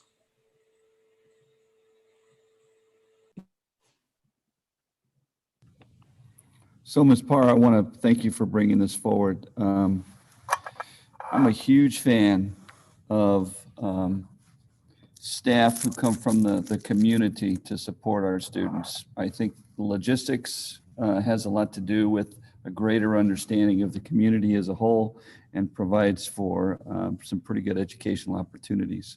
We have in our district, off the top of my head, and I know there's more, a story of someone who started as an IA, became a teacher, and is now a principal in our district. So this pathway does work at Phoenix Elementary. And so I'm excited for the opportunity. I think it's a good leap of faith. I applaud your work. And Mr. Carrillo, I want to go back to your comment because I've just been looking at the document. I understand your concern. We have a document that's incomplete and needs to be edited. However, if the board were to vote on this document to form, the district would be obligated to the document, to the MOU as written. And so there's a couple of things that we can do. We can bring the document back, Mr. Carrillo, once it's been edited for final approval, or the board can vote with an amendment to the document. Ms. Parra, you're here tonight. You could agree to that amendment, and I think it would read something like under section, where did I see that? Under section, well, there's section 2, under interview and potential hire, parent educators, section 3, where it says upon hiring parent educators, the LEA will reimburse all in education of $750. We can either, if that's the only amended change, we could strike that line entirely, or we could just replace LEA with, well, I think you would just have to strike that line entirely. So I don't know what conversation, what discussions, have gone on with regards to amending the document, but I cannot advise the board to approve an incomplete document without something added to the action item that protects the board and the district. Yeah, President Diaz and Dr. Weeks, we certainly agreed via email to strike that line a while ago, and I'm happy to support agree to that. And if there's a member that wants to make a motion to strike the line, we would be all in, no pun intended. All in we use around here, Ms. Parra, so we're used to that. I think with the board would just have to approve it with just a little statement that says as amended per discussion. Yeah, I would motion to amend it as per discussed. Am I saying that right? And again, it's not that I don't support the financial support side of it. It's just I think that in terms of building a case for a pilot program, as we go by, is having an impact report and seeing that this program is a success, and then changing that contract sometime in the future. But I do motion to amend it to strike through. Okay, I've got a procedure question here. So we've got a current motion. Am I amending that motion, or are we going to do a second motion? I think Ms. Sinclair, you have to do a second motion. Okay. Okay, so currently we have a, are you guys hearing me? Weird. It's echoing. Okay.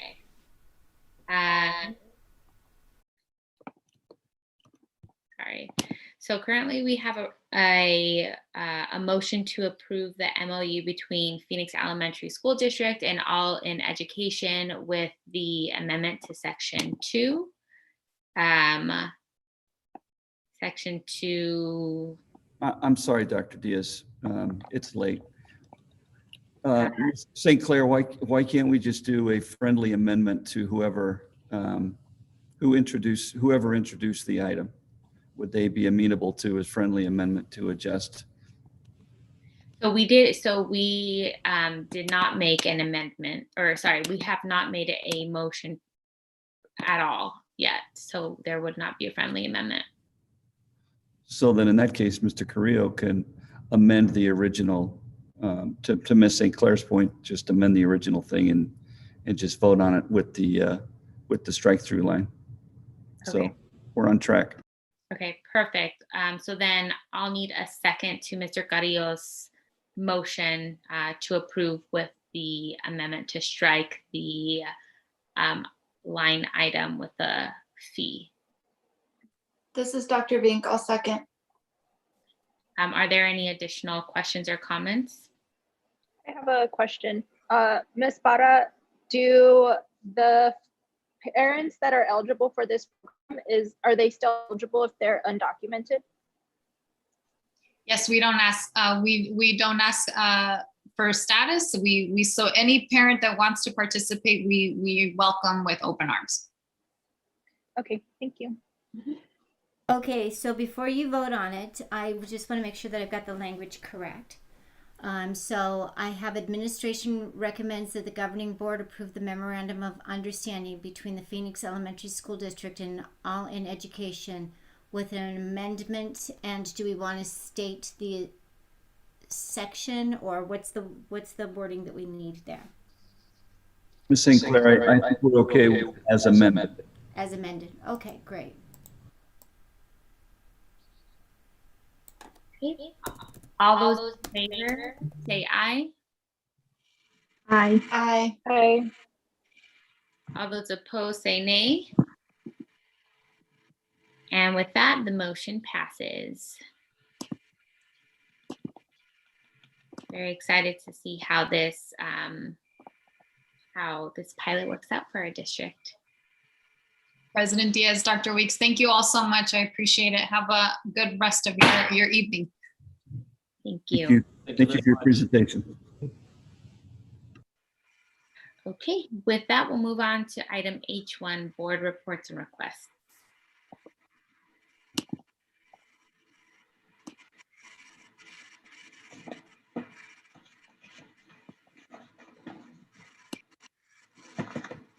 I would like to request an update or some type of direction of what we're going to be doing for our 150th year anniversary.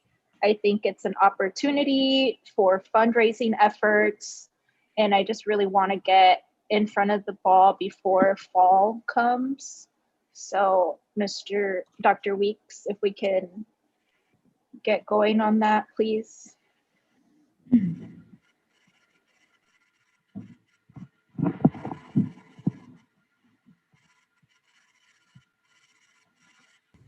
Yes, Ms. Bueno, that's a good point.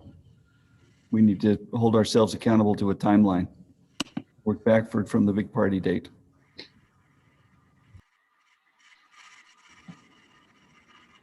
I would like to request that in Dr. Weeks, we can work on the timeline that makes sense, but I would like a follow-up from each of our signature schools with their proposals that outlines their needs, with the timeline and any associated costs. Madam President, to follow your lead on that request, I was thinking the same thing, and I'm hoping that we can also include any information from our last study session that we had regarding signature schools. I think it was at the end of 2019, so that way the new board members would have access to that information. I know our meeting was recorded, but I'm not too sure where they could gain access to that, but I do think it would be really helpful for them to have that information, so we can lessen any redundancy in the process and move ahead as quick as possible. Mr. Trujillo, is that the one where Dr. Hidalgo presented? I'm not too certain. Dr. Hidalgo was always there, but we had each school come and present on their signature, on their specialties. So we began the conversation about where each school was going, and then shortly after that, the pandemic hit, and here we are. Mm-hmm. I do remember all of us sitting down, and we had a good work study session on it. And we had some good information provided, and we made some progress. So I would just love to have access to that for the rest of the board, and then we can use that to keep going forward. And that was the only request I had. So thank you, Dr. Diaz. Madam President.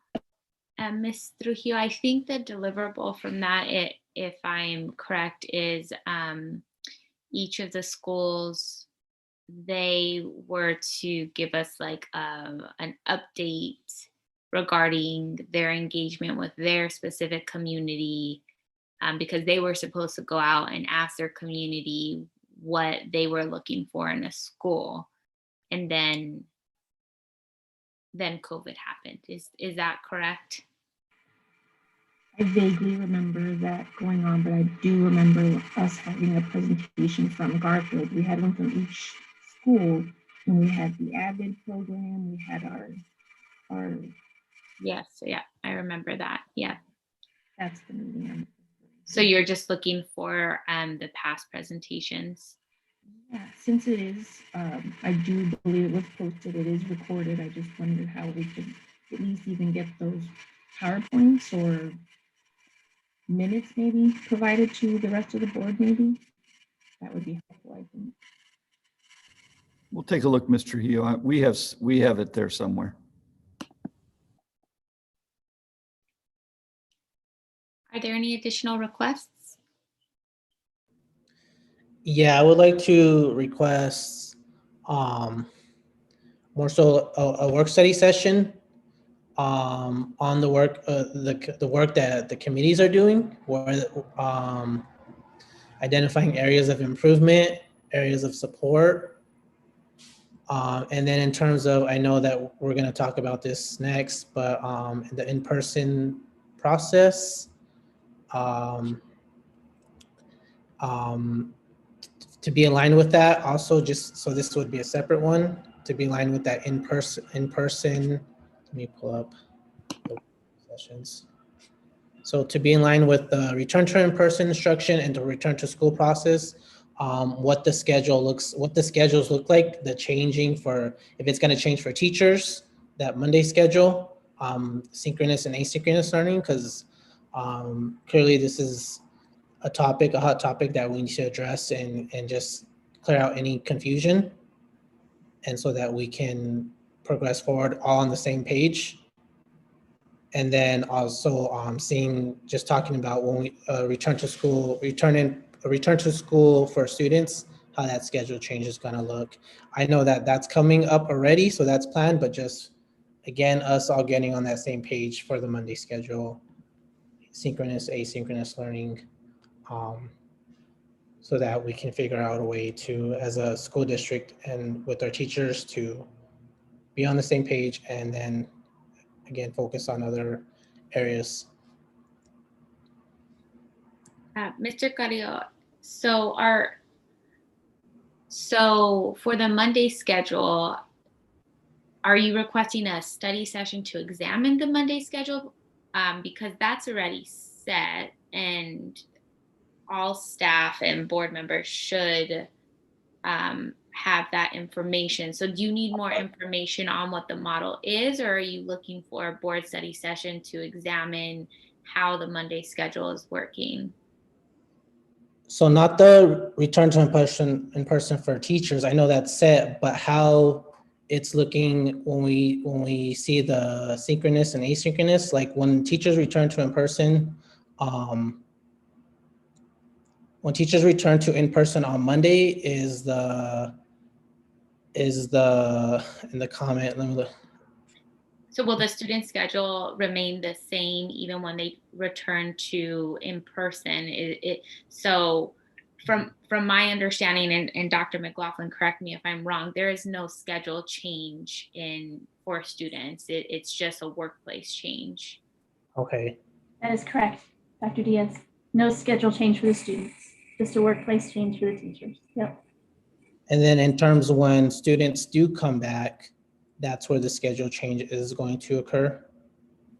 That is correct, Mr. Carrillo. The board approved our return to in-person instruction plan. I believe it was in November, if I'm not mistaken. And that return to in-person instruction plan includes an early release on Mondays. So once the students return, we will have an early release on Mondays. Okay, and so for me, it's focusing specifically on what seems like a hurdle right now with teachers with what was decided for that Monday schedule as it currently is, and what synchronous learning, if it's supposed to be synchronous or asynchronous, and for me, again, is just getting on the same page, like whether that Monday is a flex day, whether it's students are learning asynchronously on that Monday, and then, because right now I feel like there's still a lot of confusion around what that Monday schedule is and what the board voted on and what teachers are expected to do. Mr. Carrillo, would you like to have a receive and discuss on the written update that was provided to the board last week about the Monday early release, the Monday schedule, I should say? Yeah, again, Okay. just to get on the same page and just hammer this out and figure out what is happening. Okay, we can certainly do that. Yes. All right, thank you, Dr. McLaughlin. I Mhm. appreciate it. And Mr. Carrillo, your second study session that you were requesting was just to dive deeper into returning to school for students. Did I hear that one correctly? No, so we can just like forget about that. And I was just trying to align that schedule part that Dr. McLaughlin proposed, but clearly she found a better alternative to talk about it. So thank you, Dr. McLaughlin. But the other one, the second one was just the work of the committees. I know we have quite a few committees, and it's just, again, seeing the work that they're doing, what are areas where we can be improving, and then also where areas that we can support the work that our committees are doing. Mr. Carrillo, are you talking about the subcommittee work with the Pathways group? That one, our equity committee, our 301 committee, just doing study session on what they have done so far since their inception, maybe, or were they, like, what work were they doing in the year 2020 and how that work how the pandemic was a hurdle to that, and seeing whether we support to make sure that there's actual outcomes and action happening. Maybe we should start with a cheat sheet on what all the subcommittees are and Yeah. what they do. Yes, And then, because not all the committees are active all the time. So maybe if we go through, let's say, a calendar year, some of these committees are seasonal. What does the benefits committee do? What does the 301 committee do? What is the budget advisory committee? What is PBB all about?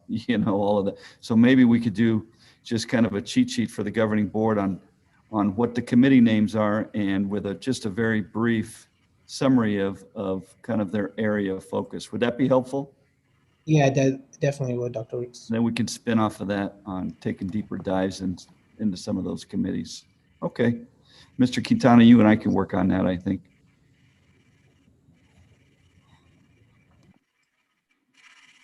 Thank you. Are there any additional board requests? Madam President, Carmen Trujillo here. I just wanted to follow up on January's request for an update on where we're at with our communications plan and partnerships or vendors, and see what's going on and where we're headed, please. Are you speaking to the marketing presentation? I'm assuming so, just mainly my request to get a snapshot exactly of where we're at and what's going on. So I'm not too sure if that means a presentation. I was requesting that our vendor that we have contracted out to take care of other schools participate and let us know what's going on as far as the schools. I know it's split up. I'm not too sure how many schools she has at this point. I can't remember, but I know there's I assume two different programs going on. So I just really want to know what really is going on. Dr. Weeks, Ms. Jeffries is working on that presentation, correct? Ms. Jeffries and Ms. Reynoso are working collaboratively, and they intended originally to present tonight. But after taking a look at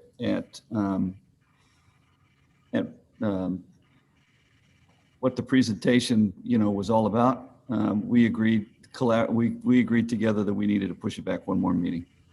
So they should be on deck next meeting, along with, I think, maybe one or two more principals to have another conversation about signature schools. So I think you might see a couple more principals present their schools at the next meeting, along with Ms. Jeffries and Ms. Reynoso. And can I add to that? Can that presentation include updates on the strategies that have been implemented? Because I see that some of those strategies, their deadline has already passed. Mm-hmm. Are you looking?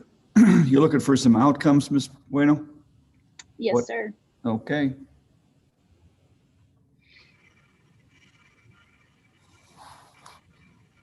Are there any additional board requests?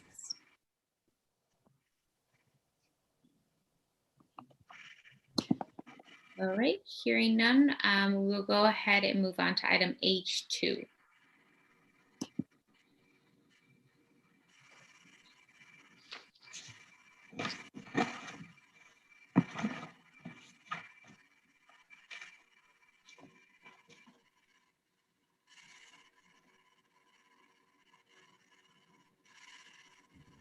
I don't see the screen, so let me jump over to my browser here. So H2 is the calendars. The calendar, the board calendar. Okay. So I'll just introduce it. You've received two calendars uploaded to board docs. One calendar says that we would have a Wednesday work study and then a Thursday board meeting every month, right? So like these back-to-back, work study session on a Wednesday and a board meeting on a Thursday. The second calendar says that we're going to have two board meetings a month But at the second board meeting, we'd have a 1 hour work study session. I'll just say that nobody really likes that because you always have more questions than an hour will allow. And then you're limited. It's not like you can push your board meeting start time back. So you're capped at about an hour. Everything started at 5 o'clock. I don't know that that works for working board members. Then the third option is to have a 1 board meeting a month at the first Thursday of the month, and then a work study session at the, the second and then the fourth. So the second Thursday of the month would be the board meeting or work study. I can't remember how we laid it out, but 1 and 1. Thank you, Dr. Weeks. So with that, I'll open the floor to you all to discuss if there are any preferences and if we can agree on one of these options, we'll move forward with adopting a calendar. So are there any preferences or initial reactions to these 3 options? Madam President, Clemens is here. My preference would be for the 3rd calendar that we received, where we have 1 board meeting early in the month and then a work study session for the second time to meet. My concern or question would be if we vote on those tonight, do the study session descriptions, are those set in stone or could those be altered later on in the year should the need arise? It can be altered. We would want to, it's difficult. What we could do a couple of things. By leaving the titles there, we're communicating to our community that this is what we intend to discuss on those dates. Making adjustments might confuse the community. If they're expecting us to talk about, family and community engagement, but we're actually talking about the budget, we might be confusing folks. So there's a couple of things we can do. We can strike, we can leave the board study session dates as they are and then kind of fill them in as we go along, which doesn't always make for really great work study sessions. Or we can leave these and be very purposeful and intentional and try to get ahead of any change so that we can notify our community with lots and lots of time that we're making a change on what we're going to be talking about on that particular date. Sounds good. This is Mr. Carrillo. I also agree. I prefer the 3rd revision the most. I do just want to know it is changing it to the 1st week of the month. I'm just noting it, not that I am not in favor of that, but it is moving it to the 1st week of the month, right? March 4th. So, because currently we are meeting the 2nd and 3rd Thursday, and then I would also want, so this is something I would want to edit, the times to be the times that we're currently meeting at 6:15. So again, I prefer the 3rd revision. If we're meeting the 1st week, that's fine with me. I just wanted to note that, and then with the only edit being instead of 6 o'clock, 5 o'clock, it being consistent at 6:15.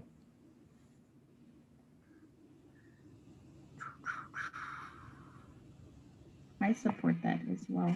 Yeah, I agree. Is there, this is Dr. Bing, is there a reason that the 3rd model is the 1st Thursday of the month instead of? Oh, you know what? When does spring break start? Oh, it is, okay, the 8th, right? So maybe that's why it just looks like that. Okay. Yeah, I think that if you makes take a look sense. at April's a better month to look at, I think. Okay, maybe that's why. Okay. And then was there a reason that the study sessions were starting at 5? No, not particularly. Okay. So if you want, and my suggestion would be, if you're gonna do a start time, do a standard start time. We've been doing 6:15. I would just keep it at 6:15. Yeah. Okay, yeah. You are correct. The calendar, it's just the first Thursday for that because of spring break. My other question, at least with the first two meetings on that third calendar, is I'm not sure we'd be able to do a study session about return to in-person instruction so close to a possible return to in-person instruction. It's a little tough. That's concerning. So are there other options or ideas on how we should do that? I don't.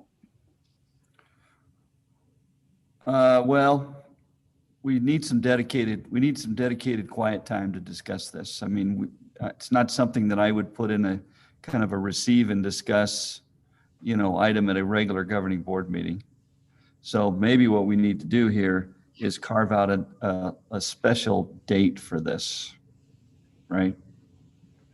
To have a special work study session somewhere around the early part of March to talk about this. Is the concern that it's close we to switch them? Could we maybe, instead of having the board meeting on March 4th, we have the study session and then the board meeting on the, whatever that fourth Thursday is? We could. Now, part of returning to in-person instruction requires board approval. So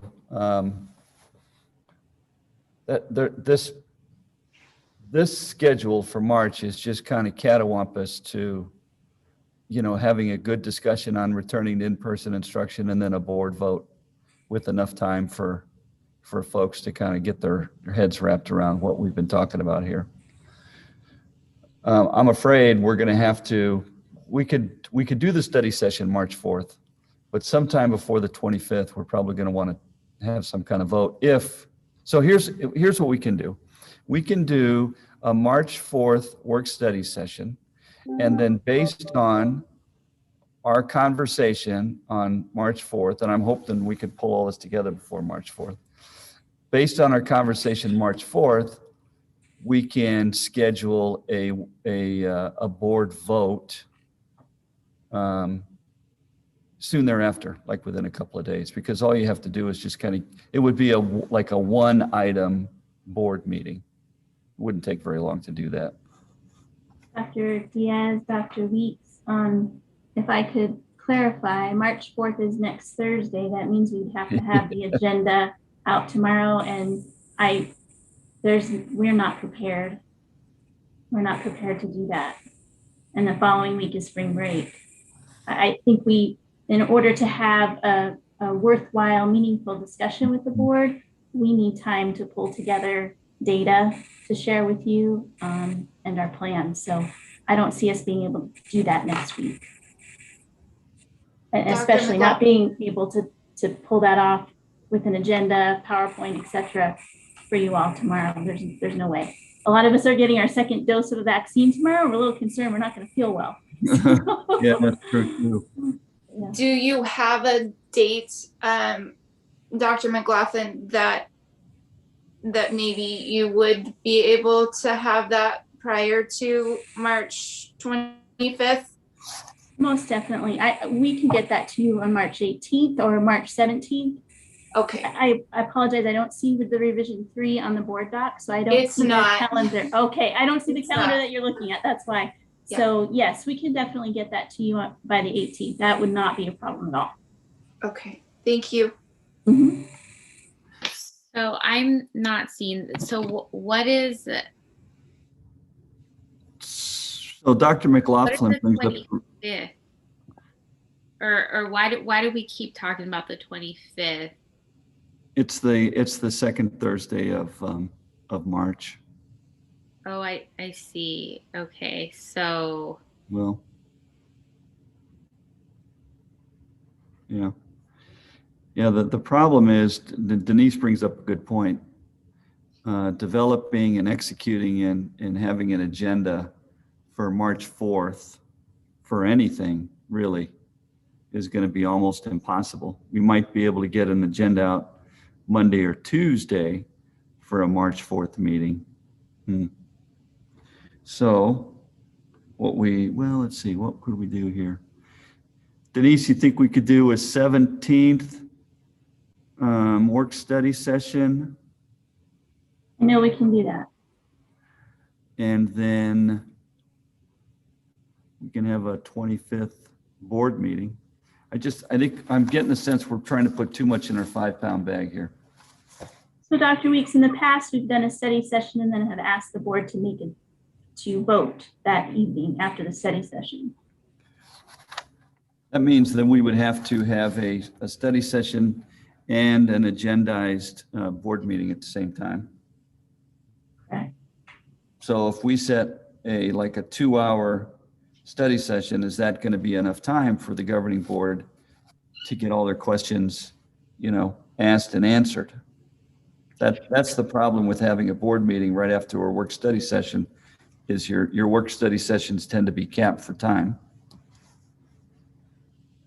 I like your suggestion of Thursday the 18th for the study session and then Thursday the 25th for the board meeting. But I'm open to other ideas. That would work for me as well. It doesn't seem like it's feasible to have a board meeting on the 4th, given we just don't have anything. We don't have the time to prepare and send out those materials. Okay, so here's what I got. March 18th is study session, March 25th, a board meeting. And that kind of covers us for March. Yeah. Okay. And then if we take a look at the rest of the months, they do pretty well. The July 8th board meeting is in alignment with adopting the budget. The budget has to be adopted by the 15th of July, so having a meeting on the 8th works. Mr. Quintana, the proposed budget on June 10th, do you think you'll be ready for that, or do you need a second meeting in June? No, I think we can be ready by then. Then that's it. Then November and December are typically one meeting per months anyway. I think we're there. Dr. Weeks, if, and correct me if I'm thinking of this wrong, if the study sessions are designed to kind of set us up for the board meeting, then would we flip, because so March 18th would be a study session and then a board meeting, but then for April 8th, we have a board meeting. Would we flip it so it's a study session on April 8th and the board meeting on the 22nd? Yep, you're right. That's a good catch. If you're going to do it for one, you might as well do it for all the months. Just yes. All right, we will flip them.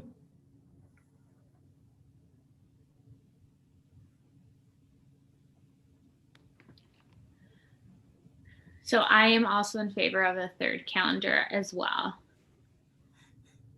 with these changes. Ms. Bueno, do you have a preference? I'm in agreement with the third revision. Okay, perfect. Well, so it sounds like we're all on the same page.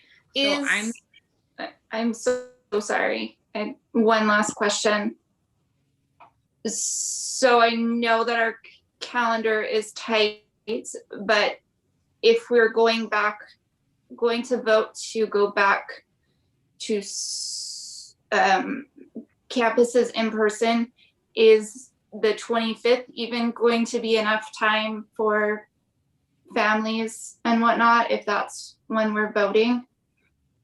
If we're talking about moving to the hybrid model for instruction, which is what I think you're talking about. Yes. No, the 25th is too tight of a timeline.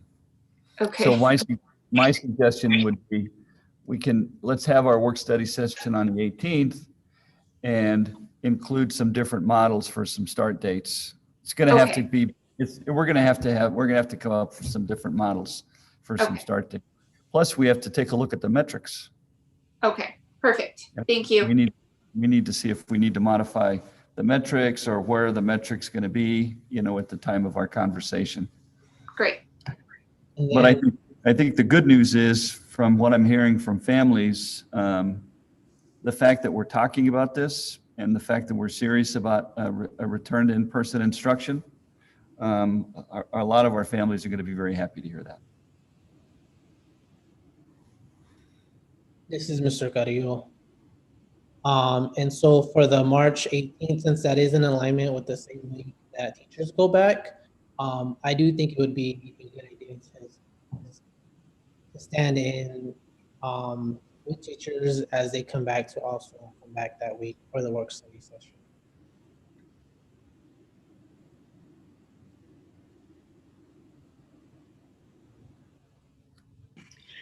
So yes, I would agree.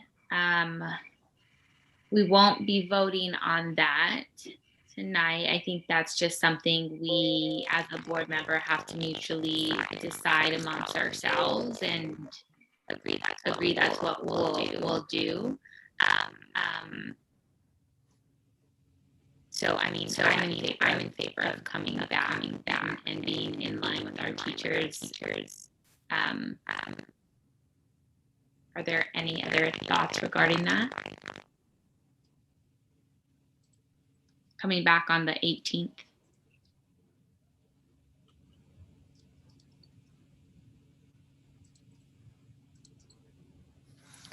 Madam President, Carmen Trujillo here. I feel like the conversation is jumping. So when you say coming back on the 18th, are we talking about coming back in person as a board? Yeah. So I think, yeah, you're right, Mr. Hill. Why don't we just go ahead and we'll vote on the item at hand. And I think perhaps this, Dr. Weeks, I don't know how we do this offline, just because we can't necessarily talk to one another offline. I can facilitate the conversation, Dr. Diaz. Great.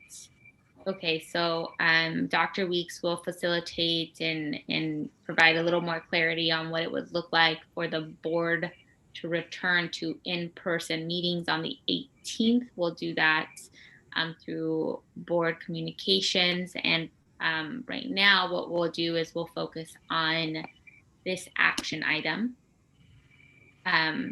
So do I have a motion to approve the third option as revised?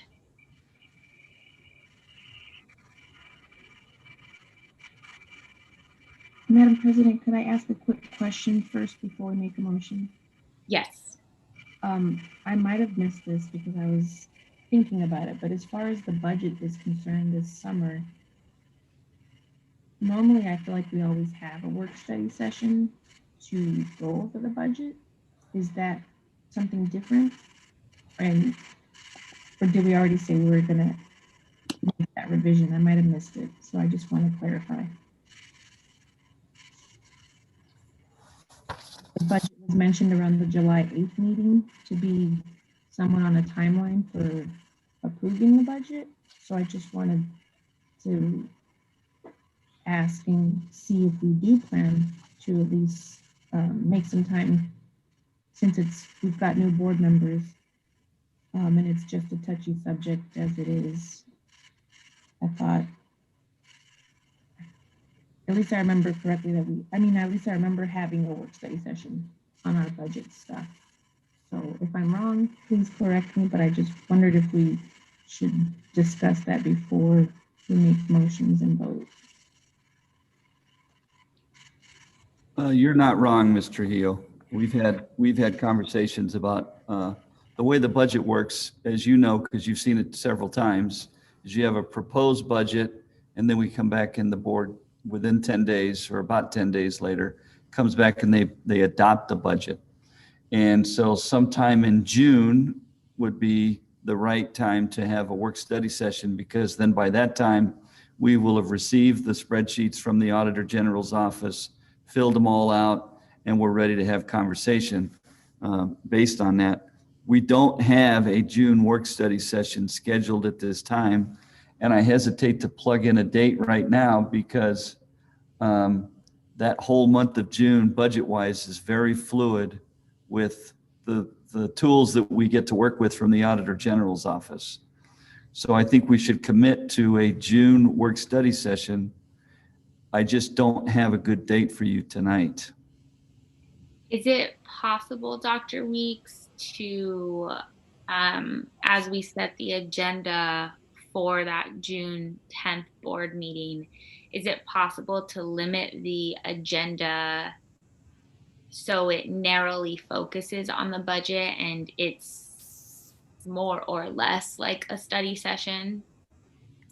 We can try. I mean, typically June, I think we should be okay, because we will have gone past meet and confer and all of that.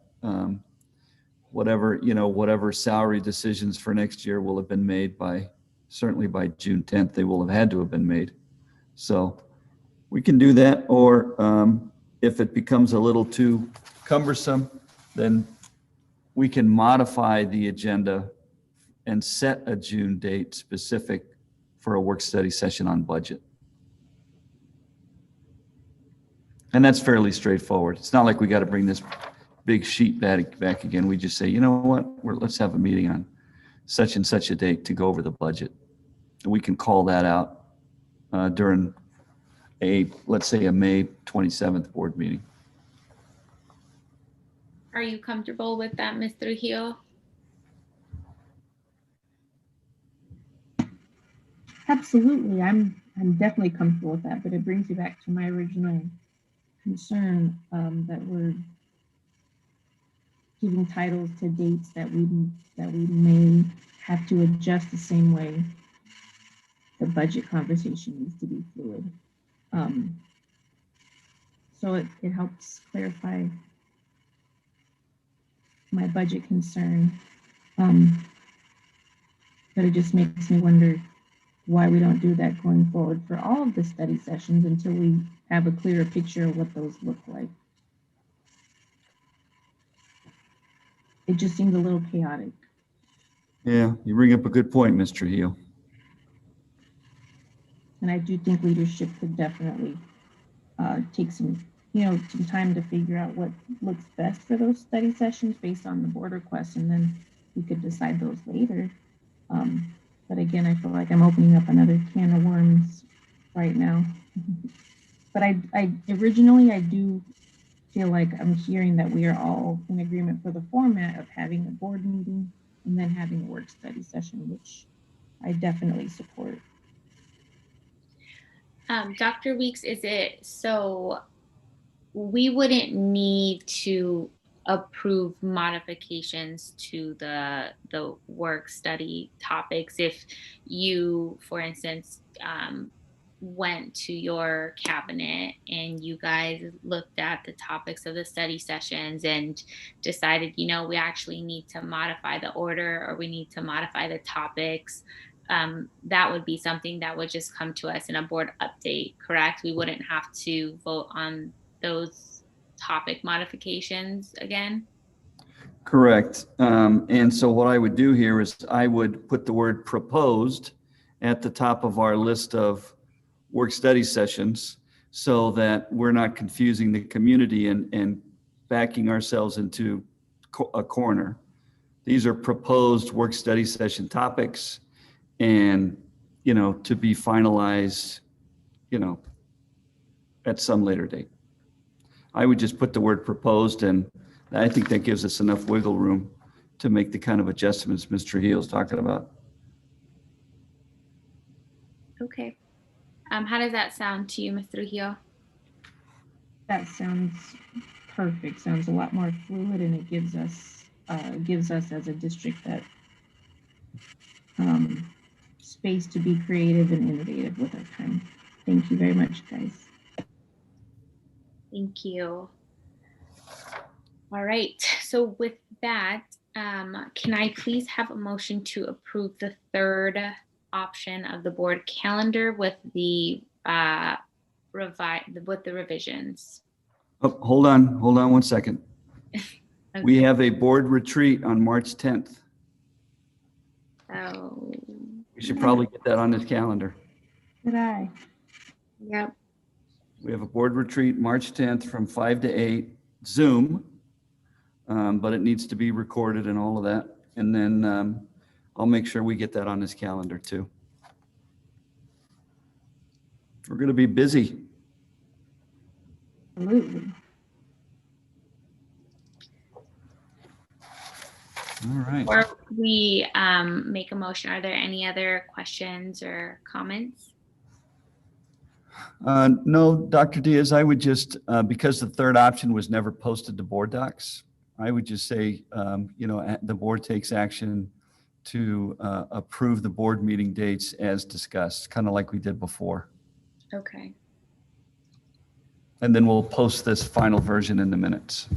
And we still have to do the motion though, right? Yeah, we still have to do the motion, the second. Yeah. I would just add as discussed. Okay. So do I have a motion to approve the board meeting dates as discussed? Carmen Trujillo, so moved. Do I have a second? Jessica Bueno, second. Are there any final comments?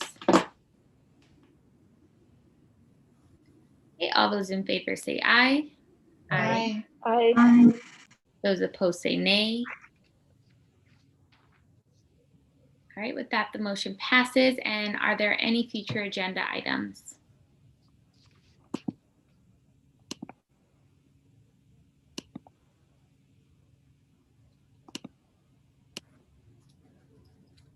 Okay, hearing none, we will go ahead and adjourn at 11:13 p.m. Thank you and have a good night. Good night. Right.